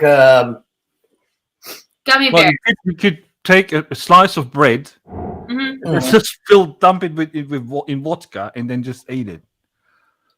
So that's like fulfilling the same purpose, and you don't have. No, I've had this argument with people. I've had friends who say you put all your favorite foods in a blender and you drink it, it'll taste good. No. not It's my gonna friend. fuck up your stomach. You shouldn't do that. But you shouldn't drink on an empty stomach. That's what every mother tells his child. Okay, we're True. I also have a really weird gene. I don't interact with alcohol like all y'all do. I don't get hangovers.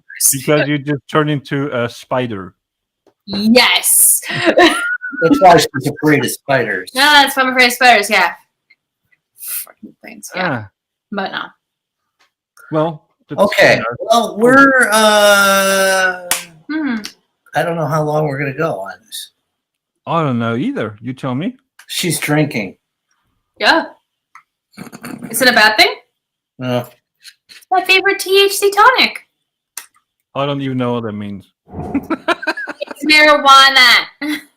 Oh fuck! You're getting loaded now. What the fuck, girl? Yep. Yeah. Well, then you're gonna be the high flying bird, and I'm gonna be the piece of shit at the ground or whatever. She has. I have a license She to be has a medical stoned. card. I have a license to stoner. That's and yeah, it's a really bad joke. Trying to make a 007 joke. Yeah, but until it's tomorrow bad. It's a night. bad joke.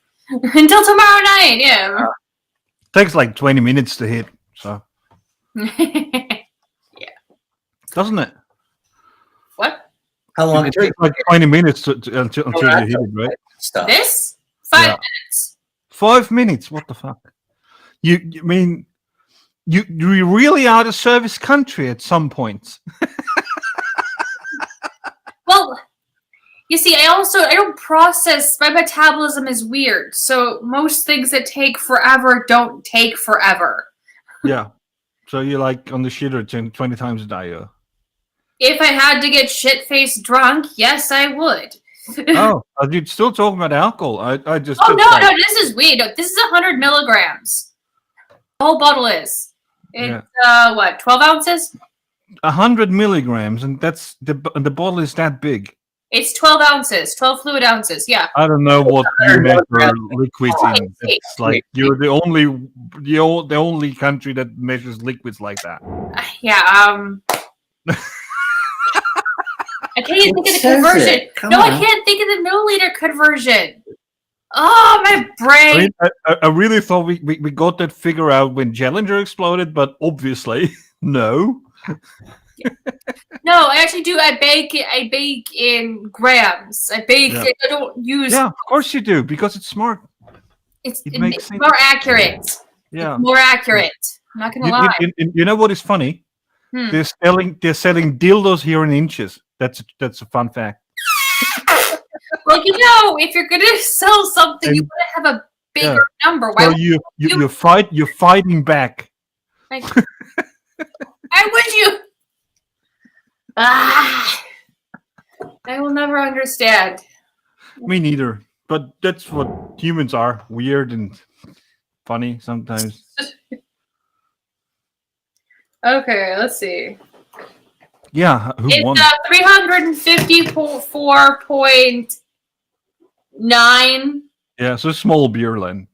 Yeah, It's like a third of a liter. it's Yeah. it's a Yeah. yeah. So we call a small beer. 355 sig fig.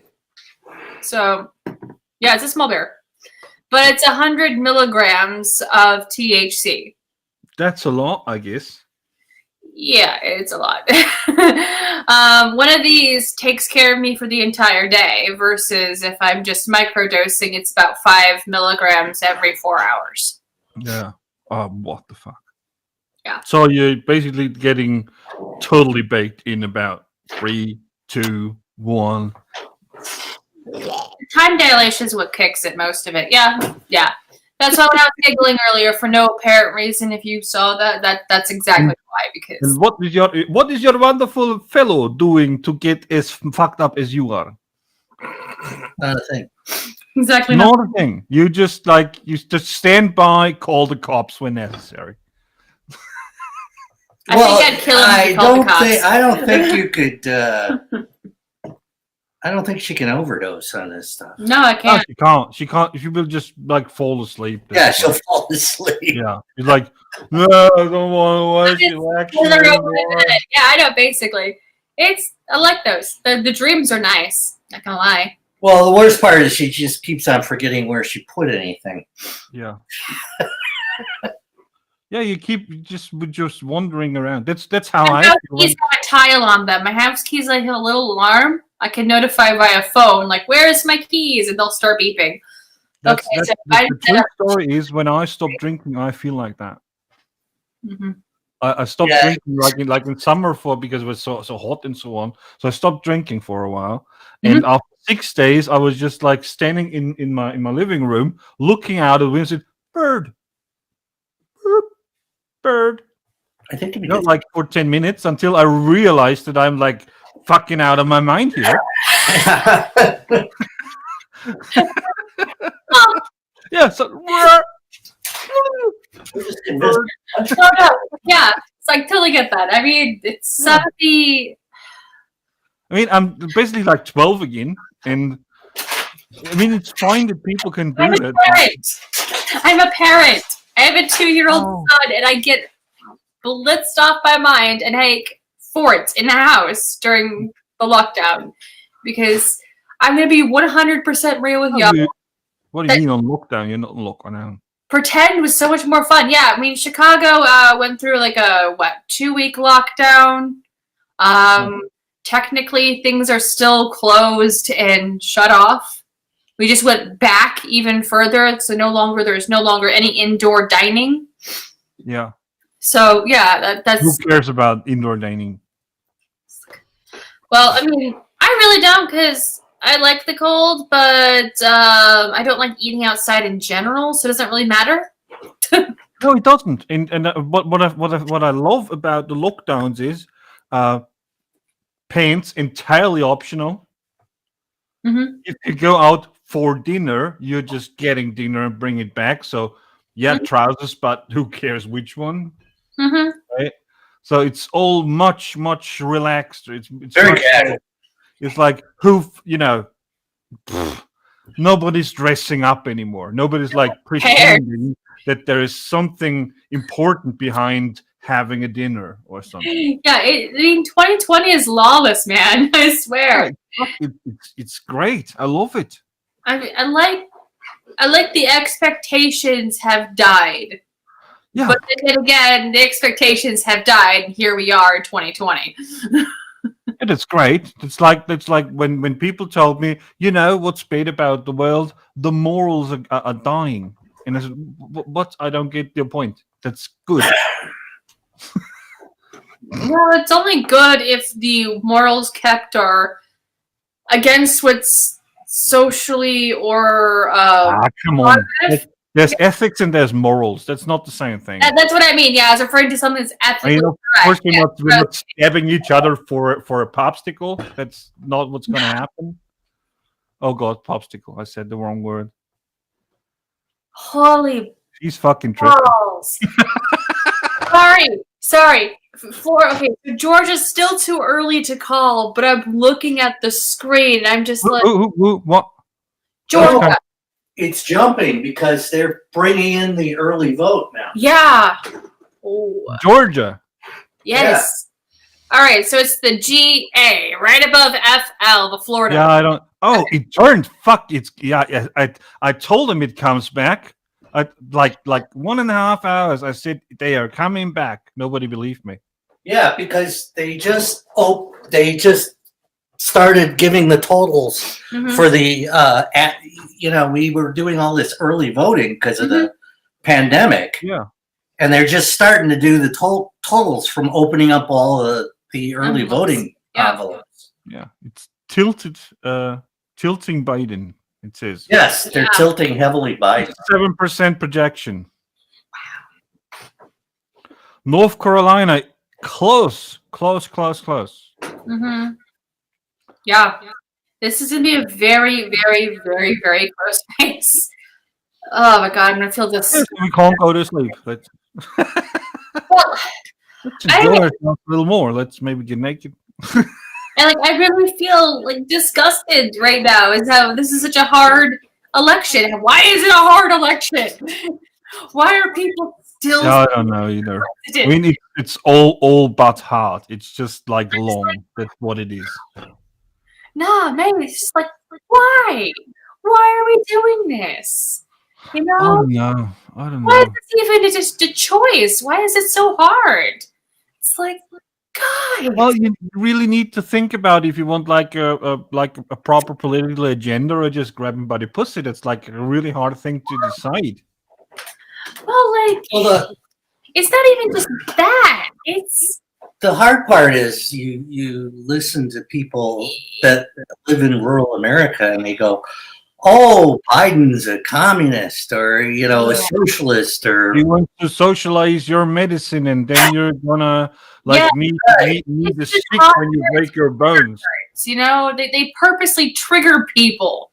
That's what they do, and then godless communists. No, this is a sociology thing. This is how you abuse somebody. You cause a trigger reaction. Mm-hmm. When someone has PTSD, you purposely set them up So they go into the thing that they do not like, and you know it's going to make them mad, and they'll get mad. And they continue this cycle of making them mad about something that was this big in the beginning, but is now this big because of all the hype. Yeah, Trump's very good at making And people you're angry. Because it's not about topics anymore. It's just because whom you like. That's what it is. Trump spent $111 million just on Facebook ads alone. Mhm. Just so you know. Oy. I mean, I don't know how rich you are, but 111 million sounds like a lot to me. Just for That's a lot. It is a Facebook lot. ads. That's a lot. Like that's I mean, like that's like Mark Zuckerberg coming to you and sucking it for a day. kind of yeah. I mean, you gotta say, does it taste good, man? Go on, show some love. Or pineapple. Yeah, choose your team, cunt. It's like mango or pineapple, mate. Which one is it? Did you know that Mark Zuckerberg actually slowed down connectivity to left sites in the last few weeks? Yeah, Which he did. I've heard that. Yeah, I read it too. So, Oh, Jesus. so that's what gets you $111 million. Yeah. And a banana. Yeah, maybe we don't know so much about that. Yeah. Where it went and how it ended up.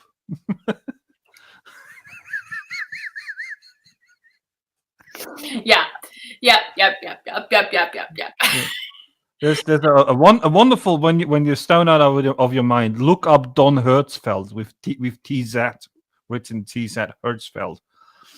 There's a wonderful animation about a banana. You're gonna love it. Fucking bananas. I hate them. They're the most disgusting fruits on the planet. I don't care. I know this is completely off topic as most of the rest of this conversation has been, but bloody hell. Bananas are filth. They are disgusting. Vile things that should be yeeted from this planet into the sun. I've no aggression against fruit. Crop too. Yeah, they're a monocrop. No, it's just disgusting. I mean, the texture, the flavor, the whole thing. It's yellow. Why? Well, get an organic one then, or Here's the funny thing, though. As a child, I loved bananas. I would not eat anything but bananas. I probably overkilled myself on bananas. However, I'm wondering, was I eating the other breed of banana? Oh.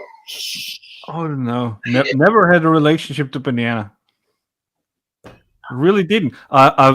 There's two things I hated as a kid. The first one was like pineapple, and the other one was like pizza. And then I understood that you could combine those, and since then I love pineapple pizza. It's like I don't know what's happened there.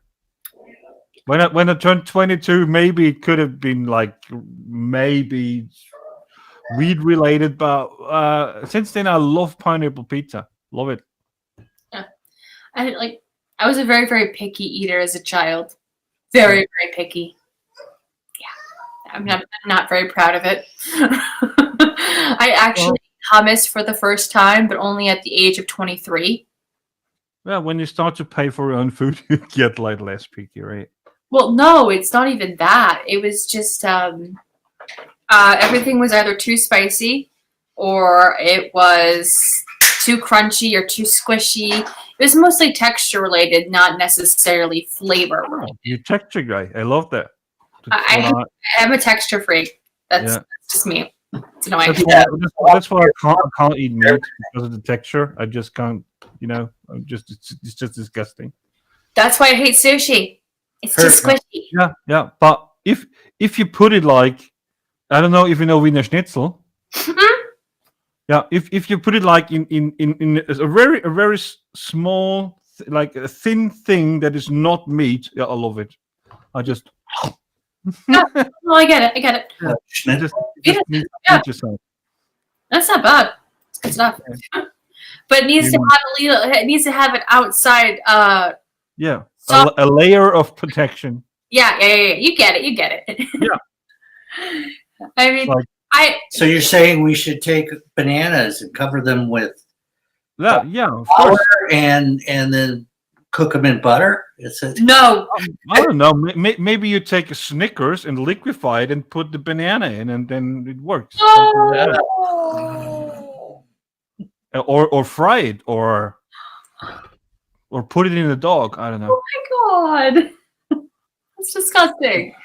What culinary debauchery is that? God. Yeah. You don't do that to food. Well, you said bananas should like They get should abolished from They from should the be world. dead. They're technically dead. The banana you eat is the only banana that's grown on this planet. The only breed of banana, and it was only brought back and created and synthesized and fixed. Like, it was literally a DNA fuck up into a monocultured plant. Well, I heard apes like it. Huh? I heard apes like it. Yeah, but there are none in the wild. Well, because we fucking killed them. Of course, they're not there anymore.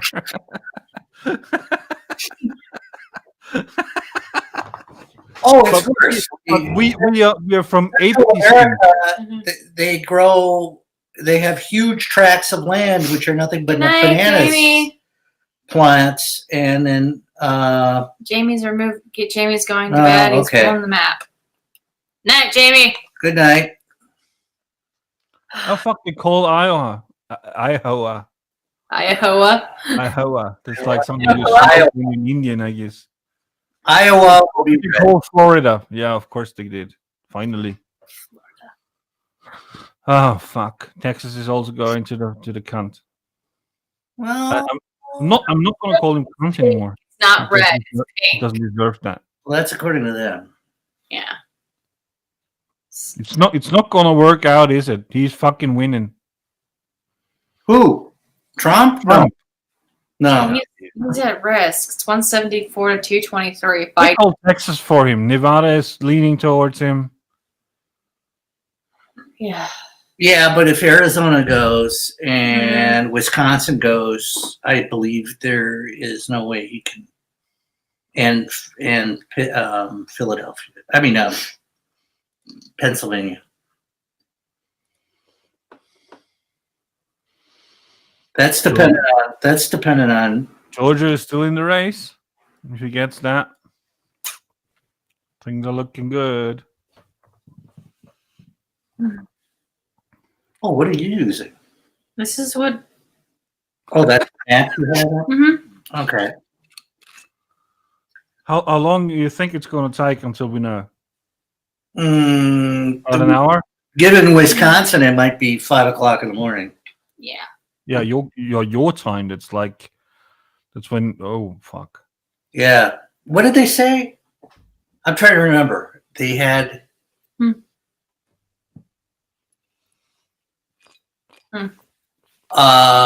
Milwaukee had in excess of.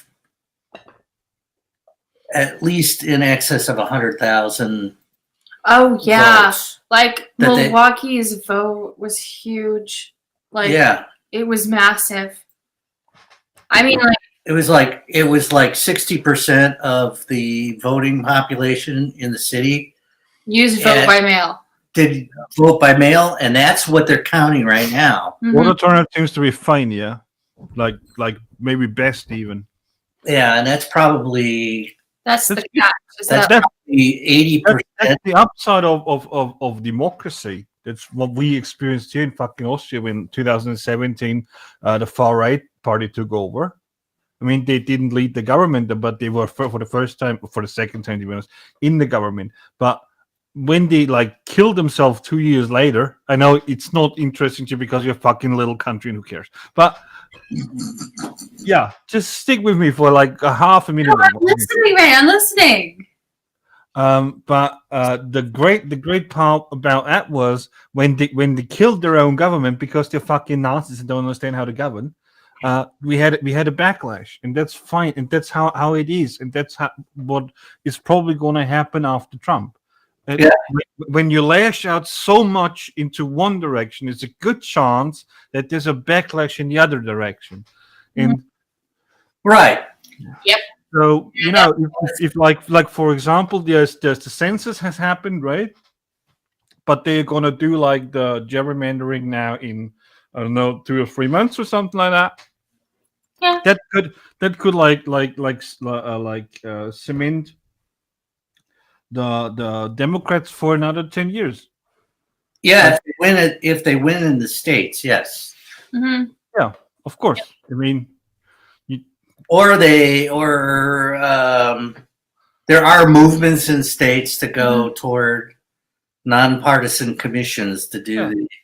So we still got that, and then you can like expand the Supreme Court, and then it's all good. Yeah, packing the court, something that I even don't like, but Yeah, it's shitty because of course the next government is doing that. that's why I Well, have they want to rebalance the court. You shouldn't have to. It's a judge. I'm sorry. I just. Yeah, of course. That's why I'm not a favor of packing the court. But at this point, that's why I can excuse it because there are judges who are biased, like known bias, and justice should not be biased. I'm sorry. It's not okay. And they should not be partisan in any way. No, they shouldn't. That's the whole thing about different state powers, like separated state powers, and You know, the problem is that when you get a president and Congress that are both the same party and political, or I should say, the same ideological bend, then it gets hard to balance that. It's just in one way I mean that sounds cynical now, but in a way the US is lucky or could consider it lucky because the commander in chief is an oxymoron. And if I have had 4 years to rebuild the country, I would have done that and not fire everyone and just try to incite violence in the people. I would try to get as many institutions on my side, put in my people that can't get fired, and just shift it a little bit towards my agenda.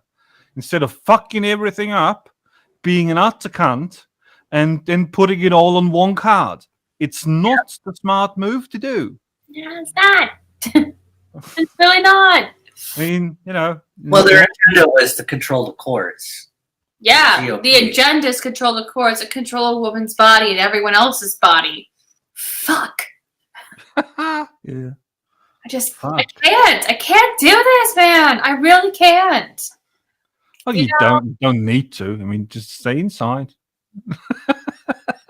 I don't know. I think if they strike down abortions, you're going to end up with the same kind of protests you have in Poland. Worse.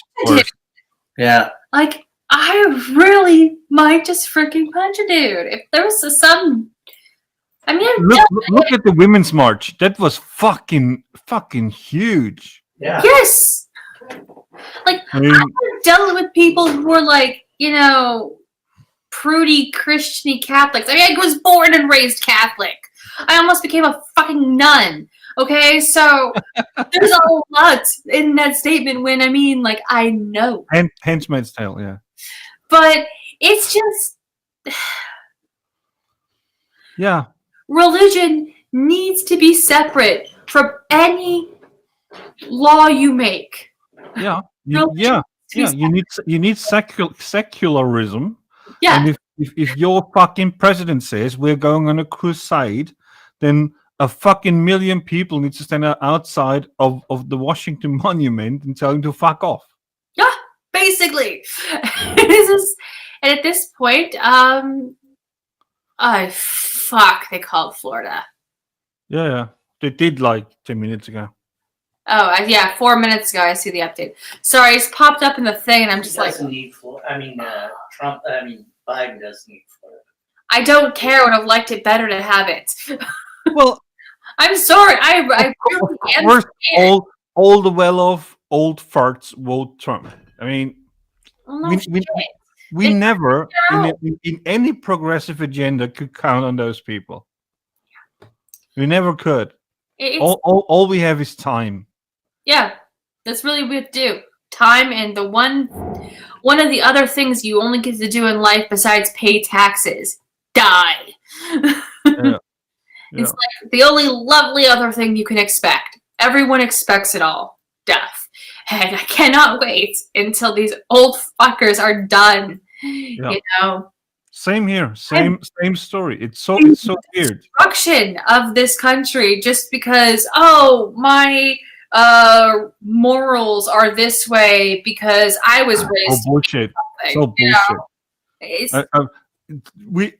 I would be on board with that if it was like one country or two, but it's happening across the board, and this means there is something going on. And what's going on is what I think is that the world started to move faster than the people. The things are changing faster than people can, and at some point, when you're an old fuck, then you say, "Well, I don't want the world to change anymore, so I vote for the guy that says we're gonna make it like 30 years ago." Yeah, because that was my prime. Yeah, I want to be young again. So this seems like, what is it, the United States, this giant midlife crisis thrown by a temper tantrum running 12-year-old? Like, what the fuck? The ironical part is that the America these people want was built by a socialist, and then they're not even getting that one straight. That's like, what the fuck, guys? I mean, come on. I just. What? Oh. Okay, so new toll is Biden 215, Trump is at 165. And they need 270 to win. Yeah, he's going to get Michigan and. Yeah, but Georgia is now tilting to Biden. Yeah, what I called between Joseph and I, the ones that were up. If he gets Georgia, it's over. I said he's going to lose Florida, win Georgia. I think he'll win Michigan, and Wisconsin. Yeah. I think he would win Wisconsin. Those are the ones that I was calling that he would win. Like, those are the ones that I knew would be the shockers that I knew he could win. Like, he's on the trail to get more electoral votes. I just hope. Hate to say that I hope, but I hope. Well, that's all we got for now. Like, you honestly you need to move. You can't choose your first step. You must make that first step to make a decision, to make a choice. I want to ask you a political question. I mean, I'm like a serious one, not just like talking bullshit. We have like this discussion going on here in fucking Austria, like in the left, like the left half of the country. If it's really that smart to put like someone out like Biden, because he's like the centrist candidate, and so people who are left side of him probably won't vote for anyone else, probably, so that's like yeah. Okay. I mean, the system is called first past the post, but it works in a different way also. When you have like a centrist and somebody is like moving more and more to the right, then everyone behind that pole is probably voting for you.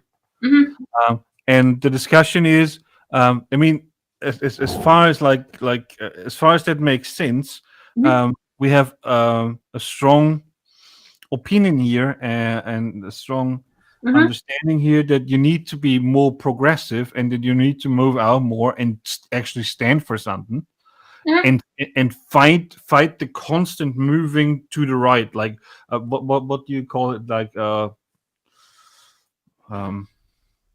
movement of the poles or whatever you call it. Yeah, creeping fascism. Yeah. No, but they're constantly shifting like the conversation, right? Yep. To the right, and you need something to counter that, right? Post. Yeah. Joseph says moving the goalpost. Yeah, moving the goalpost. Yeah, that's what they do. That's what they've been doing for years now. Yes. At least, I mean, even longer. But I know. Oh yeah. So I've had this argument with Joseph Like my whole issue with it. I see what you're saying completely. I've noticed this currently in our right now her election. I mean, Warren was a Republican when I was growing up, but now she was running as a Democrat, and that's supposed to be some crazy, mind-boggling thing. And then you look down at the Democrat platform and how much it's actually shifted more conservatively as the years have gone by. And I have only been politically aware, and I say that in a way so that you mean like I'm aware of the climate, I know who to vote for, you know, like I have an understanding of politics. That's what I mean by politically aware. I became politically aware probably around age 22, 21, you know, due to the Obama second, his reelection. So there's a lot in that because it's like gentrification of the Democratic Party in a way. I don't know how else to describe the most progressive Democratic platform was 1948. Yeah. That had socialized medicine in it. Mm-hmm. Like the Brits. That's when I think 94% when they introduced the NHS. Right. And it was 19, yes. Plus, we had just gotten off, you know. Depression. Well, no, it was because the United States was backing the United Nations then, and we had been involved in writing the Universal Declaration of Human Rights. I mean, we really need to stick to that. I mean, really. Right, and then what happened was we somehow had a snap. No, the Cold War that would be pulled it all back. The backlash. Yeah. The Cold War caused the backlash. The snap, because then it was. I see the other way around. The backlash was the Cold War, but who cares? Well, I would not. You know, it takes two to tango, and it's kind of the way Americans had spun some well, of it. It's also Russia. You know. You know, the Americans wanted to get the technology from the Nazis, and the Russians wanted to get to be the first in Berlin. And at that point, you weren't like partners anymore; you were just like rivals. And right, it was also. I don't know. I wasn't there. Just read up the books. It was. I mean, I wasn't there. I wasn't even born. Yeah, I mean, there was also people in the United States that went, well, we got to get the Nazi scientists over here. Yeah. So the Russians don't. You did. I mean, you did. My country is taking in Nazis, and I'm just like, Nazis. Yeah. I mean, they honestly should just been giving a 25-cent solution in a mass grave. I'm sorry, fuck Nazis. Yeah, fuck Nazis. And the interesting part about Nazis is that soon and probably very soon, the COVID deaths are going to surpass all American soldiers died in World War II because of Nazis. Yep. That will be a proud day, I guess, when you can officially declare it's now worse than Nazis. Yeah, a little more deadly than Nazis. Nazis are a generational systemic problem right now. They're not necessarily a one-time deal. It's a constant reoccurring bad infection. Worse than the Civil War yet? Okay. Yeah, I think it has gotten worse in the Civil War. Well, no, it's worse than Vietnam. I know that. Oh yeah, Vietnam got tanks. And we've seen something where they were comparing the amount of deaths in what war, which is basically my entire country's existence. At what major war was there more deaths compared to COVID? No, World War II we had more deaths. Yes, we had more but the deaths United States Vietnam. had relatively small compared with Europe. Well, you came in late. I mean, that's what you do. Well, that's because we got to figure out who's going to win first. Yeah, who to side with. I mean, like, you came for the party. But... Yeah, we came in after all y'all. I don't want to be dismissive. We brought the party drop. Thanks for killing Nazis. Otherwise, my life would be very different. Yeah, still fuck Nazis. Yeah. Anyways, it's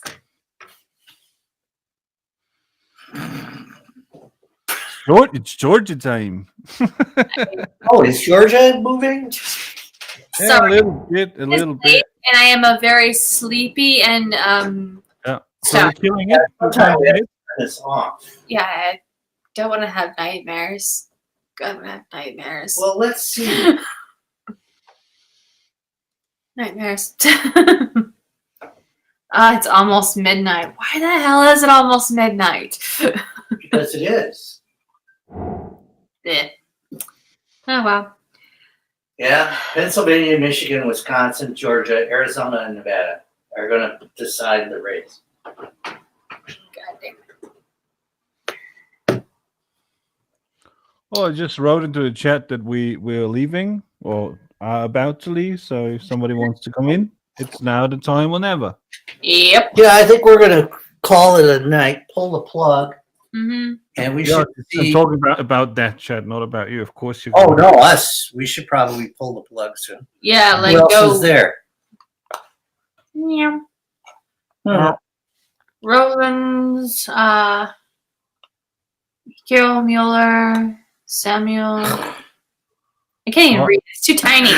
Too tiny. No, go to the other one. Damn it. It's right here. Down? Okay. But they're in the YouTube. We're in Jitsi. Oh, yeah. All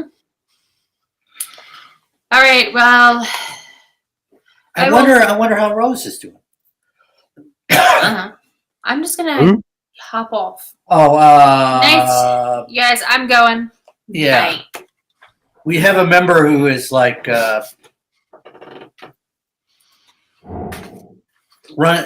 working at the polls in California.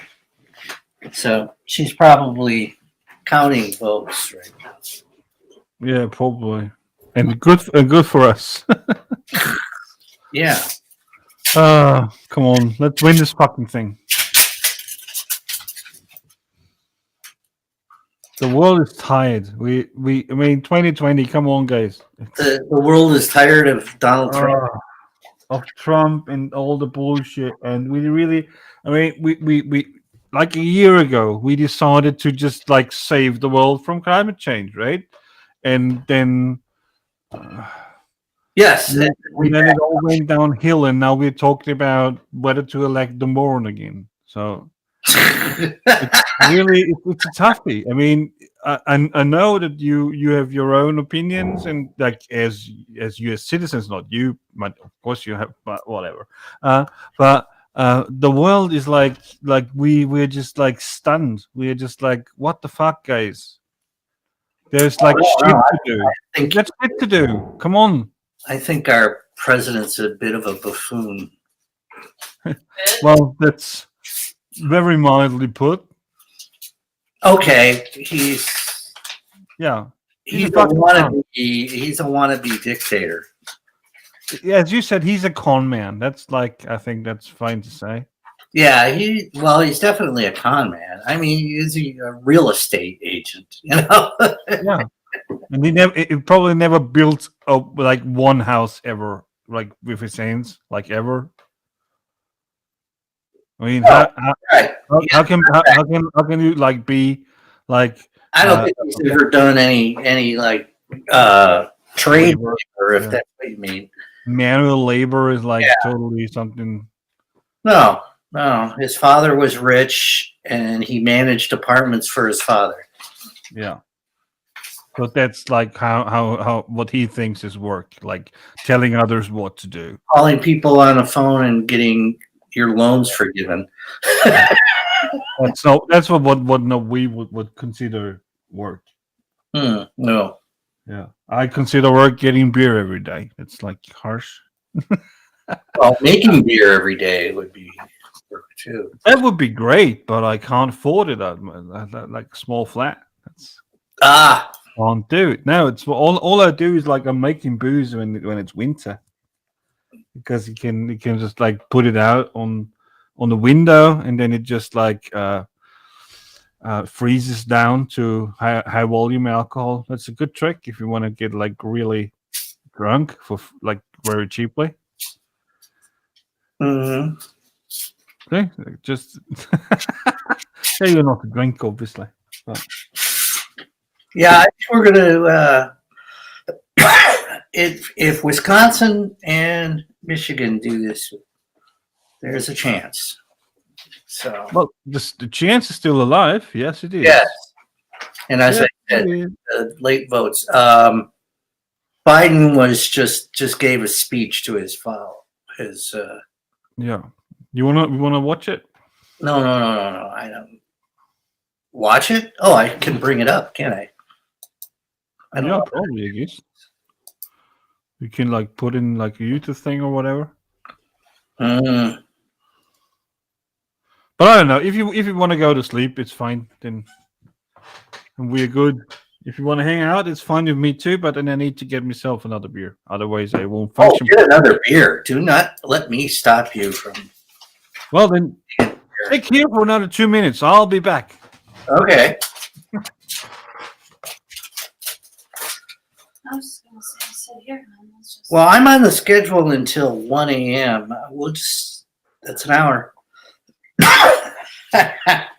And then we're off.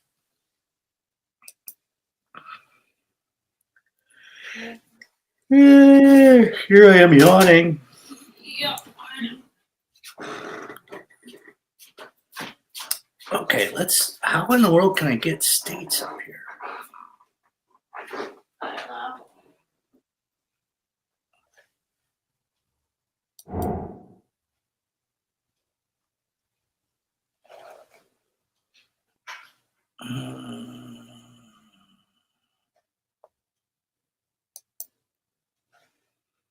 Oh, that's how we do it.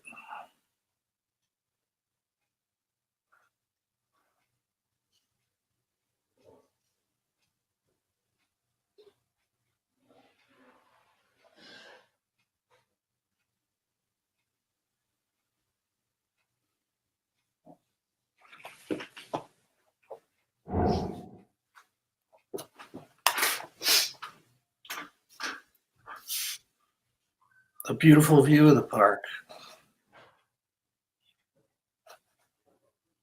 Oh, God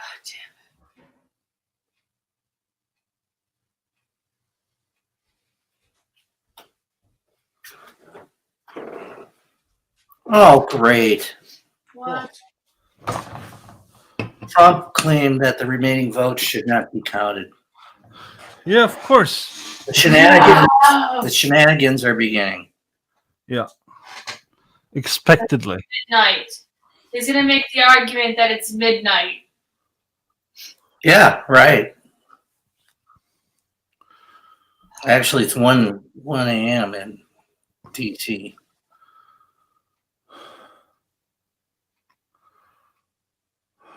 That would still put Biden at a win. Fun. That would still put Biden at a win. Why? Because if he's gonna say no more, then Biden already has 200 and some. Yeah, he has more electoral votes. Yes. It doesn't matter. They don't certify the votes until like 2 months from now. I know, but still. No, Trump's saying that he should get the electoral votes for the states. He's ahead it. Fuck that. Yeah, fuck that. Yeah, it don't work that way.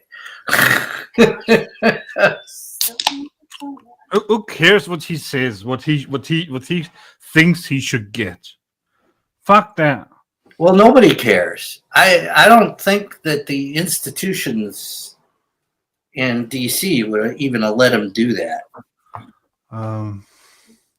What did Google say? What they call it? Fuck.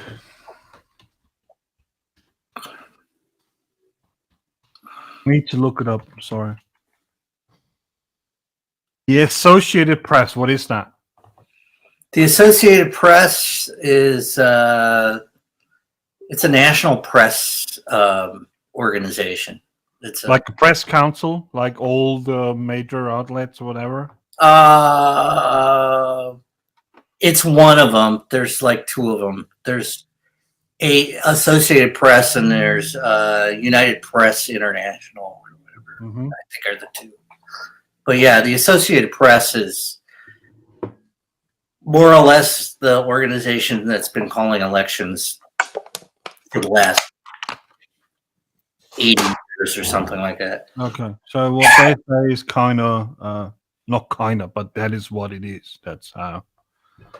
Well, it goes back to the early wire services. We don't have time for that. You know, Yes, Biggies. it was basically the company that went and said, "Oh, we're going to send you a wire photo," or Okay. which was an interesting way to do kind of the pre-fax machine. You put a photo on a drum, and then Yeah, I'm old. I'm dead old. I mean, I remember that. I mean, I really do. right. I mean, I wasn't working at the Associated Press, but I've seen my teacher in the room where she was like putting the thing on the thing, and then she did the blah, and then everything was like full of like ink. Oh no! They would put it on a drum, and then the analog signal from reading the dark and light on the paper would be sent over a phone. Yeah. To another like a fax machine, but back would then go on a drum with a piece of photographic paper, and then you must have been the 80s. I think wire photos go back to the 30s. Really? Or maybe the 20s. What the fuck? Yep.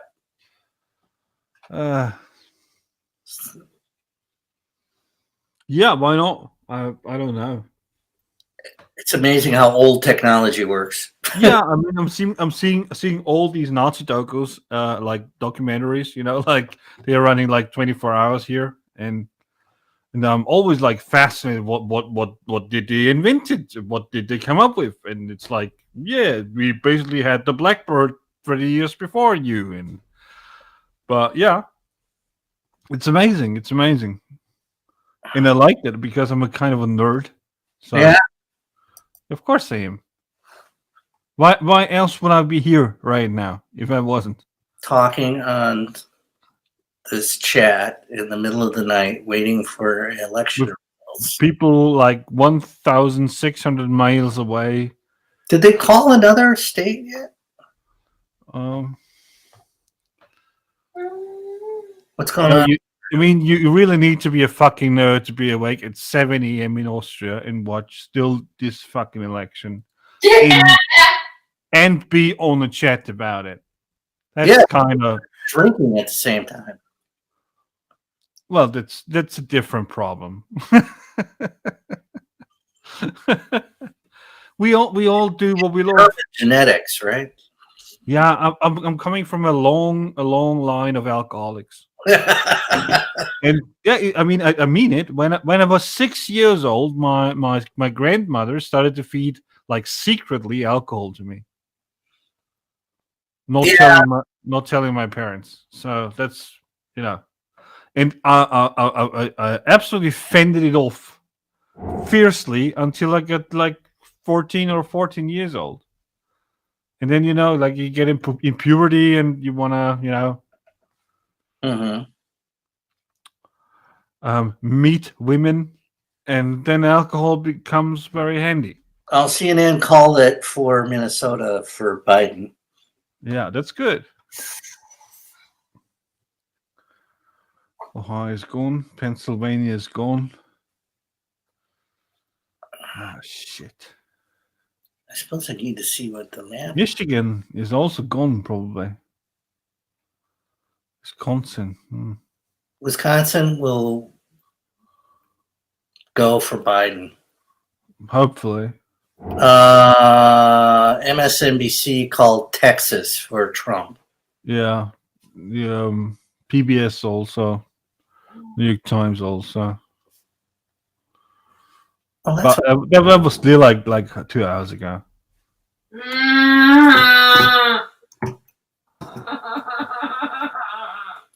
What are you upset? Yes. Very. Still a close call. It's not clear yet. I don't want to cry. Yeah, don't cry yet. Yeah. That's good advice. Build it up for later. Yes. Come on. Imagine 4 more years of Trump. What the fuck? Fuck me. Yes. I want we want the Canadian border opened. Yeah. I will Just, you know, I live in Canada, Joseph. I don't Austria is a wonderful country. know. Joseph, he wins. I will be filing for asylum. Yeah, not asylum, come on. Man. I appreciate it. Ah, fuck. I mean, if you like really like think about the last 4 years and where we've been before that, and now it's just mental. It's mental. I mean, people are dying in the thousands. People are like roaming the streets and looting and shit like that. And Well, the looting is not half as bad as what Trump makes it out to be. I'm absolutely not against looting. I'm not pro looting, like, The but house is projected. that's what happens. I mean, that's when you how should I put it? Just to not be an asshole. There's rules in society, and when one side says these rules are not, we don't care about them anymore, then stuff happens. Then things happen. Right. Well, some of the looting's been done by people who just wanted to loot. Yeah. They had nothing to There's do. no political agenda. They just like use the moment. So yeah, that's how it is. Whatever. Right? We also have these Bugaloo guys, Bugaloo boys, were the ones that started the stuff in Minneapolis. They would just break windows to try to get. Yeah, and we also never know is there's like an agent provocateurs under there, and Well, these are right wing. Essentially, they're kind of like right wing anarchists. Yeah. Yeah. How does that work? That's like, I mean, that's like I'm on a penis balancing spaghetti incident. That's what a right wing anarchist.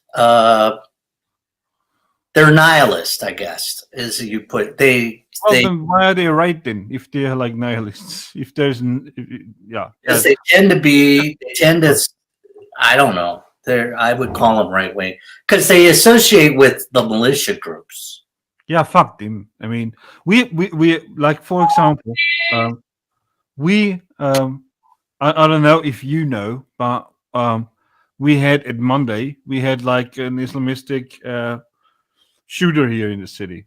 Yeah, so, like 39 years ago, it was like the last incident, and now we had like one of them guys again, right?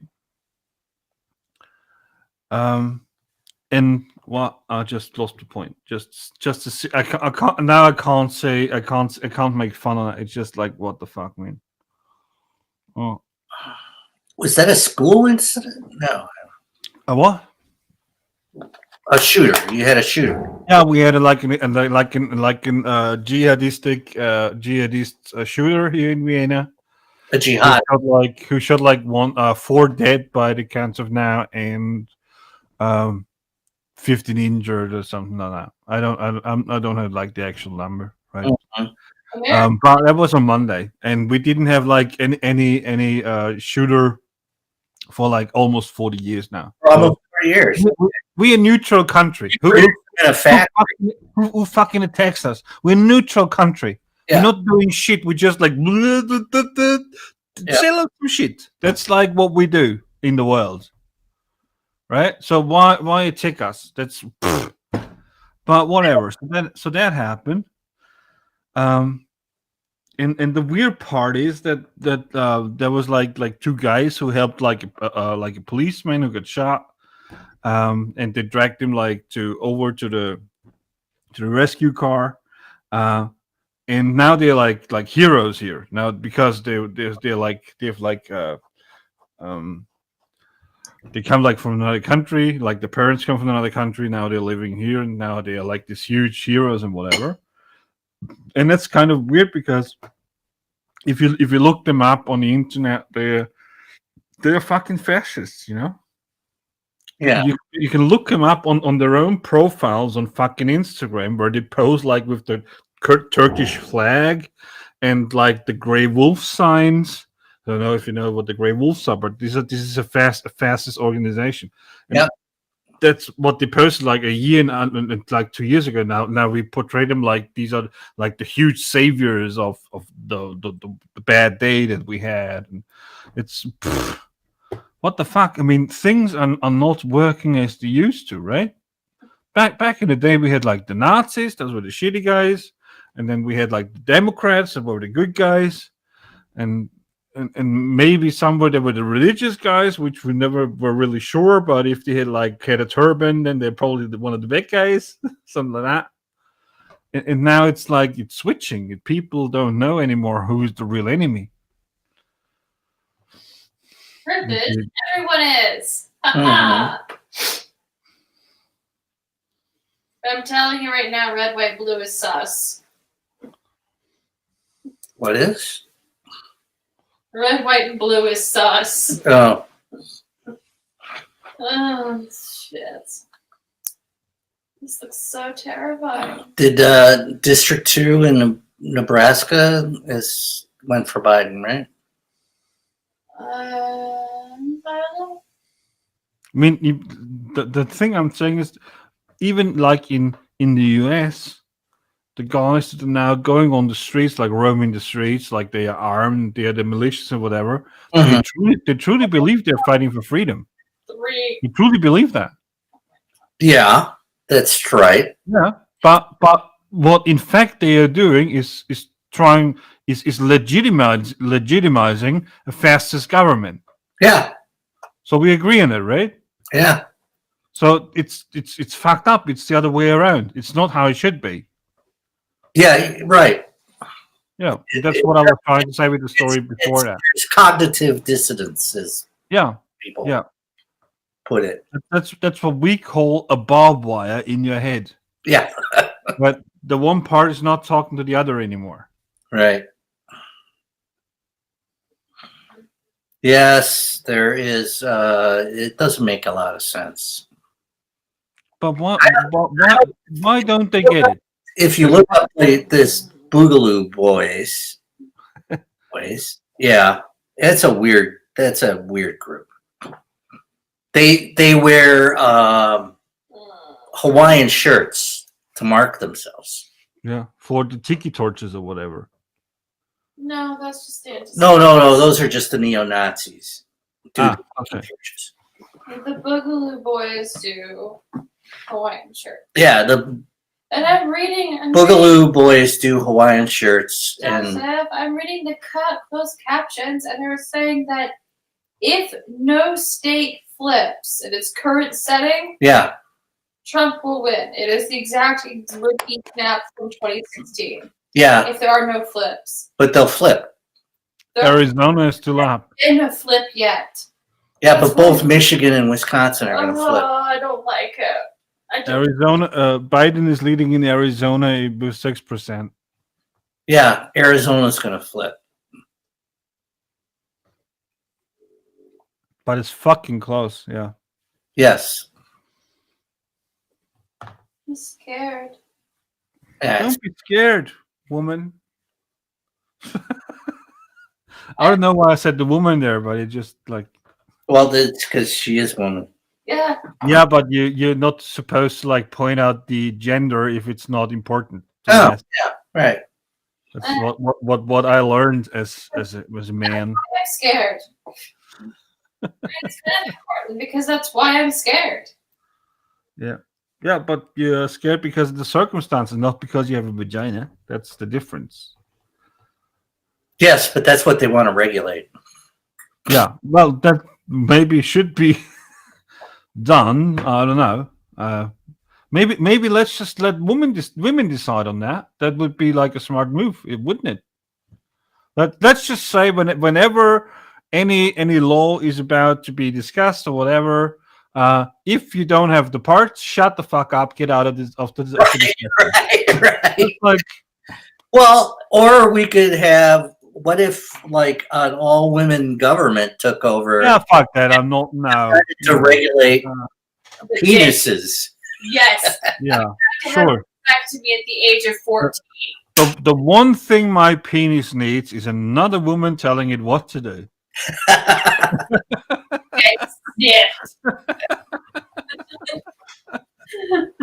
Vasectomies are reversible. Oh yeah, right. I've heard that story. Vasectomies are reversible. They can do that, you know. Yes, they're about as pleasant as tooth extractions too. Hun, I had my uterus pulled out of my body. Oh yeah, that's right. I have birthed a child and was walking 4 hours later after being cut open, hip to hip. I don't want to hear shit about, oh, it's a little uncomfortable. Okay. She likes that's her favorite story. I enjoy it. I haven't heard it yet, so Ha! see. Yeah. Still a good story.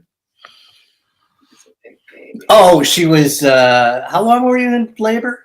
40 hours and She was- 20 minutes. 40 hours and 20 minutes in labor, and then they gave up and cut the baby out.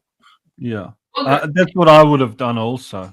To be honest, I liked it before the 40 hour, 20 I mean, like 1 hour in, I would have like given you like a Get rid of this. like a Nintendo and a controller, and like call me up when it's time. But 40 hours in, come on, I would have been drunk 2 times and sobered up in like the time. That's like, what the fuck, girl? Like, make a decision. big baby. It's not my fault. 9 pounds, 12 ounces. Yeah, and he was whatever that is in metric. Yes, he was a big baby. Yeah. Well, 4.423 kilo. Okay, 4.4. 4.4 kilos. yeah, that's a lot. I mean, if you think like of a can of beer, which is like half a kilo, Yeah. that's a huge thing. That's like, what the fuck, girl? That's like I don't even think they make dildos that big, to be honest.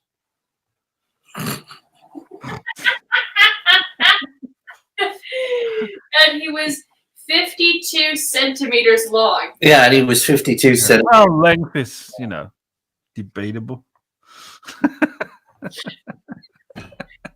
Yeah. Big baby. I like where this is going. Cheers, guys. You have to come here and drink in front of the. It's your turn. My turn? Yeah, we're holding it down until 1 o'clock, and then we're pulling the plug. Okay. But only under the whole condition that I am not responsible for my high-induced antics. This is fine. Okay. You're doing fine. Fine, we're just broadcasting to the world. Who gives a shit? Yeah, I know. Not doing anything illegal Here's a here. living fuck. We're in a legal We are not. I mean, not what. Yeah. No, it's fine. I'm allowed to drink. I'm in the legal age of drinking, And it's within hours of your own location. and I don't think there's rules about lighting. Lighting. Yeah, no, there aren't. So, if I don't say cunt too much or kill all the Jews, it's all fine. Yeah. Nah, shit. I'm tired. No, I'm talking about an orange and Orange. banana. Fuck oranges. It's another fruit. No, but I would really, I mean, it's like what the fuck? It's 7:30 here, so, but I'm still, I'm waiting for Arizona. I want to know what's Arizona doing. I'm scared. Not gonna lie, this whole thing is like a nail biter. It is very tense. Yeah. Like, And they've got a huge damn. amount of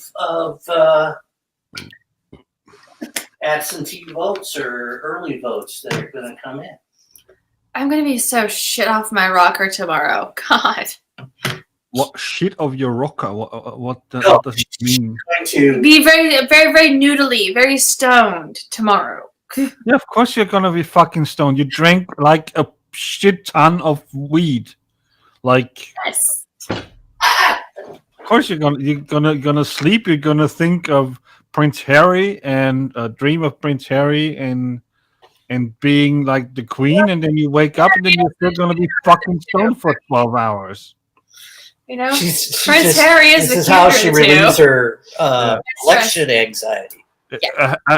I hope, at least for your own good interest, that you have some eggs at home. Somewhat. Eggs. Eggs? In the morning? Oh no eggs. No eggs. What the fuck are you doing in the morning then? What do you mean? What the fuck am I doing in the morning? Well, what do you eat for breakfast? It doesn't make a lot of sense to me then. I don't know. Breakfast? Oatmeal. Oatmeal? Yeah. Oh, opium for that's fucking fine. I love that too. I mean, that's good. I like oatmeal. You have opium there. I never knew that. Most people hate oatmeal. No. Oh, you mean oatmeal? Okay. It's like, you know. I heard opium. Oh no! Yeah. I just was like, I was confused. No. Yeah, oatmeal. Fuck oatmeal. No, nobody likes oatmeal. No, I might have been involved in some illicit substance. Who the fuck eats oatmeal when you're like over 30? What the fuck? She's over 30. Well, I mean, yes, technically, but I'm not 31 yet. I like oatmeal. It's good. Well, you like what you like then, but It's filling. like grown-ups eat It's proper efficient. breakfast. And I don't eat breakfast at all, so I honestly hate most breakfast foods. yeah, me too, because when I wake up, first I'm shocked that this is still going on. And then I usually feel a little bad because of yesterday, and then like have a cup of coffee at best, but that's it for like 4 or 6 hours. Well, when I wake up in the morning, my stomach is normally really unsettled. It's always been that way. Like, I remember as a kid, like, I wouldn't eat breakfast, because my stomach just couldn't handle. What we call a volatile stomach. Yes, it wasn't fun. It was like always like icky, And it's like, it's great pictures when you're looking, but whatever. No.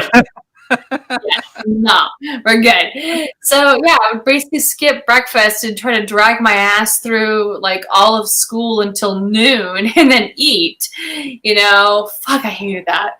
But that kind of made me develop this like of breakfast food is bad, so lunch food is good breakfast food. So I would eat a burger for breakfast. Yes, I would eat spaghetti. I would eat ravioli. I would eat, a sandwich. Well, but do you get up and eat, or you just like Eventually. wait for like 2 minutes at least?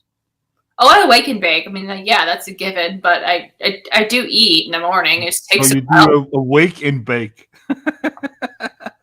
Yeah, I have a timer. It's pretty. I have done microdosing for myself to such a fucking clockwork schedule. It's disgusting. Like, it's brilliant, but it's also a little disturbing to how like accurate I've gotten. But I don't know. These A woman needs what the woman needs. So who's to tell you what you need? Yeah. For one. Doctor. Yeah. No, I mean, like, I wasn't, I mean, for the past 20 years, I've been taking a buttload of medication that I actually didn't need, and I should have been on something like marijuana from the start. So it's like, oh, we got around to it.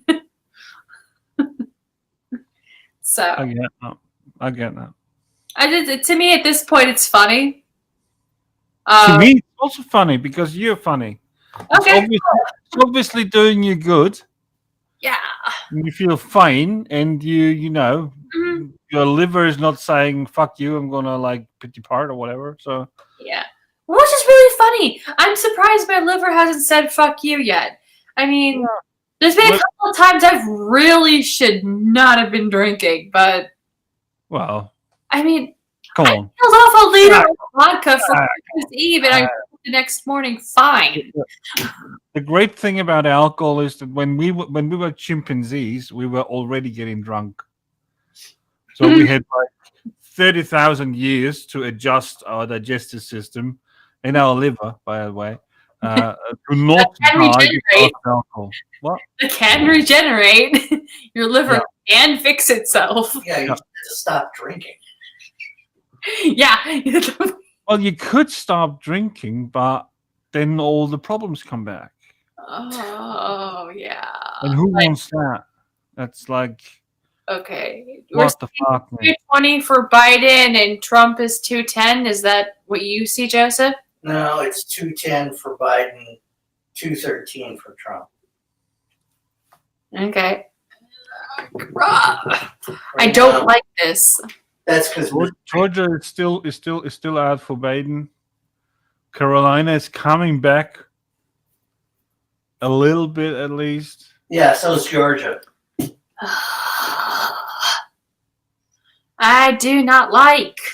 No likey. Not fun. No, they're looking at the expected vote. Still don't like this. They have 666 absentee votes still missing in one of the counties in. Oh my god. Yeah. Yes, there was a gunfire about 58 minutes ago. Where? Howard. Oh, okay. 10 tonight. Yeah, they said it was multiple wounded. Yeah, but we got one of those messages like 6 hours ago or 7 hours ago. In like, I need to look it up. I think Hampshire, what it's called in Nevada. Mhm. But it said there were like people out there shooting at Trump voters. Four dead, confirmed dead. And then like 20 minutes later, police gave a statement where they said, yeah, there have been 4 injured and 1 dead. But it doesn't have to do anything with like polling or whatever, or like the vote. So Yeah. Night, Samuel. You have a good one and get some sleep, mate. Get some sleep. so we need to like be a little bit careful with what it says. Thank you. Are you gonna kill the feed? I'm not sure. Well, I mean, like YouTube. Yes, there was. Oh, there's still people there. Oh, how many people are there? I'm getting there. Yes. Let me look it up. Oh, Bailey's chiming in. Why didn't you guys? This should have not. Why are there 2 separate windows? I do not like this. Yeah, I know. Shame. Just pull one over to one side, one to the other. You have to break it out. Just tile. Tile.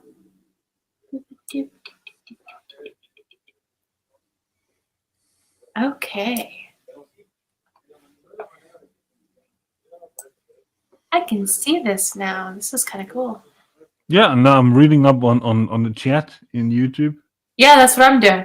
Religion But is. yeah, it's like, whoa, you're discussing my past. Great. Oh my The god. oatmeal of the masses. Yes, because it's not opium. It's oatmeal. Oh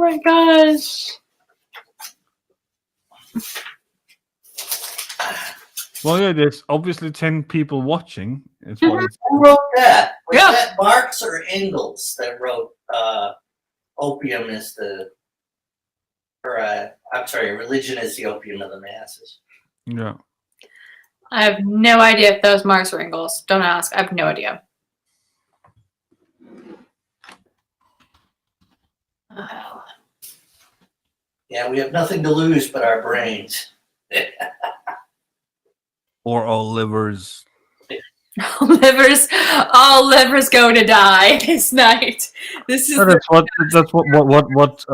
what a doctor once said to me. Mhm. Is if you have the chance, always go for the liver. Well, like I've had like a bunch of stuff removed. I mean, What do you mean a bunch of stuff? She's hollow. I'm hollow. Yeah. Well, Yeah, yeah, but in back to me. the lower regions, in the nether regions, right? Yes, but I've also lost my gallbladder. What is that? This is like a second thing. No. Okay, so you eat the food, Yeah. gets processed, it goes through to your stomach, and then your gallbladder. Oh, it's gallbladder first, then stomach, or no. Oh bloody hell, I can't remember. No, the Fuck that. gallbladder Anyways, one produces could. bile. Yes, that's what I was trying to get to. The gallbladder produces the bile, Yeah. and the problem is mine stopped working. Yeah. So So they took it out. more gas and more bile. It was expanding and would not contract. So it more or less kind of exploded. Well, I need to really look that up tomorrow because Yeah. it's hard to Really hard to explain. visualize. Sorry. Here's the excuse. I cannot think at all, which is, I think, honestly. I just the problem is I'm a very visual person, so I need to understand I get what that. the damage of the explosion is. Well, now So I can properly understand. and Trump would too. Think of like an appendix exploding on the operating table, except for a gallbladder. That's basically what happened. Yeah, but I still, there's like things to consider. Do you shit out your spine if it? That's like stuff that's important to me. Oh, no. It was actually just disintegration, by more like you picked up an oversteamed bun and it just like. Yeah.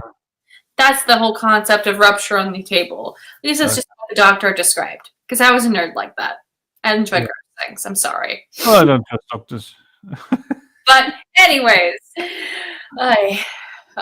One time a doctor said to me, if you're going on like this, you're gonna die in 5 years. gross. I don't like this. You see, I have a heart condition, guys. It's not fun. I have a heart condition too. It's fun. No, it's not. It's not. Mine is fun.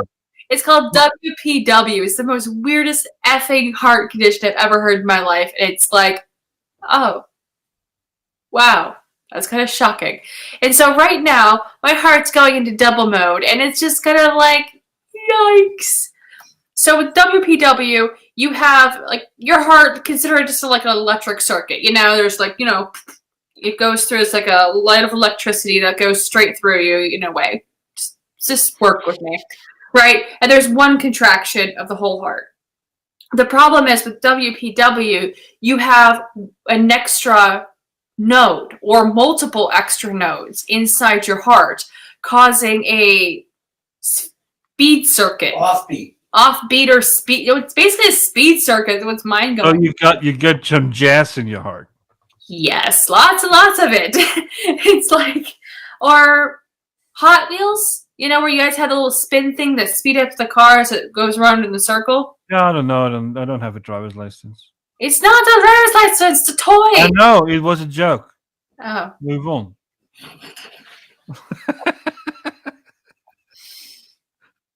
Yeah. Yeah, I don't care. Let's all die. I don't give a fuck. Hey, I can't blame you. So, yeah, basically my heart double beats at its thing, so my heart will jump to 200 beats per minute. Yeah, that I once had 274 after I took 4 lines of amphetamines. That would do it. Yeah, It was fun because we all did it, and I was like number one because I'm really fat.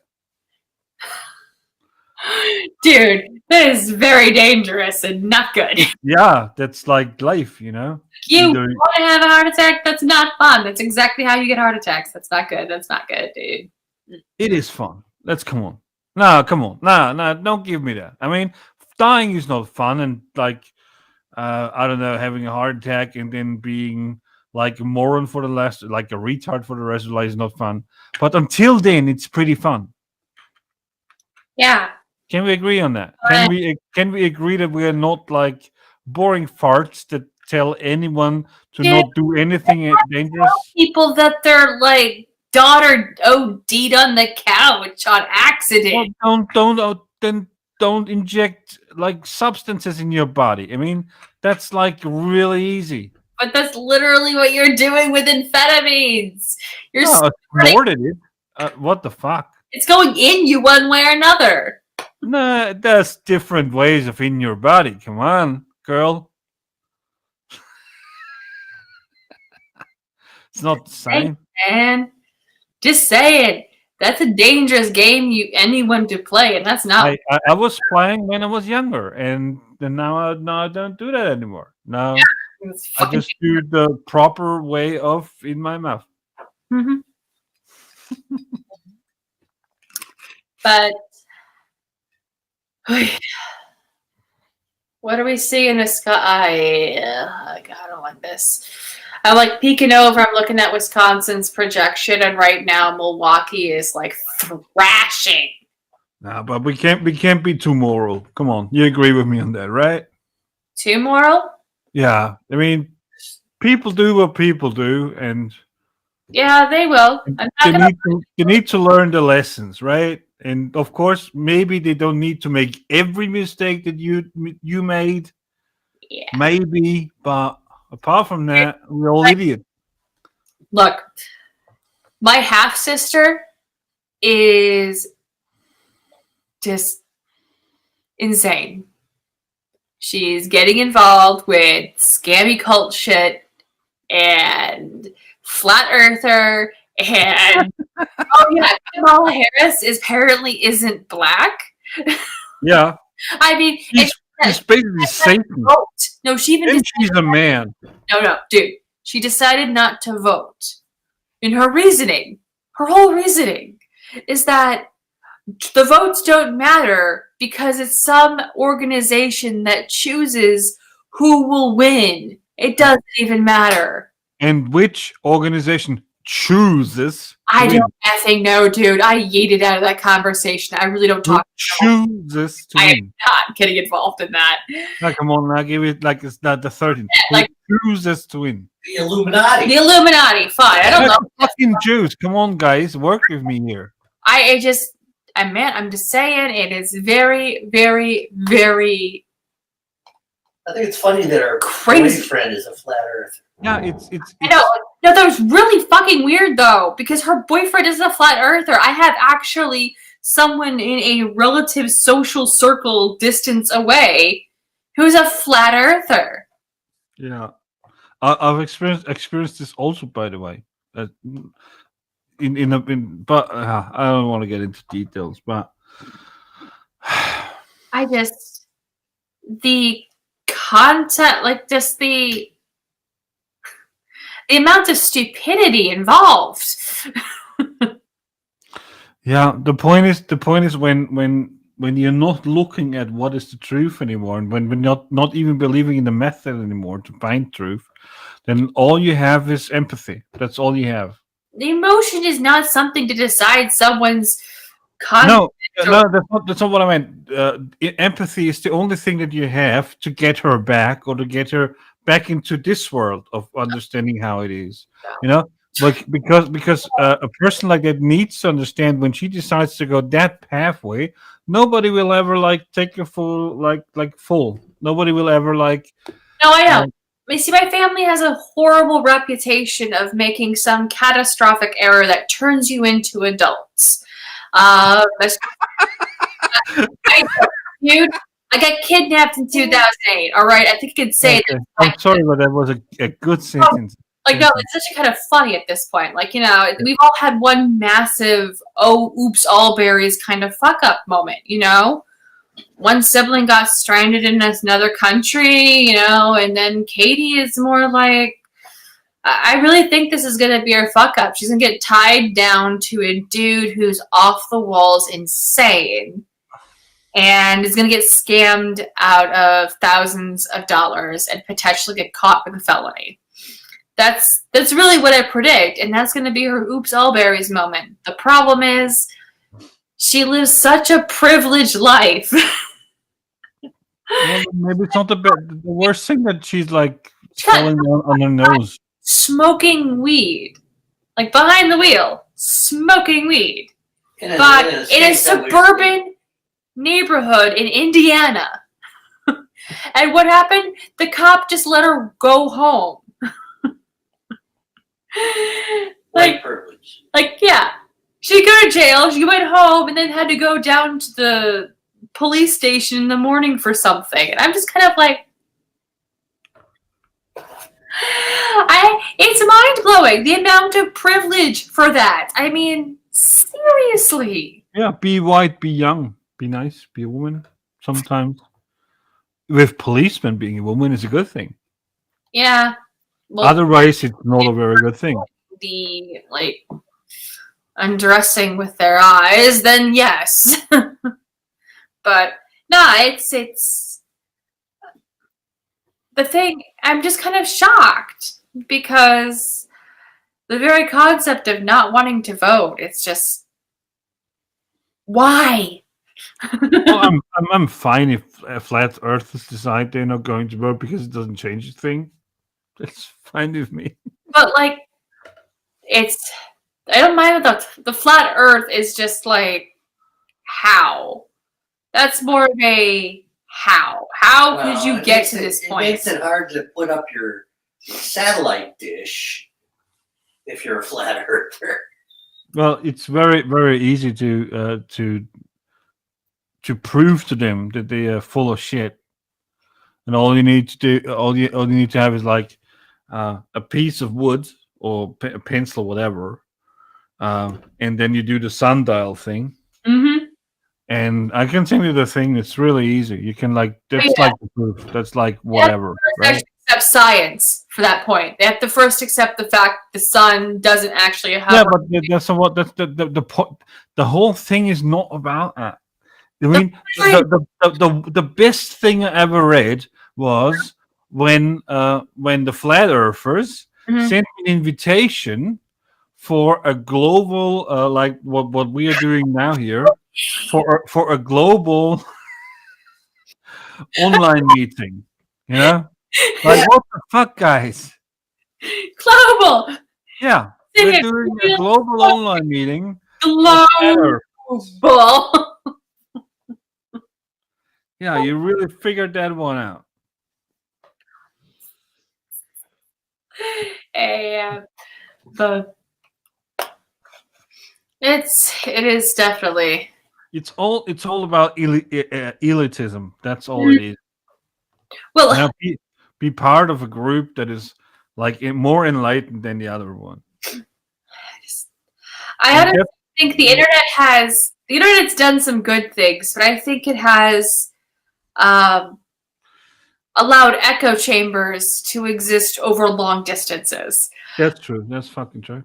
But they have ever been there, and there's always in every fucking town we had this one guy except now understand shit. Except for now, there's a global village idiots club. Yeah, that's the problem. if you end up living next to one, that's unionized. Yeah, but that's like how when new technologies stroll in, that's how it is, and then we take 10 or 20 years to figure it out. And that's, by the way, also the time that we need until the others who don't understand the internet finally die out, because they are also not helping in this regard. 60% of what is called hate on the internet is made by people over 55 years, and they even do it on like with the real name. They don't even like bother to like give him like hot fuck 75 or something, you know. They just do it on the real name. So that's how much of the internet they understood. They used their real name.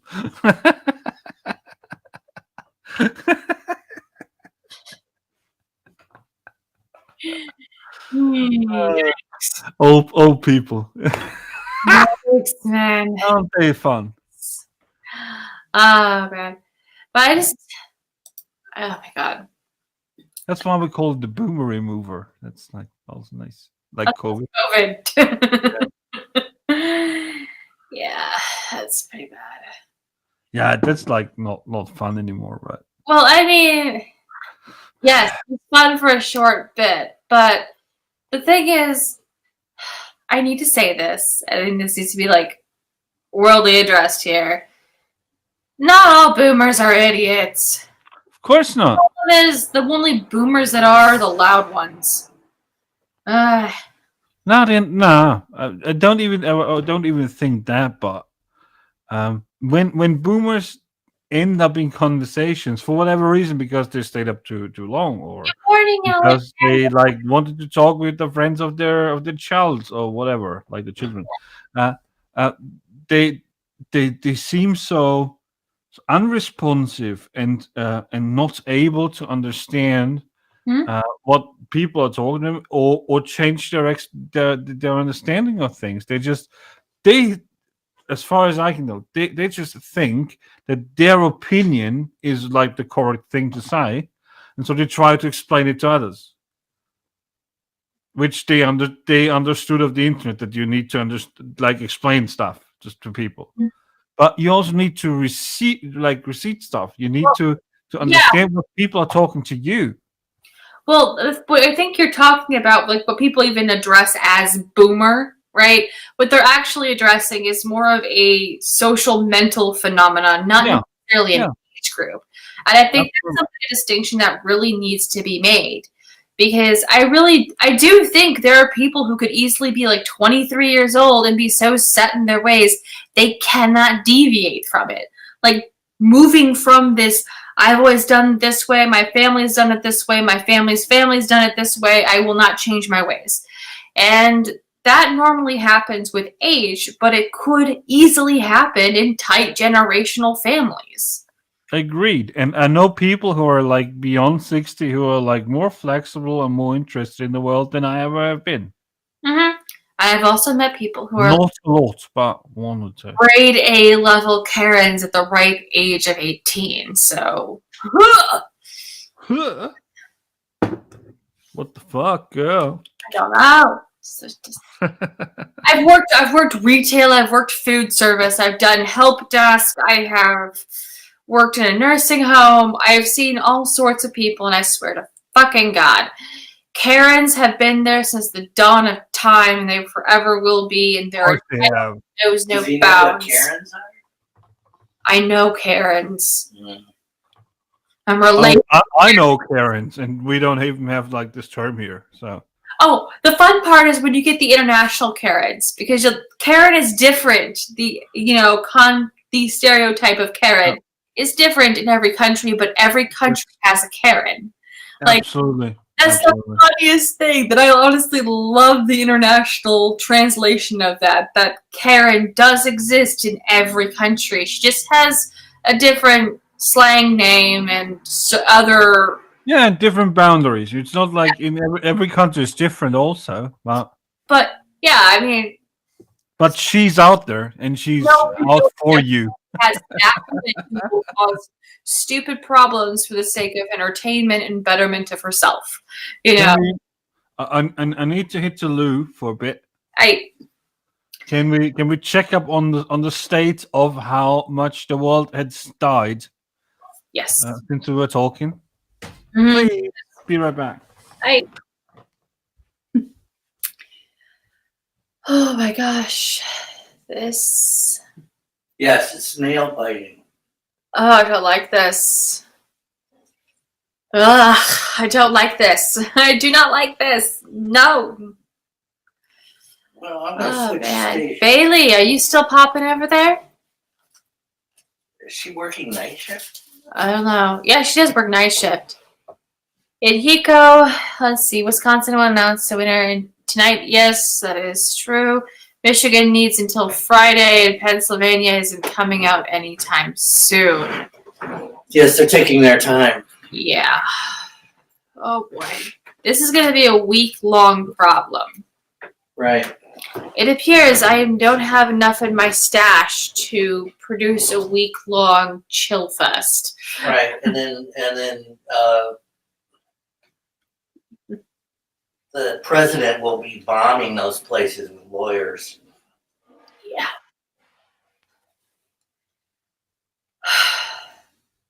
Yay, Bailey's still here. That's great. Yay. I'm honestly nervous, guys. This is a nail biter. I do not like how close this is. I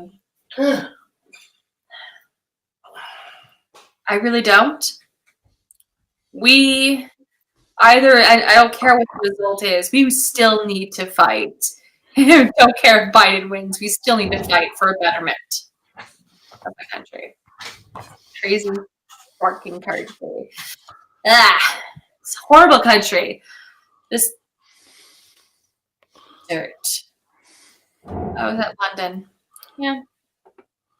Hey, you're back.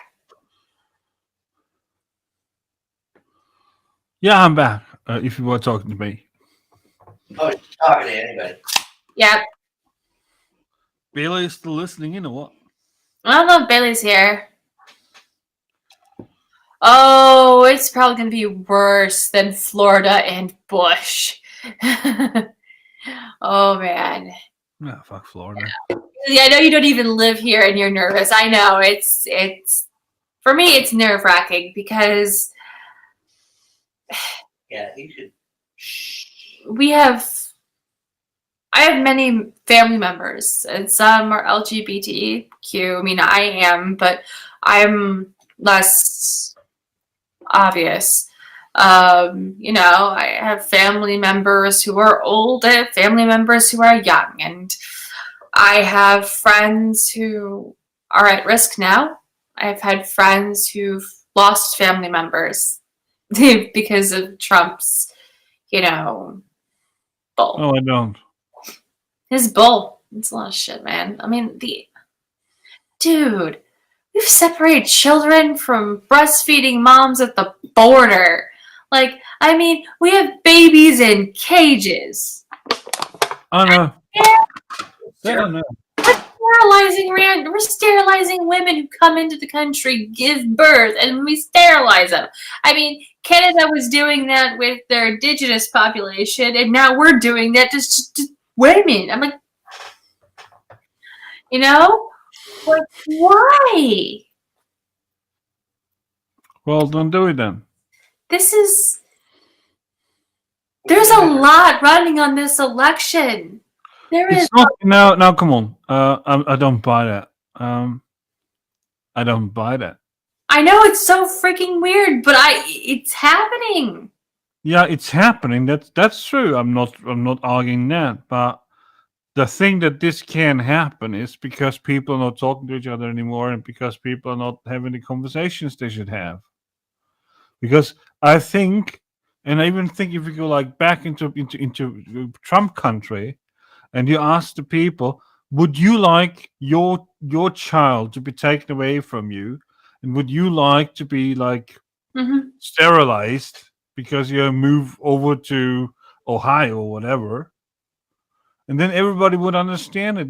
People need to explain this. People need to explain to people what it means. You do. That's the thing. They have been explained to. They understand.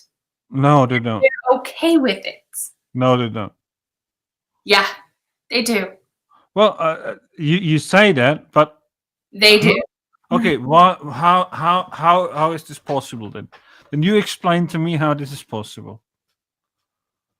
No, then you explain it to me. Because if you understand that this is not fair to a child, not fair to you, Yep. then how is it fair to somebody else? And you explain it to me. I do not believe it personally. Okay, let me just say that first off. But I'm going to explain how Americans think that that's okay. I'm not all. I'm not. I'm explaining that. I'm not explaining my because I think it's fucking barbaric. You know, I do not think children should be separated from their parents unless their parents are proving to be an absolute danger towards the children. But the reason why there are Americans that are okay with it is because they are not them. Americans have this big problem until it happens to you. Really, it is. I mean, it's shown throughout history in this country until it's your child who's been burned alive, or it's, you know, your uncle that now has AIDS, you know, unless it's you who's been in a horrible, effed up situation and then find out, wait, that's normal? Oh, then let me ask you a question. But Americans think that it's because it's not them. Yeah, I get that. I get this point. I get it. Okay. Then you also need to add the next factor in. They're brown skinned. They're not white. Well, of course they're like underlings. They're like, there's a they're throwing in the xenophobia and the racism.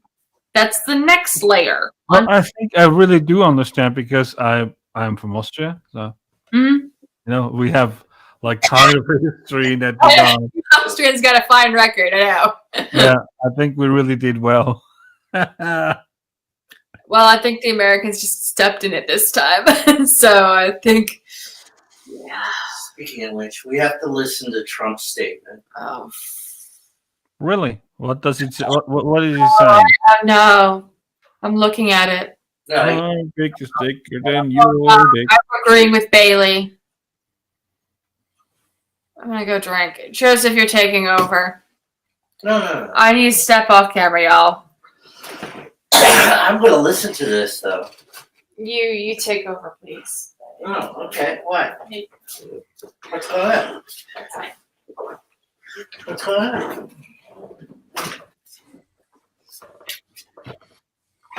Okay. It looks like Trump's going to make a statement any minute. Yeah, you can look at it, and if you tell me what it is, I can look at it too. Yeah. Like CNN or whatever? I think it's going to be on all the networks. Okay, I'm going to look up CNN then. It's one that works really good here.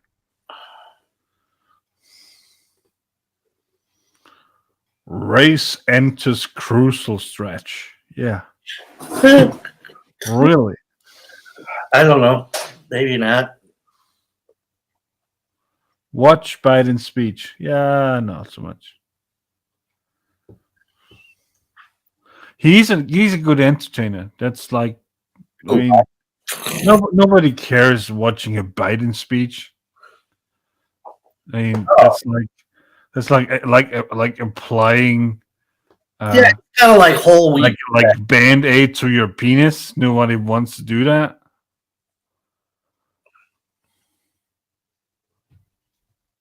No one, not even yourself. I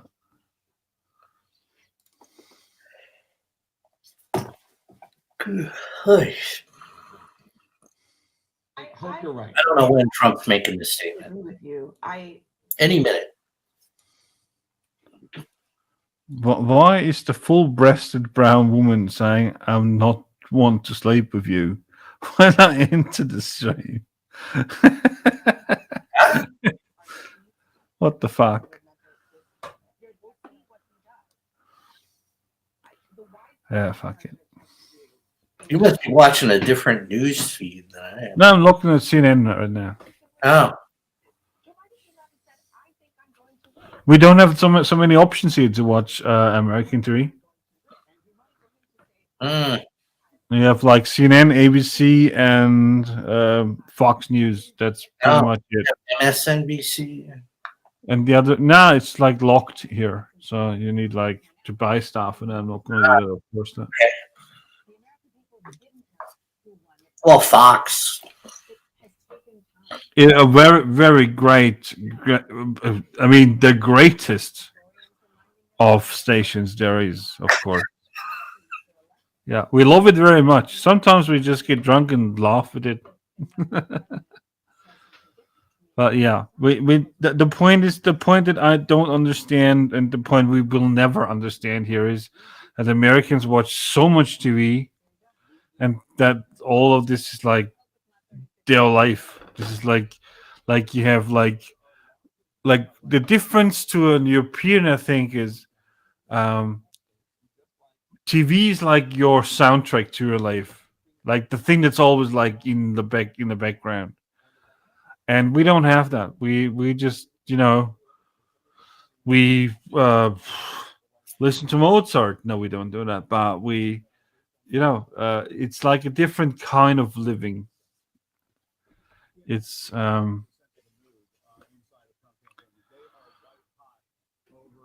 in all honesty, I think we still are able to enjoy silence once in a while.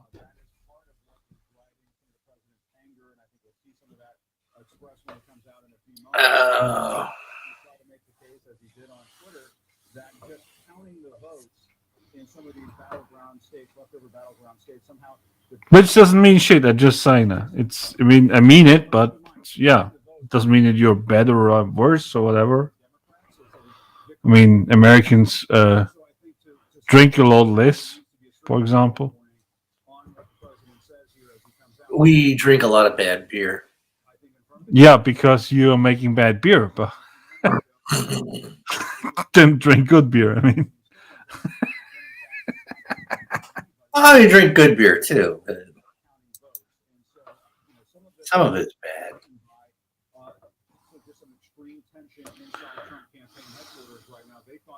Oh yeah, he's going to come on and claim the election's being stolen. Hopefully, makes it more interesting.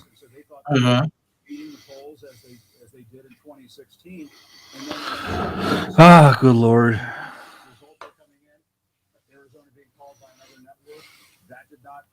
The thing that I never really get my head around is that like the most, not all people that I know from the US are really nice people, and most of them are intelligent people, so they understand what's happening. But for some reason, it doesn't translate. What? Understanding what's happening? No, it doesn't translate to me that the people I see and the people I know and the people I meet are the ones that like understand what's happening, and this is like important and stuff. Of course, back in the day, like 10 years from now, like back 10 years, I understood that when you're an American like student and move to Europe, then you're not like a regular guy, because most can't afford that. So when you come here to Europe and you drink with me and we talk about the US, then all you are saying is not representing what the US is. Right. But now 10 years later, we all have internet and we all meet each other, and it's not like some so special thing anymore. And still, whenever I talk to Americans, usually like 9.8 out of 10, they're very reasonable, very nice, very empathetic people. They are. It's because of the people that are naturally selected to talk to you. Yeah. Oh, I wish you would just say it and do this. Well, come on, Trump, just go ahead and start the outrage. There are a lot of things that are outstanding on this board, including Georgia, which is a live contest. I find it so funny that they have like makeup on their boobs. Where? She has makeup on her boobs. Okay. That's not how women look. Oh no, CNN gets special women.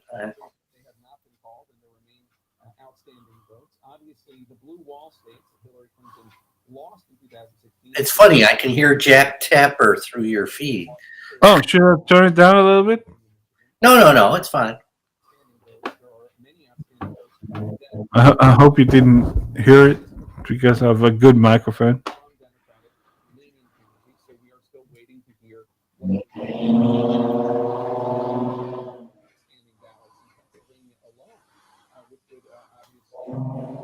Trump speaks soon from the White House. Yeah, please. It's so weird, like 6 hours ago, this was like a thing. Like you really had an election and now there's going to be a winner and stuff like that. Now 6 hours later, it's like, what the fuck? This is still going on. Really, that's how it happens for you. Not always, but that's the way it's going to be for this one. Yeah, but it doesn't need to be like that. You realize that, right? Yeah. I mean, we have countries here. I mean, okay, not 360 million people. That we don't have that, but we're having like European elections, and that's like more than that. And we have the result 4 hours later. That's how it is. Yeah. Mm-hmm. So that's a thing that you could really organize if you want to. Right. That's true. Except like every the federal system in the United States, it's like every state does their own thing. So yeah, organize it. Come on. Yeah, they could like. That's your fucking democracy. Yeah. That's the very thing that you are governed by. Yep. So why not make it like a smart and like an awesome thing? That's like the top on my list, but yeah, of course it's not on you. I understand that. Cheers, by the way. Oh, cheers! I wish I had a beer. I wish you had a beer. I can't. You can't even get one at this hour, can you? I don't know. No, the. But if you give me your address, I'll send you a 6-pack over. It's going to probably arrive in like 2 weeks, but it's a little late. Well, then at least when Trump is finally declaring himself the winner, we can have a beer together. Yeah. Well, I could probably get one in the morning. I just have to. Well, if you don't have a beer at home, then you probably don't deserve one anyway. They close the bars at. I think they close everything at 11 right now. Yeah, but you should always have like at least 2 beers at home, if you're a responsible parent. Yeah. I mean, if like the police calls and they say, let's, pick him up, you can't, then you say, yeah. And then you bring 2 beers. One for your son and one for you on the ride back. Because you're a decent parent and now you're a grown up and now there's no way back. So you might as well have a beer with your dad. Right? Yeah.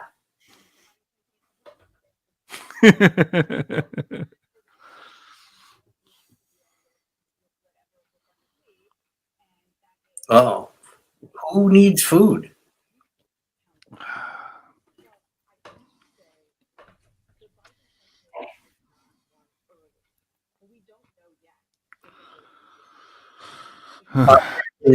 They must be deciding whether he's going to speak.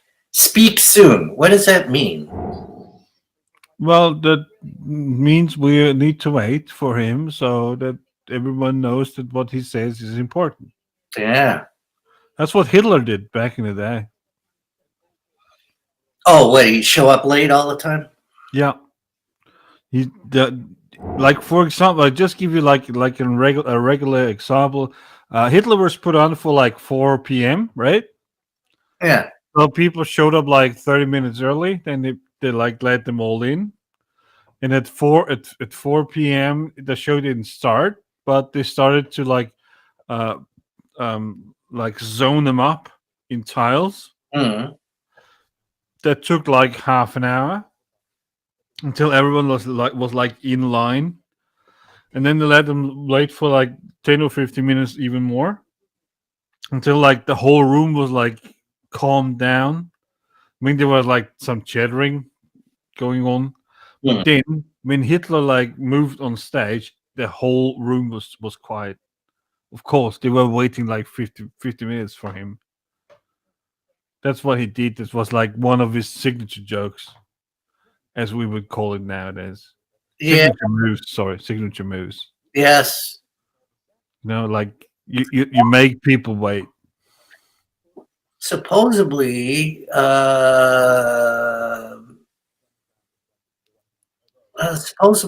Trump's a great fan of Hitler. He is. He told us so. He told us that he's reading Mein Kampf, which I highly doubt because I don't think he's really reading I the don't book. think he actually reads that well. Yeah, exactly. But that's what he said. Yeah. I mean, that's what he said. Who comes up with something? Who comes up with something like I'm reading Mein Kampf, and who says I'm having Mein Kampf on my night table? Which he said. Who says something like that? I mean, what the fuck, guy? That's. I mean, I have my Kampf here, but I'm not like telling people about it. You know, I haven't even read the fucker. I don't care. I tried like 4 pages, and it's bullshit. And but that's what he said. He's having it on his nightstand, and he's reading in it every day. And the Communist Manifestos, rather. No, I meant whatever. Das Kapital is the one that's dry. The Manifesto's short. Can you put, what do you put? You put Marx on the left table, and then you put Hitler on the right table? Yeah, I'm not that kind of guy. No, I've always said if you want to describe an Austrian by 3 books, there's like the Mein Kampf book, there's the Bible, and there's the Lustige Taschenbuch, which is a Donald Duck comic. And every one of those who's saying that has just read one of those. And it's fucking true. I'm not making this up. No one has fucking read the Bible. No one has fucking read Mein Kampf. We all read Donald Duck. Oh, yeah. Which version of the Bible? Who gives a fuck? Yeah. If you don't read it, who cares?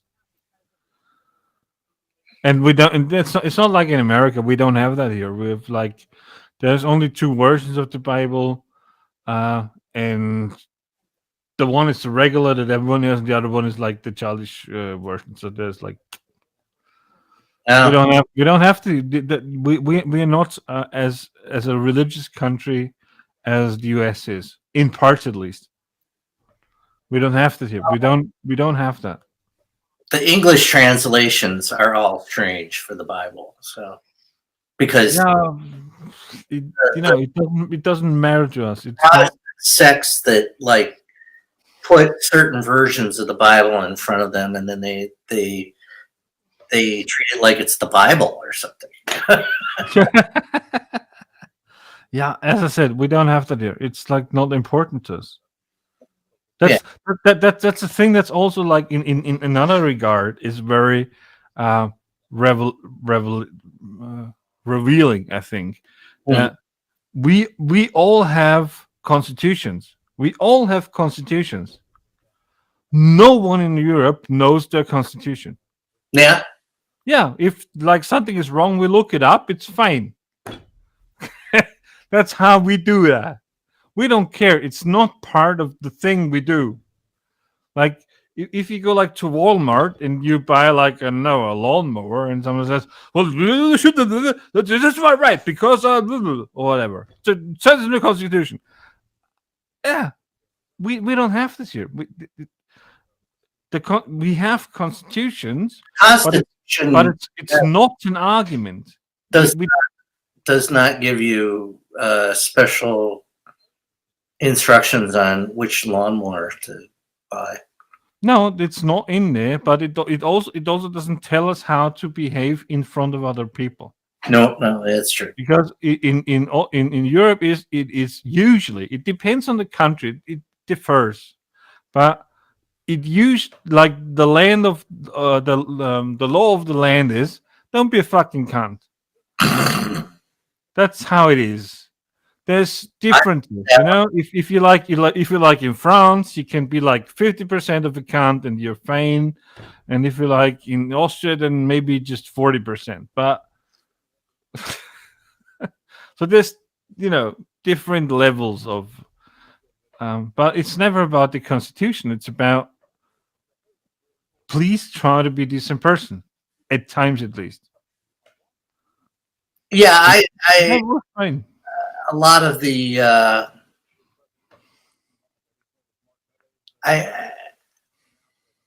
oh, here he is. He's going to be on now. Well, it's just like his fucking son and his fucking daughter. Oh yeah, he's got to have everybody out there because like all the people he doesn't care about.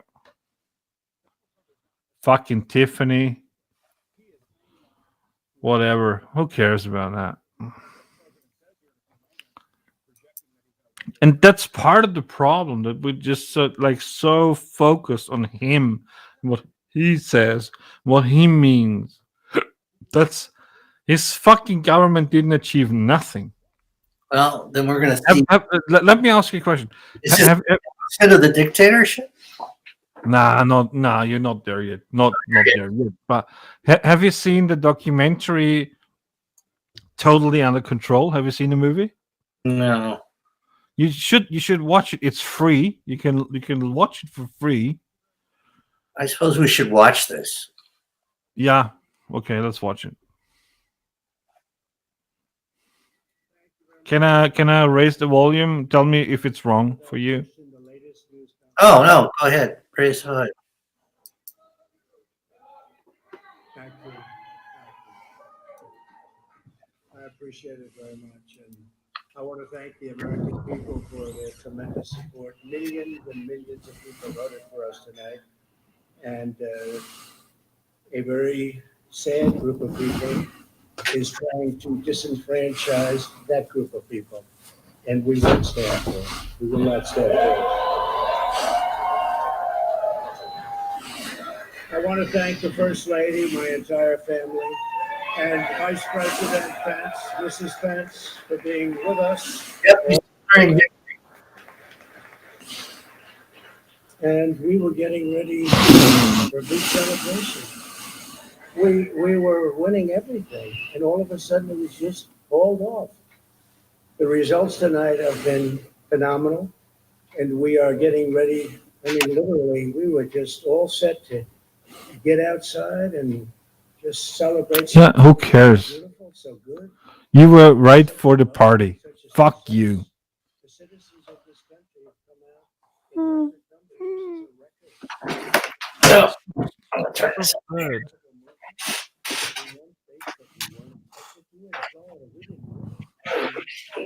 We won it by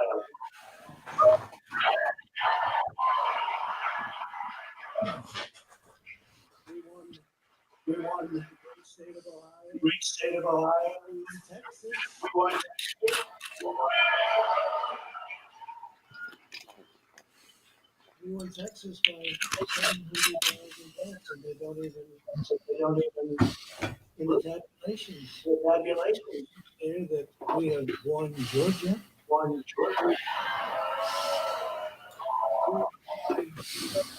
2.5% or 117,000 votes with only 7% left. They're never going to catch us. They can't catch us.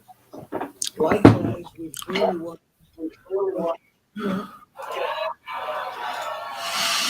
We were up 1.4 6.4% or 77,000 votes with only approximately. Actually, Georgia is tilting towards Biden. Yeah. We also, you see, Arizona, we have a lot of room from that. And somebody said, somebody declared that it was a victory for, and maybe it will be. I mean, that's possible. But certainly there were a lot of votes out there that we could get because we're now just coming into what they call Trump. Yeah.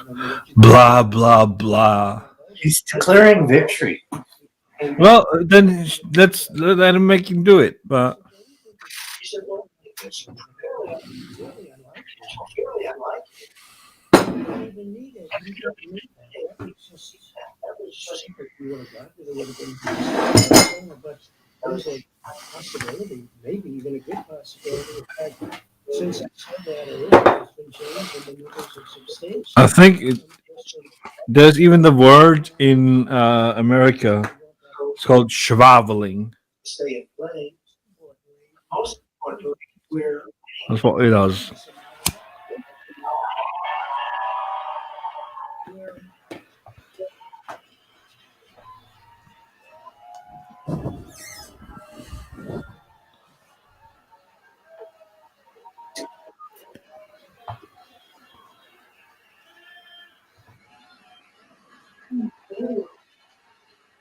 We're up 600. Think of this. Think of this. We're up 690,000. 690.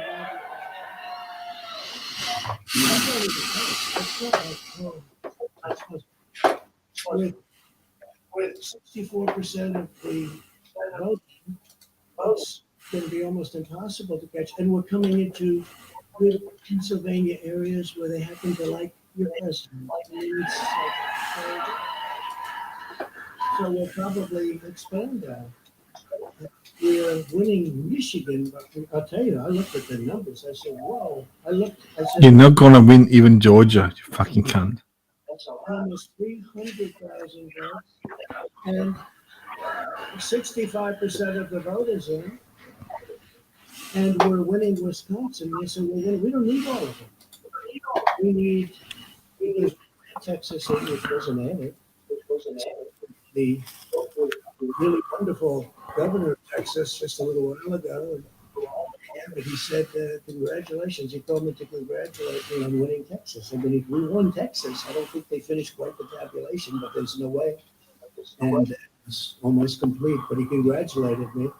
And he said, what's going on? I've never seen anything like this. Yeah, nobody has seen something like that. What the fuck, man? Yeah, he's declaring victory. So when you take Yeah, but he's just making up shit. Yep. the others, I mean, we had such a big night. Just take a look at all of these states that we've won tonight. And then you take a look But what is like interesting is that his voice is different. Because when he's declaring victory, he would declare victory. But he's saying, look at this, we wanted that, we won that, we should have won that. He's already behaving like a victim. Yep. He knows he's fucking losing. Yep. He's priming the base. Did I predict this? Did I say this? I said this from the day I heard they would send out tens of millions. I said exactly He's not looking like a winner, is he? what they didn't win. No, he's going to send in the lawyers, and then this will end up in the Supreme Court. He's hoping. He's behaving like a victim. Yep. He's behaving like the one that the election has been stolen from. Yeah. I love Ohio. We won by 8.1%, 406. Almost 500,000 votes. North Carolina, big victory in North Carolina. And we won there. We lead by 6,000 votes with almost nothing. And all of a sudden, everything just stopped. This is a fraud. A fraud. American is an embarrassment to our country. we were getting ready to win this election. We did win this election. No, you didn't. You fucking cunt.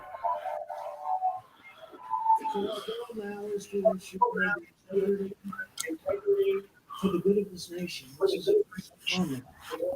This is a major fraud in our nation. We want the management process. Yeah. So we'll be going to the U.S. Supreme Court. Of course. We want all voting to stop. We want them to find any ballots in the morning and add them to the list. It's a very sad moment. To me, this is a very sad moment. And we win this, and we, as far as I'm concerned, I just want to thank you. I want to thank all of our support. I want to thank all of the people that work with us, and Mr. Vice President. Mr.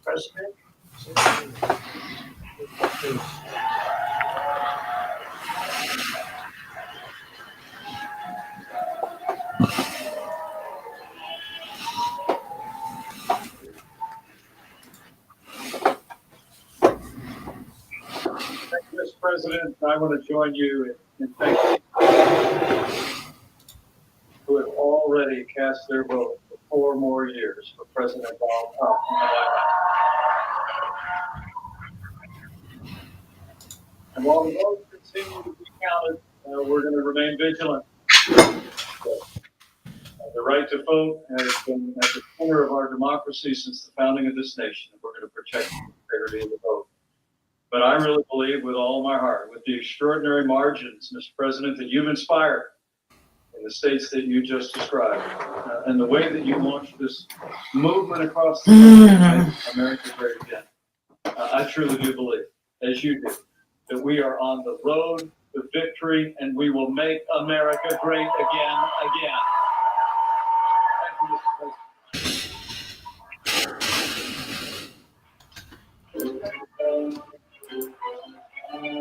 Well, there we are.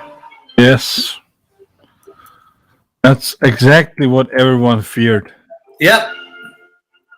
President Trump and early declaring victory, saying that he won. He did win. He has not What the fuck? You're in deep shit. Yep. as a fraud and an embarrassment. That is not what is going on. What is going on is the normal democratic process. Almost everything President Trump said in his declaration of victory was not true. It is true. Yeah, I gotta see what MSNBC said. Yeah, look it up. Biden will ever catch up is a matter for Georgia and North Carolina and their election officials to decide. It is not true that he is winning Pennsylvania or winning Michigan or winning Wisconsin. They are still counting votes. They have literally millions of vote by mail ballots that those 3 states are counting. It may well be that President Trump ends up winning this election. That might be once the ballots are counted. But what President Trump just said was undemocratic. So fairly report that it's too soon.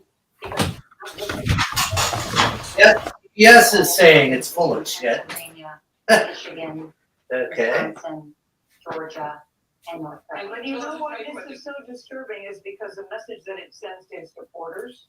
This is why people are boarding up the stores, because he sends a message to his supporters that when the true count comes out, maybe it will be in his favor, maybe not. But if it's not,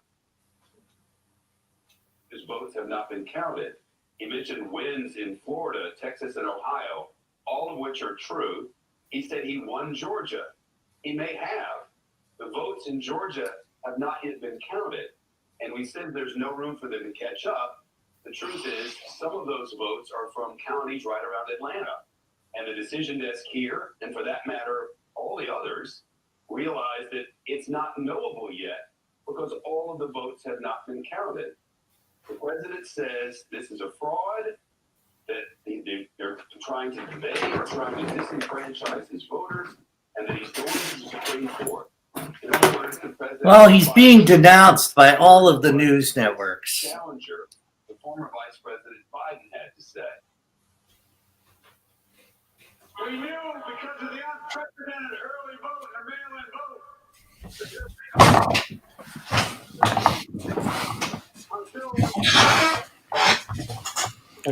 I think that's what we call unprecedented.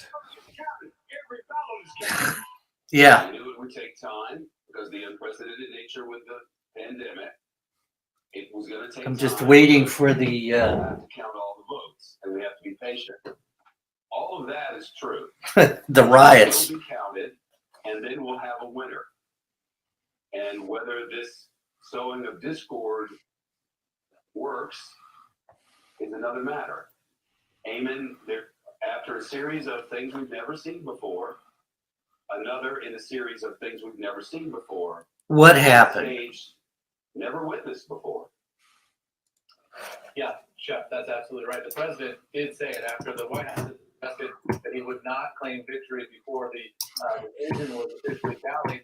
The president saying tonight, frankly, we did win this election. That's, of course, not true. The election hangs in the Have you balance. seen the Biden comment? This is a major fraud on our Yeah, nation. Biden comment. We don't have any indication of any fraud.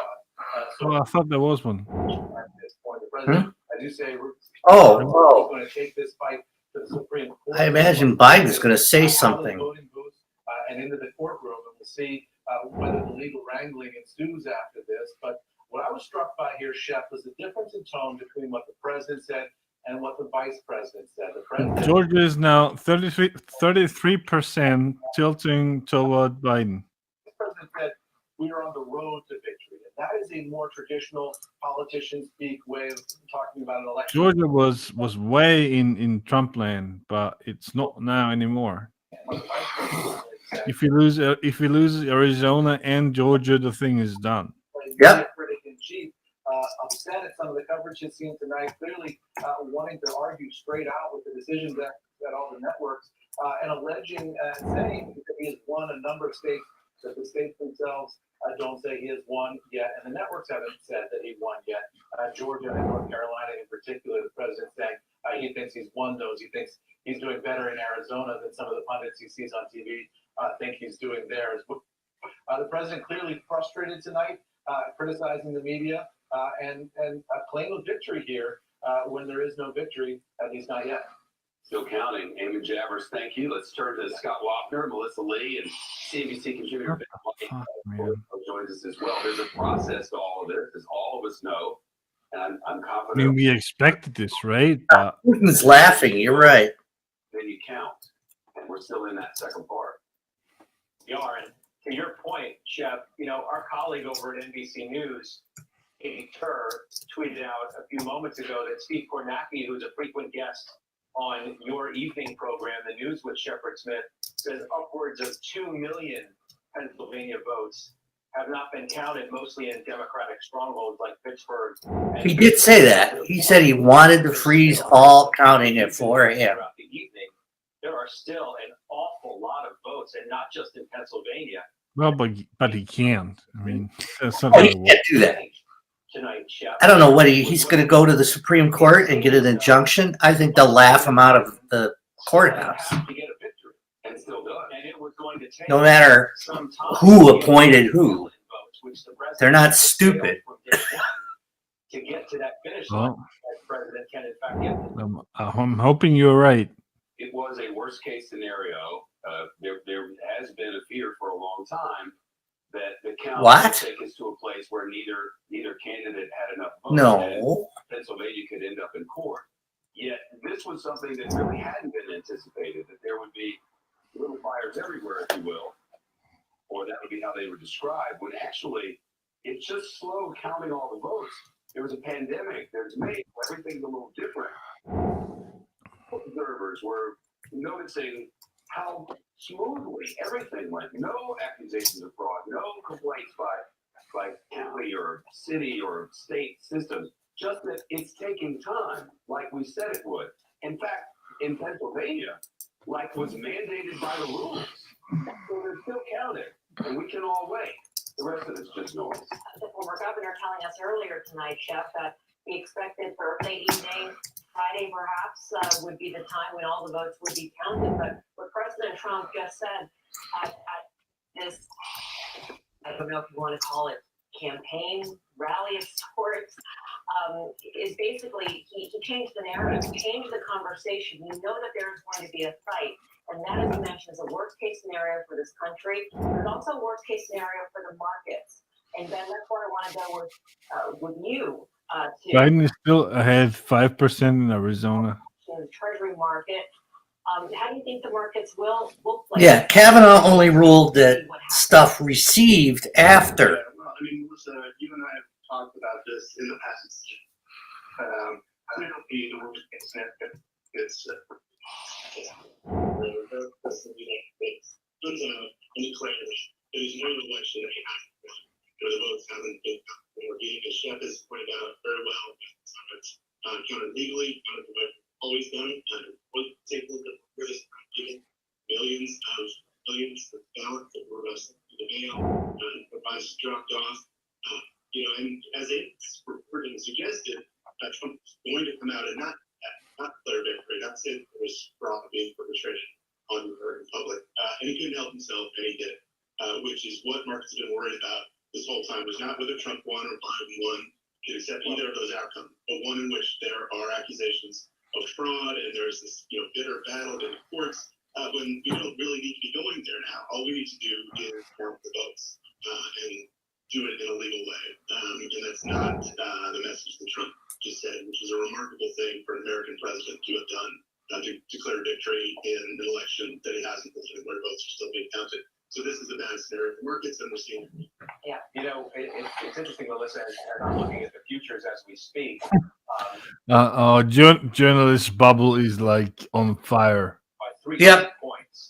It's like they all like. I mean, he's. Oh yeah, watch the U.S. futures drop through the floor. Of chaotic uncertainty. Yeah, I'm just looking like in our journalist bubble. The markets. That's all I have. No, I'm not looking at the market. I don't give a shit about the market. The markets are going through the floor, I bet.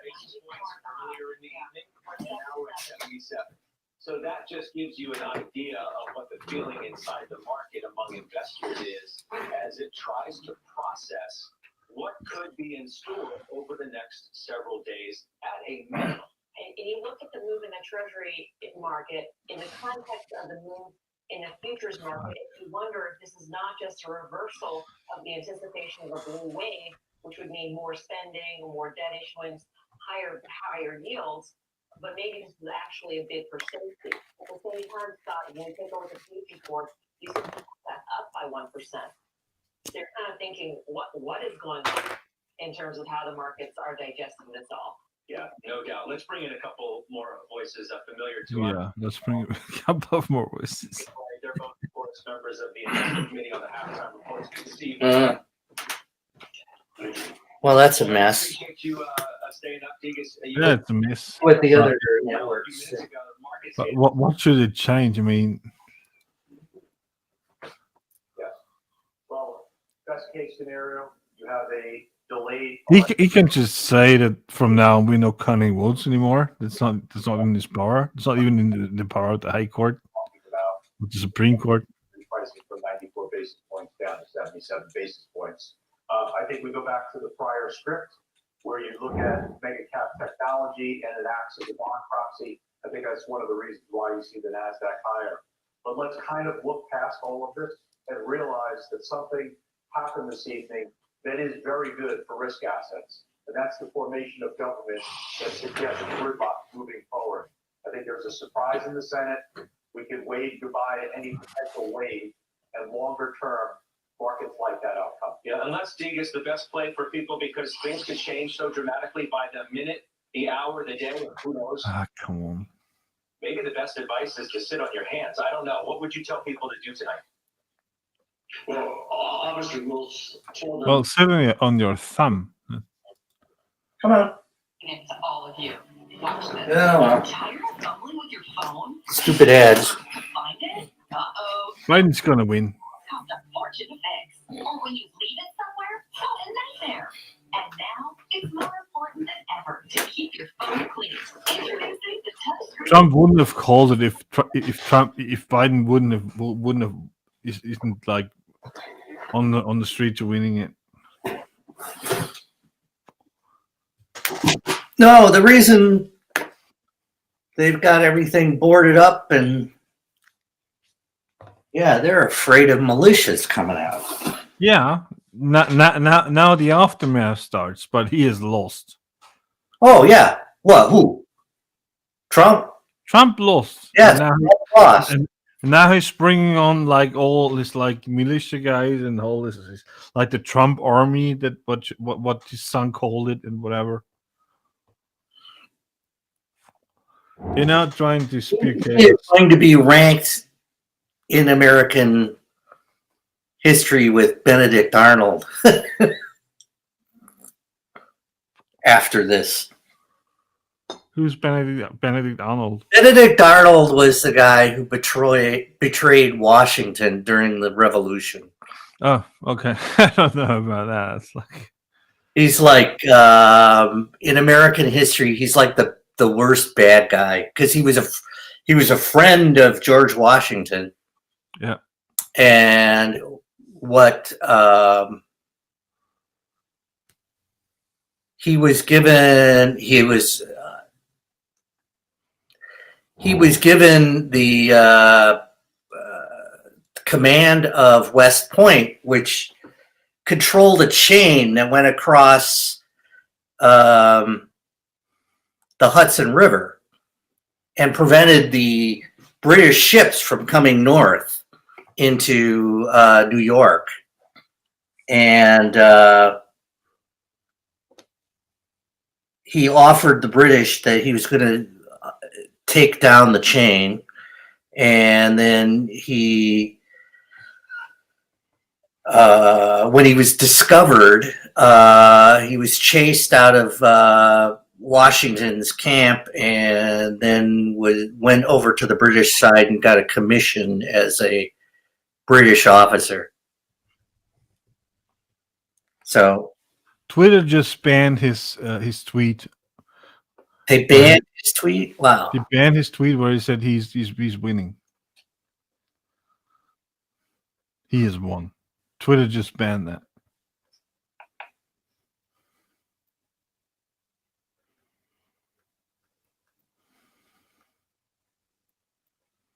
What the fuck, man?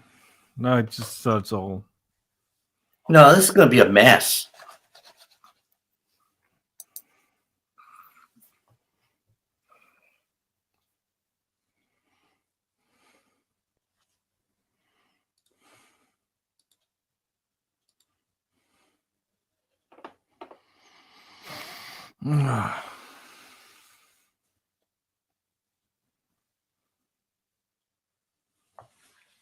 Well, if this continues, would you think people are going to be on the streets tomorrow? I don't know. I'm not American. But I do think that when people do believe in like the electoral process, and they do believe in the Constitution, and I do believe people will demonstrate. I mean, people are not going to take that, are they? It doesn't look like that's happening, but again, we still have 20% of the vote. What's that big hole in the center of the state? This is the whole. It's a county that we don't have any information yet. And an area with low in population. Yeah. Well, this is a rural. Look, like I say, you're going to want 70% of the vote out of Las Vegas. You're going to have Reno, which is the second biggest city. In the middle, you have a lot of the rural vote. But this is the area where Donald Trump has to run up the vote. He has to offset his losses in Las Vegas and Reno.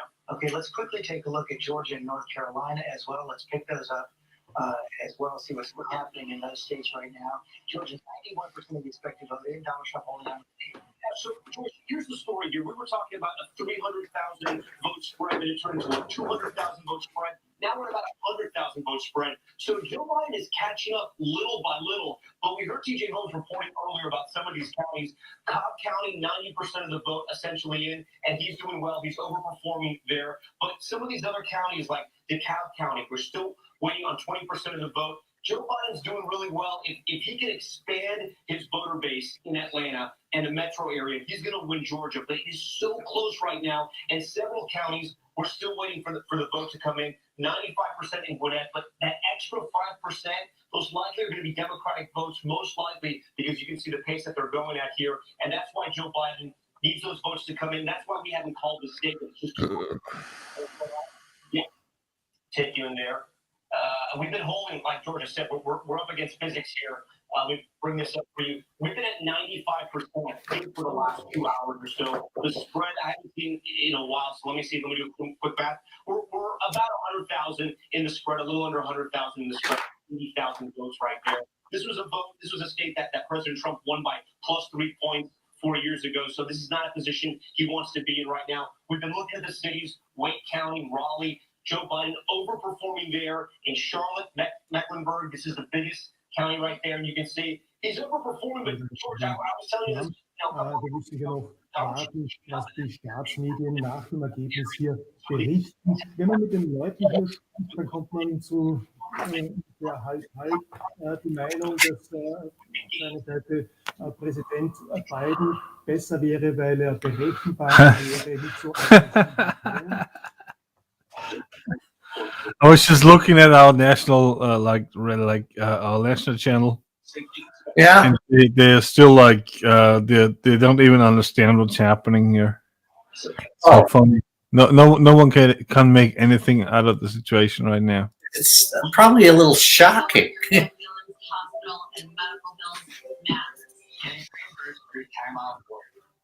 Twitter is blowing up right now. It's oh. 24/7 to take on the insurance company and get you the most look fast.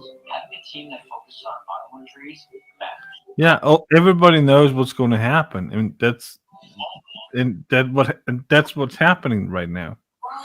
He told us what's going to happen, and now it's happening. It's nothing new. Oh my God.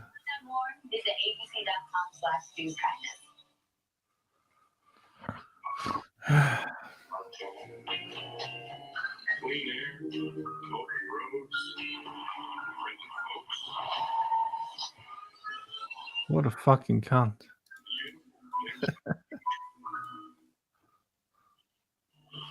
Okay, we are back now from our ABC News election headquarters. You see there we have the popular vote up there. 82% of the expected vote is in nationwide. 132 million total votes plus. That is approaching the total number that voted in 2016. The estimate is 160. That would shatter all records.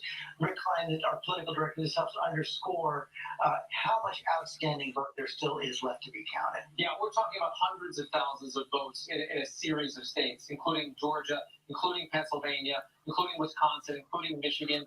And in so many of these states, George, it's important to underscore, we always knew that these votes would not be counted on election night. In fact, election officials have been telling us that for months. And in fact, in many of the states, the reason that they aren't being counted right now is because Republicans at the state level blocked efforts to get those ballots processed earlier. So we have been talking about this and being told about this possibility for weeks now. And despite what the president says, there is nothing nefarious going on in the fact that there are many ballots that have not been processed in these key So absurd. So we'll continue to be counted. We have to take a quick break. Okay. Switch to another state.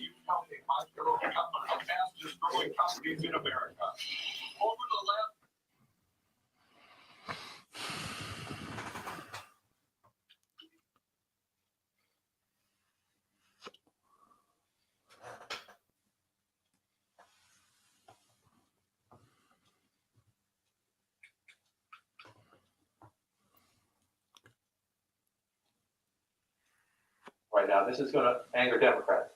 If we just say that we'll see, we still have votes to count. We're not done in Georgia. The lead has shrunk a little bit. We're going to pick up in Fulton County, some of the other Atlanta suburbs.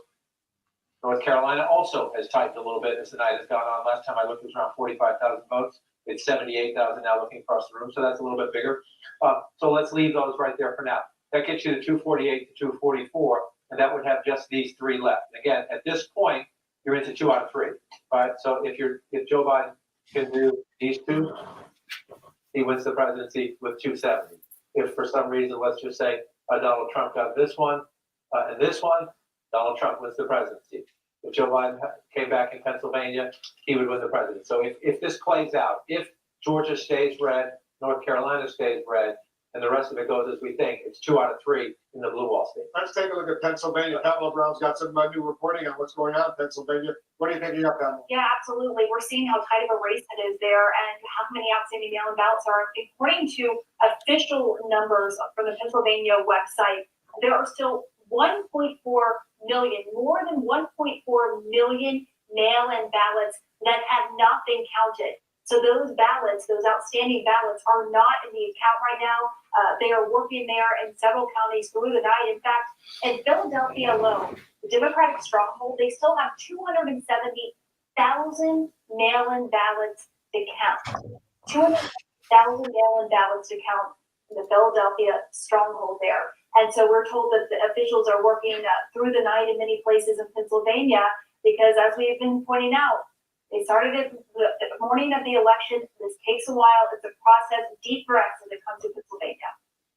Interesting, John, take a look at Pennsylvania right now.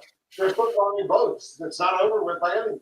No, it's not over, but the math is pretty steep. So here's what's interesting. We need to watch, we need to be transparent. If they have 1.4 million left, and the president's up by 673,000 votes and change, Joe Biden's going to have to win ballpark 75% of these votes. Now, right now, he's not doing that statewide, but these are mail-in votes. These are mail-in votes, and we do know that he was disproportionately winning. Democrats were disproportionately winning the mail-in vote. The question is, can he win it somewhere in the ballpark of 75%? We say 1.4 million. It's a rough number because we're getting the numbers from county to county. But if it's in this ballpark, and that's the president's lead right now, Joe Biden's going to have to win somewhere in the area close to 75% of those ballots to catch up. Can he do that? We're going to have to see and count. That's a steep hill. Remember 4 years ago, we were in Michigan, we were in Wisconsin, Hillary Clinton was behind. Democrats kept saying the votes were there. In this case, mathematically, that's possible. We're going to watch when they count these votes. Joe Biden is going to have his execution among those mail-in ballots, his return rate among those mail-in ballots is going to be off the charts. Now, we do know from data that that's possible because Democrats did disproportionately win the mail-in vote. But that's a number to watch as we count it.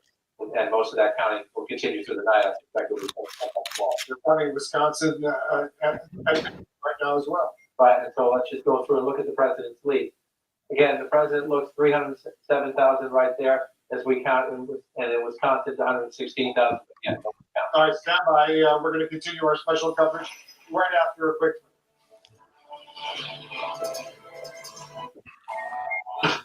Are you ready? All right, here we go. Hey, young man! Get on of that resistance a little more. Do your own stuff. Almost there. All right.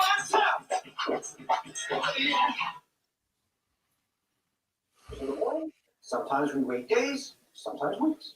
Right. And I think it's also important to remember what happened in 2016. The president won 3 states quite narrowly. Why? Because all the votes were counted and everyone accepted narrow ranges of victory in 3 battleground states. The president and his presidency is living proof that close election results can be adjudicated, can be fairly counted, can be verified, and can establish a president, even though you do it with 77,000 votes spread across 3 battleground states. I'm going to have the last word on this, Anthony. It's great to be with you. We're going to take a quick break. We'll be back with more election coverage. You are, as you well know, watching CBS News 2020, America Decides.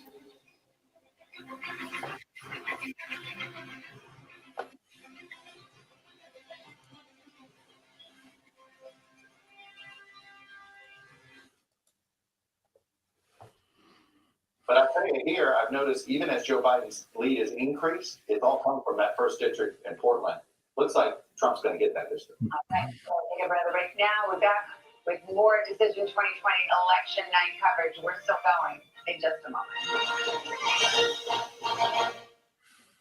America's done it. We've actually elected an internet trolls our president. Shall we? Ladies and gentlemen, Dave Chappelle. Diamonds, the timeless gift. Diamond stackable band. Yeah. $1.29. 1 carat freestone rings $7.99. 1 carat certified designer rings $24.90. 1 carat top white studs. For the exchange, bill apart. Because comics don't keep regular business hours. You probably don't want to listen to our ads. Tomorrow morning to get the help you need now. Call 222-2222. At Guerrero, we are your 24/7 injury attorneys. Now handling talcum powder cancer cases. NBCLX has a unique style of storytelling that's personal, empowering, and engaging. Featuring stories that dig deeper and provide context. But I kind of missed that. Stories that highlight individuals making a positive impact. Let me show you why this matters to you. Stories that connect people to communities and to each other.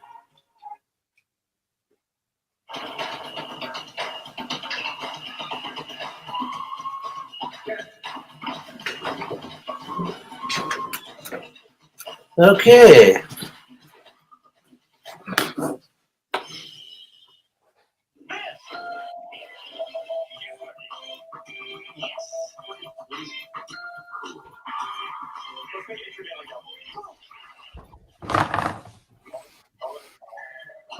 The numbers are for Biden, aren't they? Maybe. Well, they are, as far as I can see them. Yeah, Biden might still win. What do you mean, mate? There's enough room. Arizona goes to Biden. Well, Arizona, and if Biden gets Arizona and Nevada, and yeah. Michigan and Wisconsin, then the rest doesn't matter. Donald Trump, 213 electoral votes. He's won 23 states. He's not going to get Michigan. I think he's going to get Michigan. What's happening in the financial news as they digest these results that are coming in through the night. What the fuck, man? Check what's been happening over the last several hours. Well, and George, stockkeepers, which are an Gonna get myself a last beer, and I'm gonna head to bed. Yes. Fucking 9 in the morning. going into President now they are down more than 400 points. And what Wall Street was looking for tonight was this decisive victory, some sort of closure. And many veterans on Wall Street told me they weren't even necessarily concerned with who would be the winner, but that there was a decisive victory. But this closure that we clearly are not going to have for an extended that's something that we on the market for political reasons. Stop the malarkey. What are you drinking? Without having What? What is it? just a matter of It's beer. inside America as we What's the wait brand? for I these don't. results, but also Tipper. to businesses. Tipper. Businesses make plans, Tipper. adapt to whoever is not It's what I told before. Zipfer is the same word as zipfel, which means dick. But without an L, but an R at the end. sense of who is going to be in that office. They have to delay big decision making. I was brought up. Delay that decision. What we drink. Especially in an economy like this one where unemployment That's really good beer. 9%, 12.6 million Americans are out of work, 22 Austrians have great beer. benefits. Almost 8 million people have slipped into poverty in the last handful of months. These are really that time delay. I have only been in Austria And pressing issue. Not to say for, what is it, the few kilometers that I took the train from like Switzerland down to Germany. And Yeah, about the only went through a short piece. Well, at least you've been driving through us. Why not? Yeah. At least you've seen. At least you've seen Europe. That's important.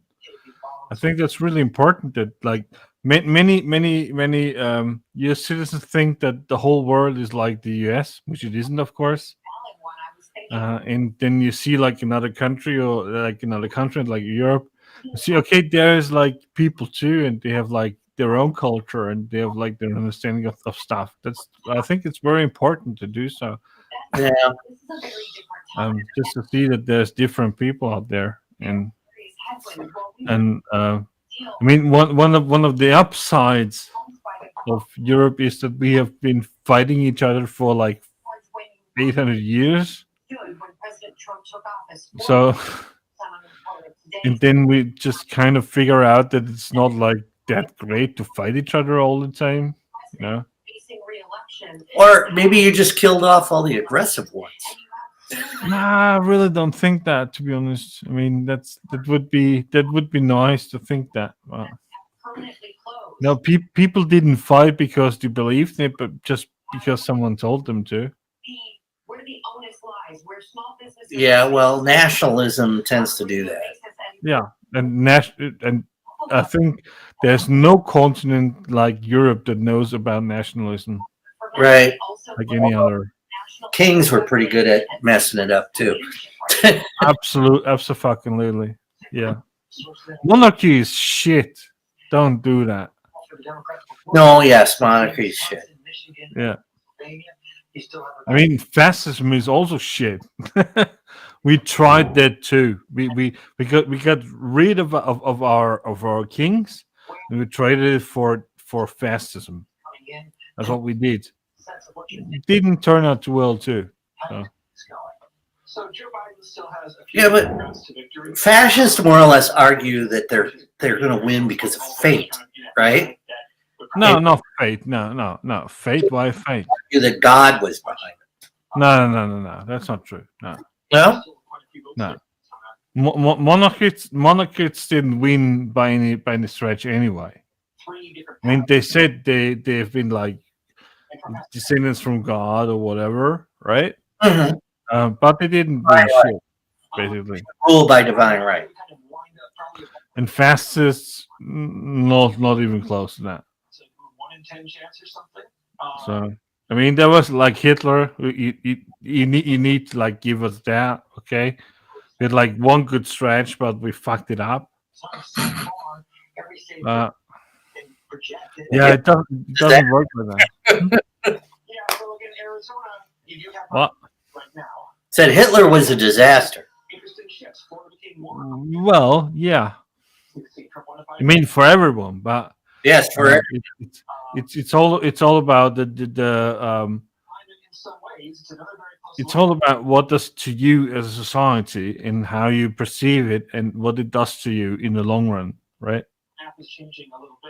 And Europe has like at least 1,500 years of constant fighting with each other. Pretty much.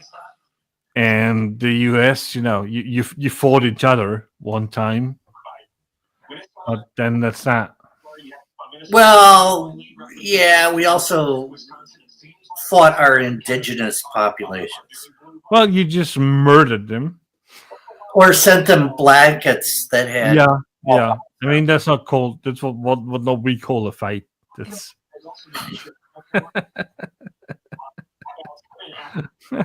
Yeah. Yeah, genocide is kind of nice. As I recall from reading my Hitler, he actually admired America's ability to subjugate the indigenous population. Yeah, because like the Ubermensch, and you need yeah, you need growing space. Yeah, exactly. It's just terrible.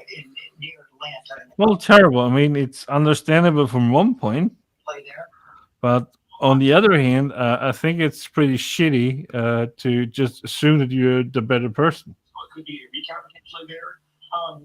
Yeah, I mean,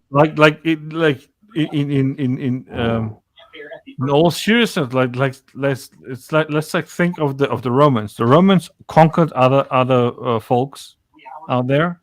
Yeah, but they didn't abolish them. They didn't kill them. No. Well, until they became Christians. Well, that was like hundreds of years later.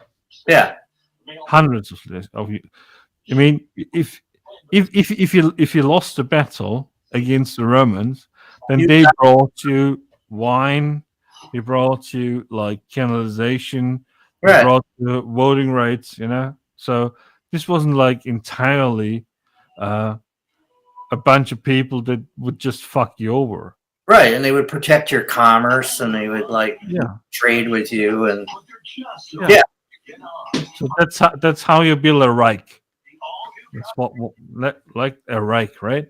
And then fucking Hitler came along and said, "Well, let's build a Reich by destroying everyone else that doesn't think like us." And that's fucking shitty. That's Yeah, well, I mean, conceptually, concept of rape is weird, fuck already. right? I mean, if you want to build a Reich, you need to bring everyone in. Yeah, right, and that's universally. I mean, we as pirates also think, let's not like get anyone excluded. Let's bring everyone in, find the right solutions, find the right ideas. Let's move on. I think that's just an issue, though. Whenever you create a government that's dependent on using oppression as a means to maintain itself, it will eventually implode. Yeah, true enough. Yeah, you bring people in. Then the Romans understood that. That's what made them a world Reich. That's what made them. Yeah, they just couldn't figure out prime culture. So that was the worst thing the Romans had was the conquest of Palestine. That's a different story. Yeah, but that was because. Well, and again, that was the whole thing of converting the empire to Christianity, because they were just against anybody who was a monotheist before that. That's who they were against. That was the weakness of the empire. Yeah. Fair enough. And it's still like the stupidest thing of ever, like that ever happened in the world. What? That some people just decided that there's one thing that we believe in, and only that one, and all the other guys are now like we can just like cut their throats and fuck them over as long as we want. And that's what made religion, which was an inclusive thing back in the day. Yeah. In the Roman Empire or even before. Religion was an inclusive thing before that. And then we just started to kill people because they have worship opinions or whatever. Gods, or we'll worship the Egyptian gods. We'll just worship all of them. Yeah. Why couldn't we like for example, like Israel, which is to this point the point of problems in the world religiously. Yeah. Why could we just say, well, then fuck it all. Then let's like you have it that way and we have it that way, and what? Then we build a McDonald's over there and it's fine. Yeah. But that's not what's happening. That's and it never happened. That's we're still like to a point fighting each other for made up beliefs that no one. It doesn't help anyone to believe in that shit at all. Actually, the Persians were really good at accepting the others. I mean, the Persian emperors rebuilt the main temples of the religions of the places they occupied. You know, Cyrus the Great rebuilt the temple in Jerusalem. I don't know anything about that because I haven't read up on that. Yeah, they were Zoroastrists, and the Zoroastrists. What I'm saying is back in the day, kings understood that you can't abolish religion. They understood that. Yeah. So they incorporated religion. Right. And that's not what we're doing now. We are now back into a state where religions fight each other, including, of course, the U.S. Because people want exclusionary religions. What do you mean? No. What do you mean exclusionary religions? They claim their religion is their God is the only real. Yeah, but you had a president that's called George W. Bush who said fighting in Iraq is a holy crusade. He said that. Yeah. Yeah. So your president said to the world, "We're having a holy crusade against the Muslims." Yep. What the fuck, guys? Didn't have any right to do. And you're a secular country by definition. Yes. That's where you remember. Right. It says in our Constitution that you. Yeah. do. You know. The Constitution has a. But you did that, and then you like enter the country that you should never have been on at all. Then you Iraq is a complete. And you won, of course, because you're awesome. But then you wonder why there's like 18-year-old Muslims exploding in crowds of people for no reason, as you claim. Yeah. There is a fucking reason. Because that's because you can't go out and bomb people in other countries where have never declared war against. Yes, Bomb people because you think it's the war against terror.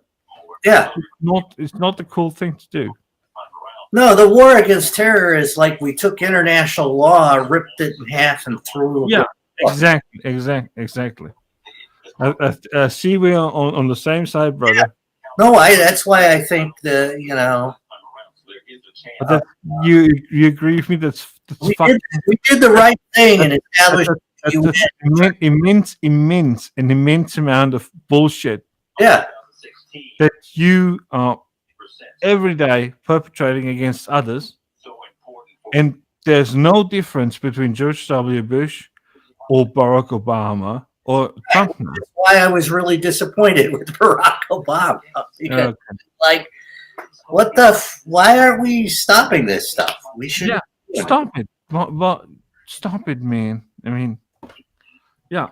Then I'm just like, I thought you're on my side, but yeah. Well, if speaking for myself, if Biden gets in, I'm going to be agitating that we become go back to this concept of international law and not, we shouldn't be flying drones over neutral countries or countries we aren't at war with. We shouldn't be launching aggressive acts in countries that we aren't at war at, and we shouldn't go to war unless we have an act of Congress saying that we are going to go to war. And they shouldn't go to war at all, to be honest. I think there are times in history where there are times, and let's go back to that. When have there been times when going to war seemed necessary? Well, usually if you're attacked. Okay, when have the U.S. been attacked? The last time was Pearl Harbor. Then we agree on that. That's exactly when when that happened. Right. Yeah. Do we absolutely agree on that? I believe that was the last time we declared war. And then everything you did was justified, and that was like proper response. Right, and we also created an international coalition. But 9/11 wasn't, was it? No, 9/11 wasn't. Okay. 9/11 was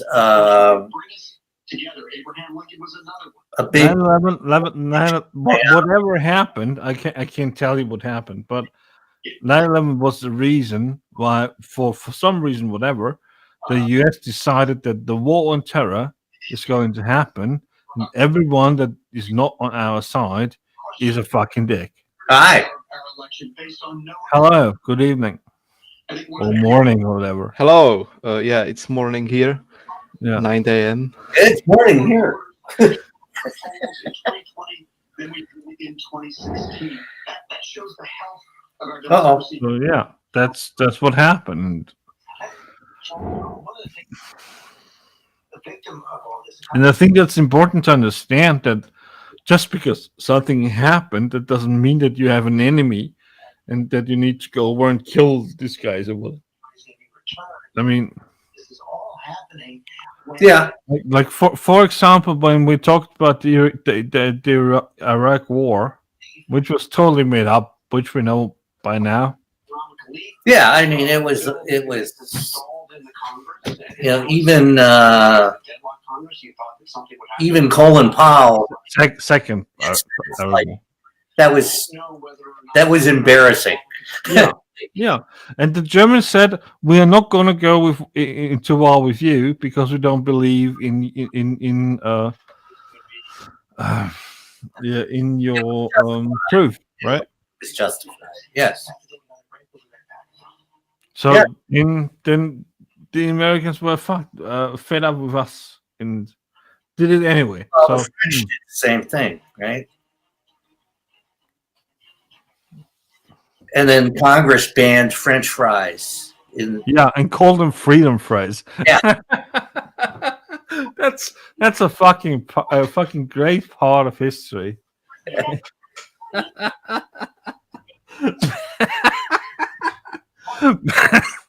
Banned French fries, called them freedom fries. Well, And then especially they're really it's the not fucking same French. thing, but then it's fine. Right. You changed the name.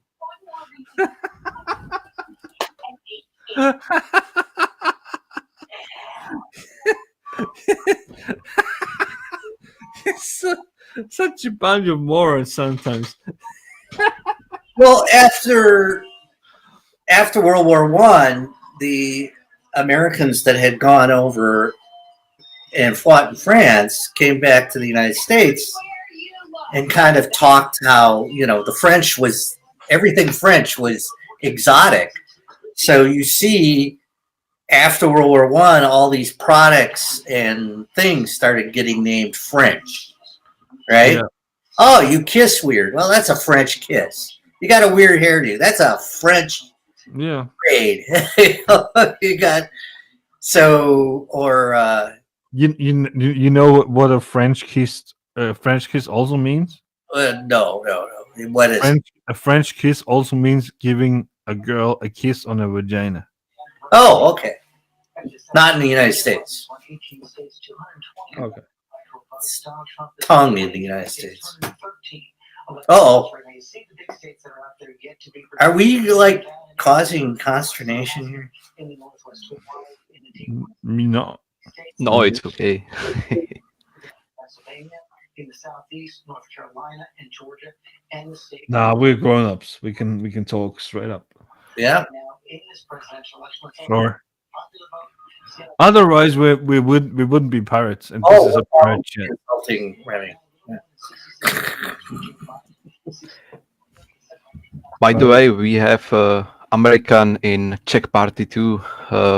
One guy from America joined our region pirates about a month ago. Oh, okay. You don't demand that you be Czech to be part of the country. No, our prime minister is Slovak, so Okay. See, we actually have laws in the United States about you can't, if you're not an American citizen, you cannot give money to a political party in the United States or be a member of a political party. You can if you got dual citizenship or I think a green card. You can. yeah, he actually lives in Czech for a while, so it's not a problem. He lives here for a few years, but he's not speaking Czech, so we have to translate some newsletters and things to him, and our meeting on Mumble have to be in English for a while. Well, that's accommodating. The instant results are from naturally based silicates found in shale rock. Once I mean, applied, that's kind of nice that you're accommodating this guy. bags and wrinkles in minutes. At our $14.95 price, it's the best time to try Plexiderm and see it work for you. The coffee must be good. Bags make you look tired. Overlooking you. Take the Plexiderm. I was thinking I need some coffee. For only $14.95. Just go to plexidermtrial.com or call them. Yeah, get some. I'm lighting the last cigarette and I don't know what I'm waiting for. I guess I'm waiting for the gunfire outside or something. Yeah, we're all waiting for that, but it's not going to happen, which is a good thing. Yeah, I hope not. Now I've been waiting and expecting the whole night for like on social media. There's like fake news out there and like fake messages about people getting killed or whatever, and nothing happened like that. It's fine. It's actually it went way better than I expected. Yeah, Ted Cruz could run, even though he was born in Canada, because his mother was American. If I remember right, if you are the son or daughter of an American and you're born overseas, you're still considered a citizen.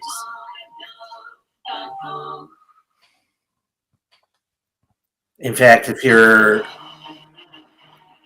the other way is if you come to the United States and you have a baby, then the baby's automatically an American citizen. In theory. That's in Czech Republic too. It's in the Constitution. In theory. Well, on paper. No, well, it's the paper that's considered the law of the land. So. Well, but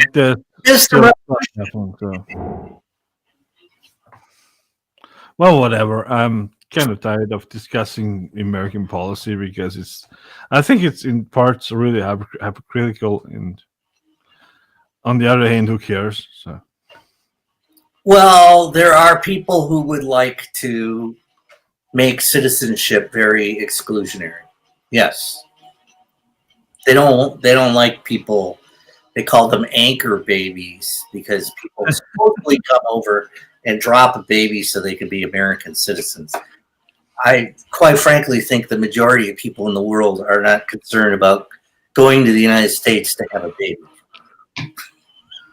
It's also hypocritical in that way because a lot of the part of the economy that's really working in the U.S. is based on those people. So, well, it's based on immigrants, yes, not the baby. Yeah, which is like modern slavery. That's what it is. Yes, because you can, especially if they don't have a path to citizenship and they're here illegally, then the person who's hired them can hold that over their head. They could say, well, I can go to INS and get you deported if you complain about how much you pay. And still, a lot of the celebrities you have are using them for, like, the gardenery or whatever. So, yeah, of course, a lot of our celebrities are Canadian.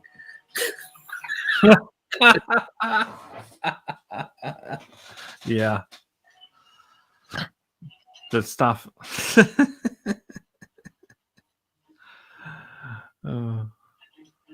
Needs to go. Be right back. Statement. Okay.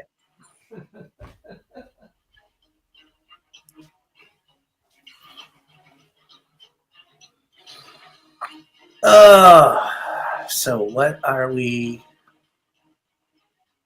I don't think anything is going to be resolved until like 5 o'clock in the morning. Who am I?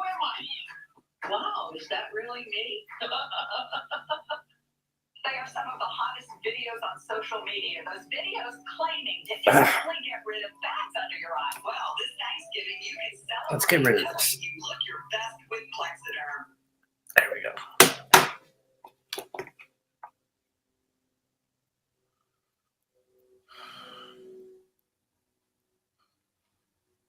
So, hello world, you must help us.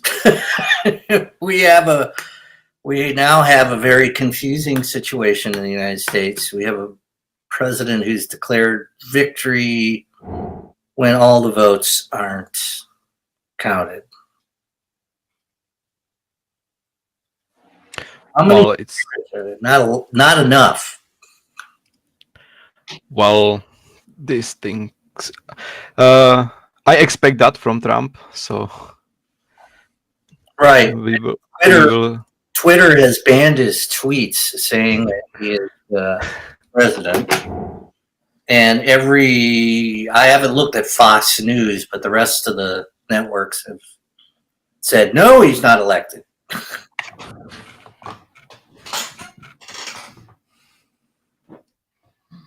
But Fox might say he's elected. I don't know. I haven't looked at that up.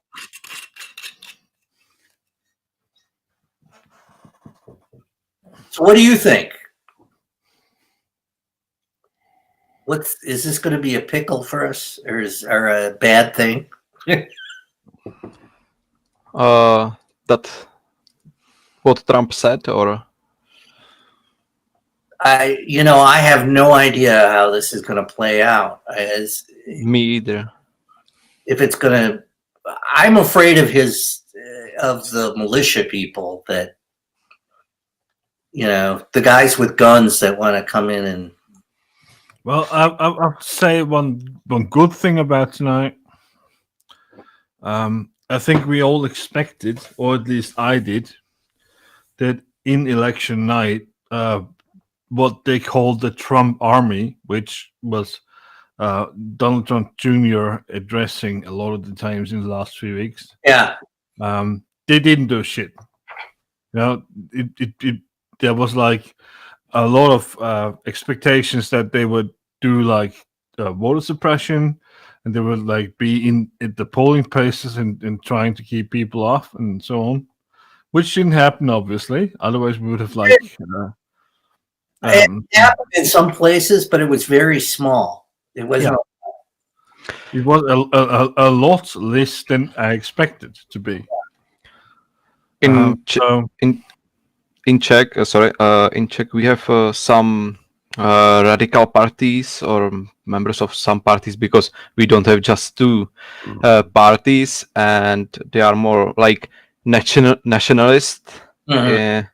Their leader is Asian Tomio Okamura. He's from Japan, but they are Czech nationalists, and we were scared about their actions too, because they really live in deep fake news and hoax, and they are manipulated in their groups on Facebook and social media and emails, and they are scared that pirates will bring some Muslim immigrants to their homes and say, okay, now you have to live with one Muslim in your 2+1 flat or something like that, and they are really crazy about it. And if you go in pirate t-shirt in public transportation, you can get harm in some cities. We had one guy who get punched just because he was pirate and needed to go to hospital. So it happens everywhere, these people, but sadly they believe in lies. They believe in something bad will happen, but if Biden wins, nothing bad will happen to them, really. Nobody, in our case, no one wants to say them, you have to live with some stranger or with somebody. That's lies and fake news and these things on social media. But after elections and in elections, it wasn't so hyped as we were scared. They were located just in social media. They were saying they are going to do something, but they just just in some occasion times really did something, but mostly just be like a dog behind fence. So bullies, basically. But they are saying that they are defending Czech people and Czech country, and in that name, a few years ago, one older guy chopped a tree on trainway and said Muslims did this. Oh. But he did this, and on trial he said that if they will vote pirates and we will bring their Muslims would do this. But that Czech guy did this. It's really some crazy shit. Oh, well, look, there is this the Boogaloo Boys, which is a loose organization of people that are kind of, as I said, they're kind of like, they're very weird. They're against the federal government. They're against the left, and they, like in Minneapolis, they went and broke windows at a store to start looting, and they actually may have started the fire in the police station and shot it up. And I saw a couple of them in Chicago attempting to break windows and start looting.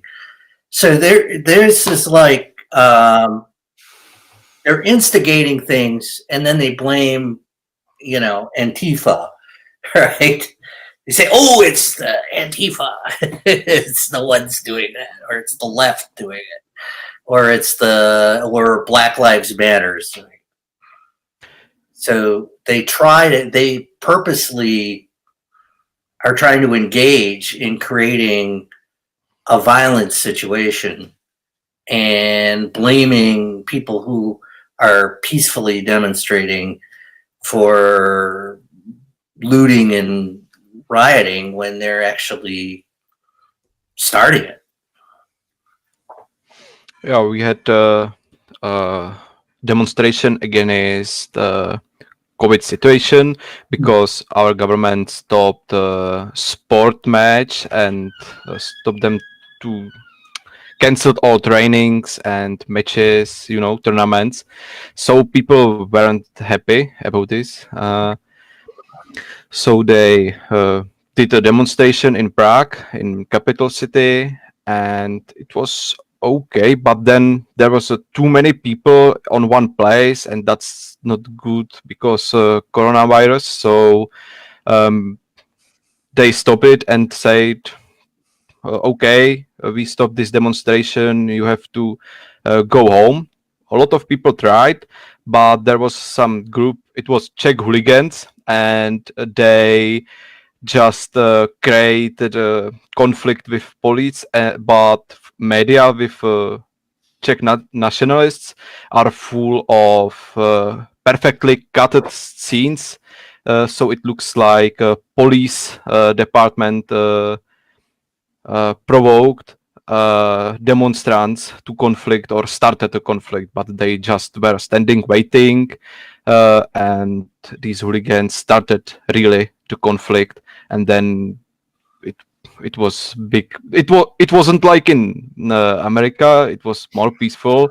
It ended in about hour day because there was about a few hundred people, and just about 100, maybe less, were violent, and we had polices from whole country there, so it was really quickly stopped and silenced.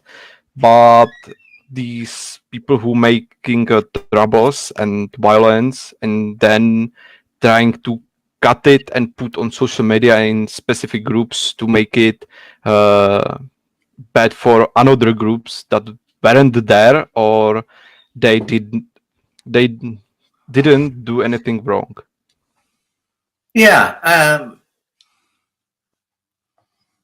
like the Black Lives Matter movement in the United States is organized by people that do not believe in violent protests, and they do not commit violence. So it's other people that get involved and do the violence.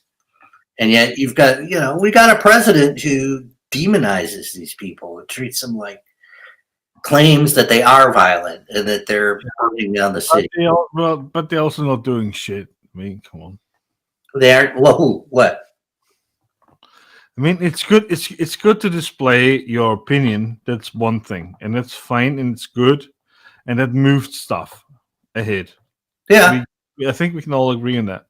But it didn't change anything about the how the United States is working at all. I mean, like, let me give you an example. There was like Occupy Wall Street, like, yeah, and I think like 8 years ago, whatever. And that was a huge thing also, and we all thought now things are going to change.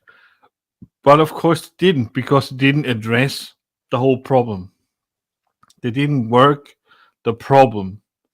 They had an opinion, and they had an opinion, and they showed it, and they protested, but they didn't do shit to fuck up the system that they're into. Yeah. Like 2 examples. I'll give you 2 examples. First up, if people who would be involved in Occupy Wall Street would have joined the police force, we would have now people in there. Like, Occupy Wall Street took almost 2 years, right? Yeah. You can be a policeman in less than 1.5 a year. Yeah. So if people would just like go into the police force, we would have people in there who told us what to do and what's fucking happening, right? They didn't do that. On the other hand, they didn't fuck up the system as it is. Like, another example, if like people decided, okay, we all gonna put up a suit and go into the banks and apply for like incredibly loans that we would never ever gonna get, these banks would have not been able to conduct any business for years. We could have done that. Yeah, there are different ways to protest in ways that are probably a lot more effective than just having a big march down the street. Yeah, of course. In a fucking drum circle. Who gives a fucking... Who cares about drum circles? Fuck that, man. The people with the drums? Yeah, we could have gone out there and clog up the whole banking system for a half year. We couldn't have done like any regular business. We could have done that. You know, fuck the system up. Come on. And what about people who just have a bank account here and didn't know about what you are doing, and they now will have blocked accounts and get in some financial bad situation because of this? Well, there are other ways. I mean, there are people who, for example, there have been some social justice groups that go and they buy stock in corporations that they feel are doing bad things, and then they'll show up at the stockholder meeting and essentially protest at the stockholder meeting because they have the right to bring things up to the board of directors, and they'll directly confront the people. I mean, that's a little more creative than standing outside of the building having a demonstration. At least you know you're talking to them. I don't know. I really need to go to bed. I'm sorry for checking out now, but it's like early 10 a.m. in the morning. Oh, jeez. Yeah, and I have things to do. So yes, thank you for the evening. It's been fucking amazing. Please keep on for Biden. I think we can win this. Yep. Well, get some sleep so you can drink tomorrow. Yeah, I will. Please be sure of that. But in about 8 hours, I'll be back here, and I hope that we are not the losers here. Yeah, at some point here, we're gonna have to shut things down for a couple hours. Yeah. Hope Orange Man doesn't win. Yeah, I don't want the Orange Man to win. Good night, guys. Good night. Good night, you too. So I got a question. So how are we? Oh, Occupy was infiltrated.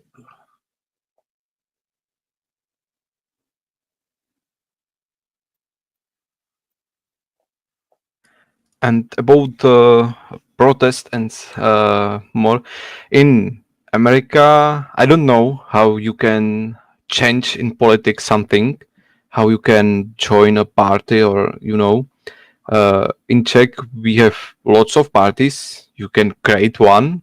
It's not so hard, and I don't have to go to demonstrations and just stand there because it mostly have no effect. I joined the Pirate Party, and next year, hopefully, we are going to create a government and win elections.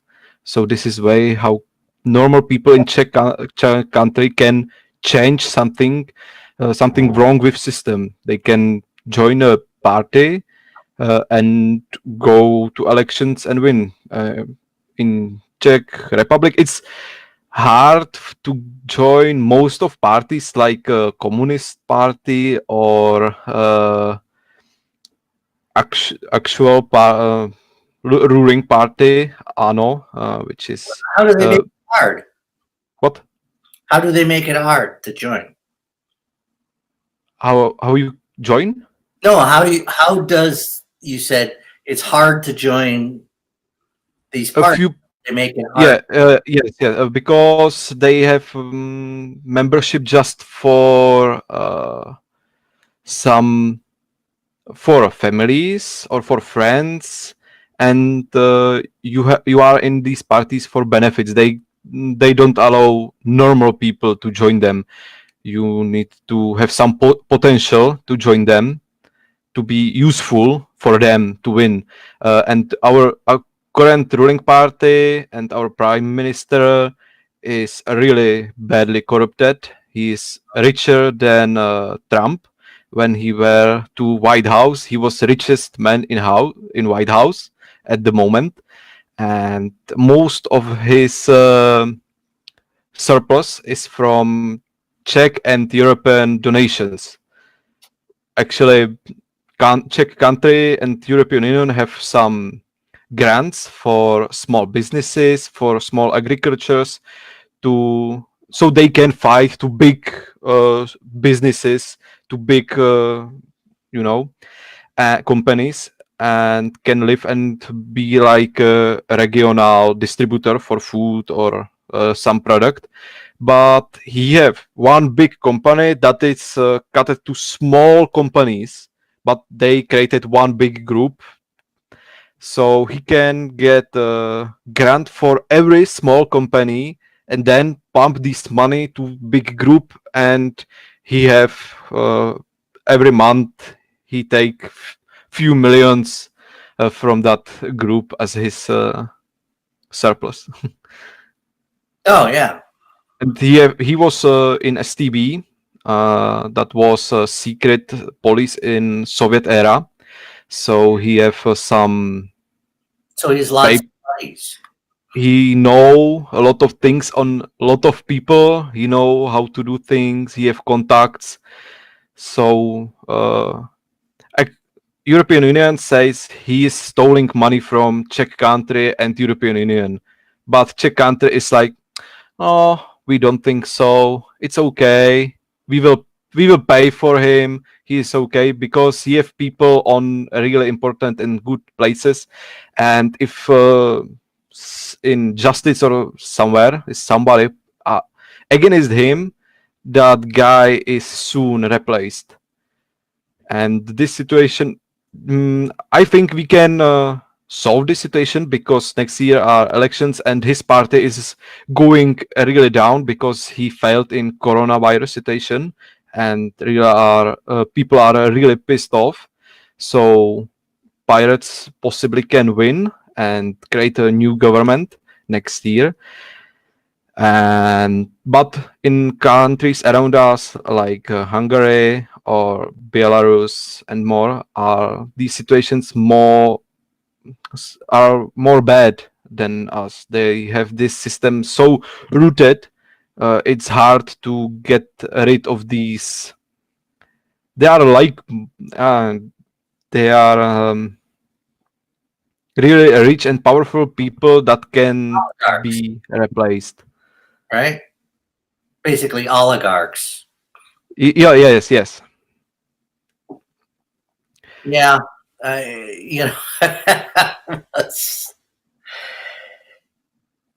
Yes, Trump is our oligarch. But he don't have so much money as our oligarch, and we are a really small country. Well, yeah, but what he does, he borrows his money and then doesn't pay people back. And Czech party is specific. Czech Pirate Party is specific in that everyone can join us or help us to do something.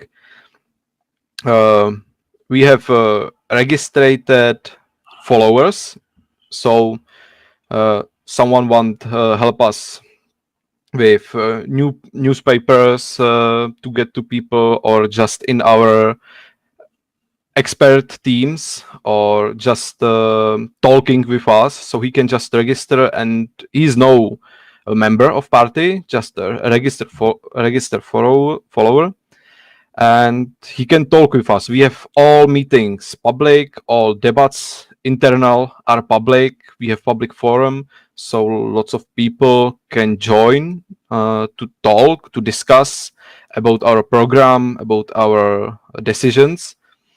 And if you are co-working with us for a few months and it's good looking, you can just ask to join. You have to pass the grill session, like all the members are asking you really personal questions about drugs, about what do you think about marijuana legalization, what do you think about this or else, about gays, LGBT, and more. And then we decide if this guy is okay with our program and codex and everything, and then he can join. He have to pay membership fee that's about 200 crowns minimum and 50,000 crowns maximum. 200 crowns is about $10 per year. Oh, okay. And because we don't have sponsor, we just live from fees and some donations from people, but we don't have some businessmen or something like that behind us. So it's really difficult to make campaign against these oligarchs or communists or others that have really big sponsors behind their campaigns and making campaigns with black money that is not evident. Mm-hmm. So you're not well funded, except through fees. It's more crowdfunded. Yes, grassroots is what they call it in the US. We have a lot of volunteers. We are primary. We grew on volunteering, and now we are so big we can do everything on volunteering because it's administration and a lot of things. but we are trying to keep this minor thing because our other parties don't have so large volunteer connection as we. If you go to in elections, if you go to other parties' campaign stand, they give you brochure, and if you ask about something, they are like, I don't know, I'm just paid to give brochures. I don't know nothing about this party. And if you go to our, we have always pirates here, so they can talk with you like humans, not every time like politics, but like normal people, because most of us are just normal people that were pirate shared and want to do something good. Yeah. Yeah, we don't have any oligarchs in our party either. So George Soros don't want to pay us. Oh, well, I don't know. I think George Soros is more known by the right than the left in some ways. In Czech Republic, people believe he is behind a pirate party, and he is main sponsor of pirates, and he is he's controlling us as puppet. Is this the right that says that? Is that the right-wing parties that say that? More nationalists. Yeah.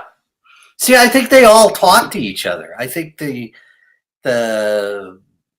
neo-Nazis and the KKK and some of the more extreme members of the GOP, they talk to parties in other places. They talk to European right-wing parties. I don't think, but it's looking like that because it's similar. But I don't believe they can cooperate on such large scale. Well, you would think that nationalists from two different nations would have problems cooperating because they are nationalists. It's like kind of like organized anarchists, right? And in Europe, it's now migration a big deal. Mhm. Like I don't know if it's still a big deal in America. Yeah, but a lot of the immigration problems of Europe have been caused by the wars caused by the United States. Right? Yeah, but most of people don't divide migrants like economical and political migrants. Mhm. For most of people, they are just migrants that come here and want to make their own country in our country or change us. They think they won't change our society and change our schools and religions. And you think that? yeah, it's a really big deal that they are scared that Muslims come, and they are scared about terrorism a bit, but I think terrorism is more a human problem. It's we have this is a bad thing, but it comes from all sorts of groups, people or extremist groups. But mostly they are scared that Muslims come and put meshitas in city, and their childs have to learn about Islam, have to learn their things, and they are worried about You mean Islamization. They call it Islamization of country. going to impose Sharia law in your cities or something? Is that what they're Again? In the United States? Some groups are afraid of Muslims because they're afraid they're going to implement Sharia law, which is either, Islamic law, although it's very loose, actually. and but definition changes a lot. nothing like this implementation not going to happen. It's not going to happen. Never. You can.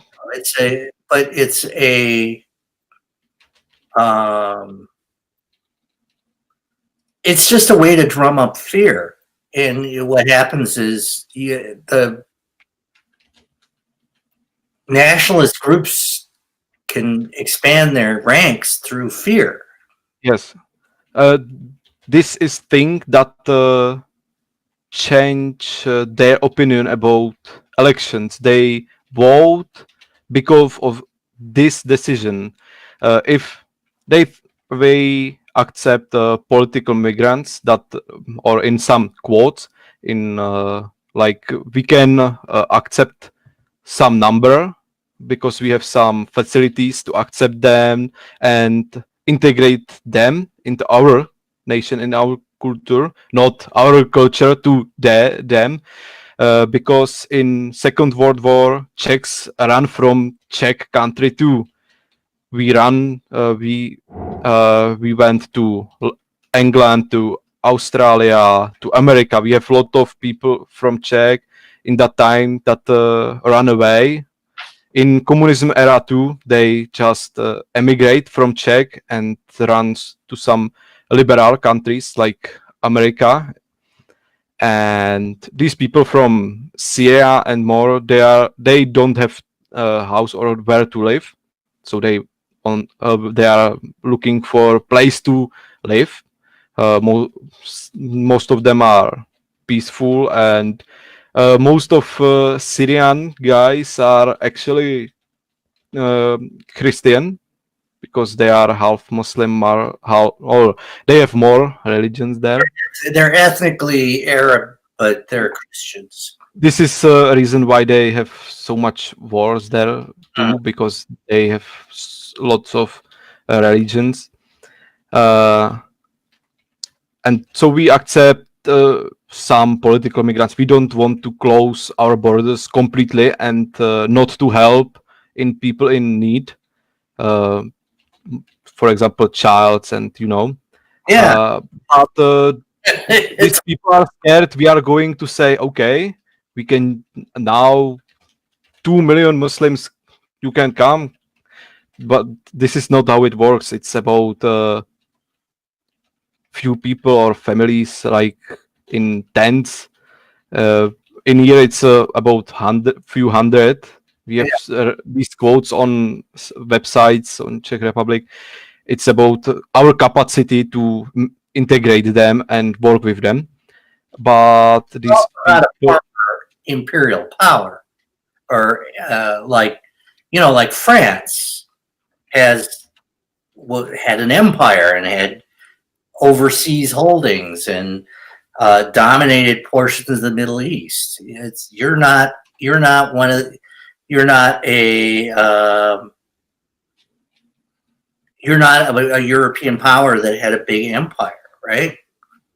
Not in the Hungarian Empire, I suppose, but you didn't have control of like parts of Southeast Asia or Africa or the Middle East, like France or Britain. They have a different immigrant problem than you do. They have people that actually have political, economic ties to them. Yeah, and they have direct borders to these problematic countries, and we need to solve problems in these countries and solve why these people want to migrate to Europe. We want to help these countries to be normal place where Africans can live in Africa, Syria, because they don't want to move too. They don't want to go to Czech Republic when nobody is speaking their language. Nobody is selling stuff they want that they have had in Syria.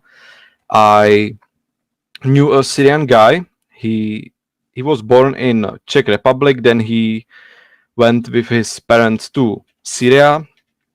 where he went to school, when he lived. But then war comes, and his school was crashed by tanks.